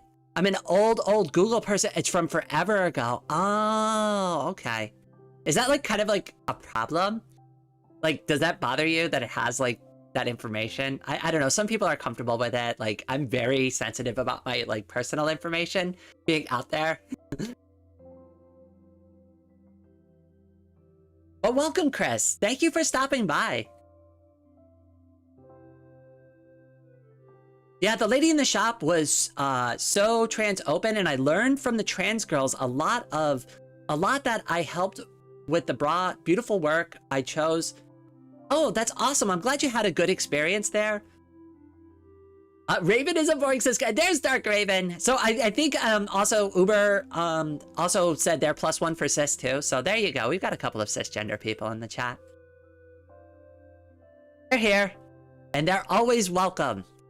And I love them, because all of us are valid in our own ways. Rain, I always says, if my euros are rainbow colored, so what? You care about the person is brought the bra. Money is money. Exactly. It's money, right? You want my money? I'm here to buy goods and services. Who cares, right? I'm here to buy stuff. You want to start your own guild in Turtle WoW? I've got to get WoW working on my computer first. That's one of my things that I got to work on Sunday. I've got like a video I need to film this Sunday, and then I've got to work on editing that video, and then I've got to get a bunch of stuff prepped for live streams between Sunday, Monday, and Tuesday.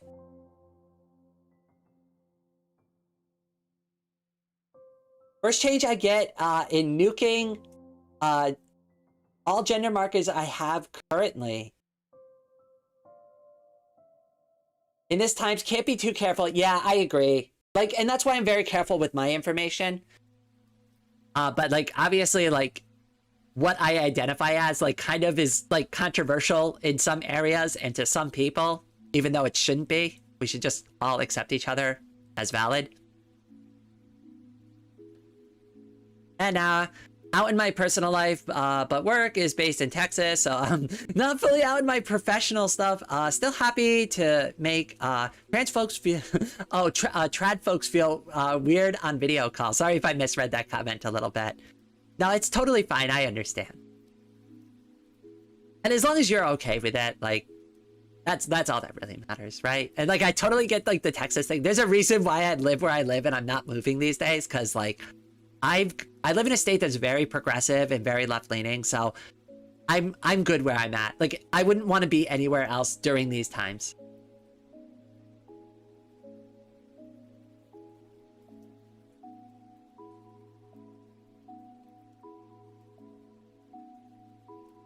You know, I'm just a boring person and a halfway. I'm just an ordinary girl. I'm nothing special. Being on YouTube and talking with all of you at the same time doesn't elevate me in social status, right? I'm just a YouTuber. Just a silly, ordinary girl who happens to be on YouTube sometimes. I'm so glad that Germany changed the rules for name and gender change. Now it's just paperwork. I've got to get all of my official stuff done too. I've started it, I just... Let me thread on the massive pile of things I need to get done in my life that I just haven't started yet. So, Glitch, to get verified, I just looked it up. I think you need to have at least 10,000 subscribers now to get verified on YouTube. I'm still stealth right now as an MB. I don't live in a support... Aw, Blue, I'm really sorry to hear that. Well, don't worry, you're always going to be supported in my community. That's why I kept bringing it up earlier. Is like, that's the goal of my community. We're going to build a community where we can be supportive of each other, and we can work on each other with our art and our projects and our music, and we can have our own little like trans gay renaissance in our own little community where we build each other up and we work on each other's products and give each other constructive criticism, and we don't tear each other down. And I know that's a lofty goal, but I'd love to do something like that where we're all working and making each other's lives and projects a little bit better just by spending time with each other. And I don't know. Makes me happy. It makes me so happy to see all of you. Like, when I started YouTube over a year ago, started back on YouTube over a year ago, like, there's no way I could have like a Let's Chat live stream and all of you just like coming in periodically and talking with me for like nearly 5 hours straight now. Like, I didn't expect that. Like, I honestly thought like nobody was gonna come in and with me all day, and that's all we've been doing.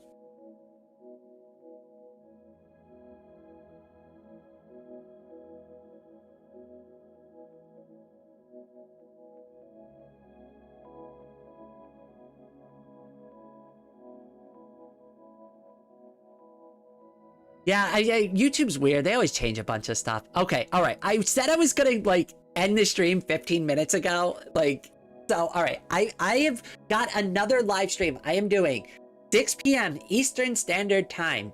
So if you could, definitely, if you haven't already, obviously if you're chatting, you're already subscribed. But if you haven't already, definitely hit the subscription. I'm going to be back later tonight, 6 p.m. Eastern Standard Time. I'm going to be hanging out with another one of my YouTuber friends.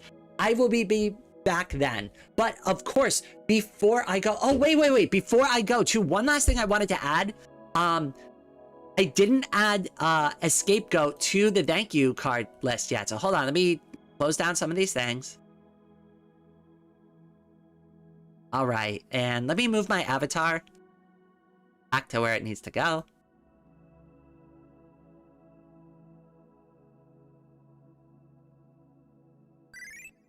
Chris Oh my Harrington goodness, superchatted Chris! $20. Your timing is literally perfect. Look, I just got that up on the screen. How could you? Oh my goodness, I can't believe it. That was literally perfect. Thanks for being you. Oh my goodness, thanks for being you. And thank you for the support. Really, like, I mean it so much from the bottom of my heart. All right, so you and Escape Go are both getting added to the thank you card right now. That was what I was about to do. I was like, I can't leave the stream without thanking everybody and adding the new people to the card. So, all right, give me a second. I'm gonna add you both to the card. I think we're gonna do supporters 1 because like the list is starting to get a little uneven. So S Ape Goat. And Chris, do you want me to put your full name on there? Or you want me to put Chris H? It's up to you. Let me know.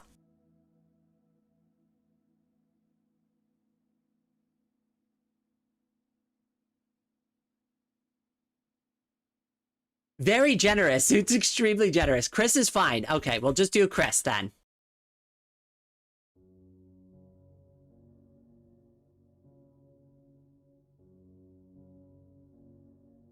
Oh my goodness, look at all of these names. These lists are getting so big. I might actually have to add another column soon. I mean, honestly, like, I use the money that I'm given, like, well, everybody knows, like, what I use the money for. I usually use it for improving stuff on the stream.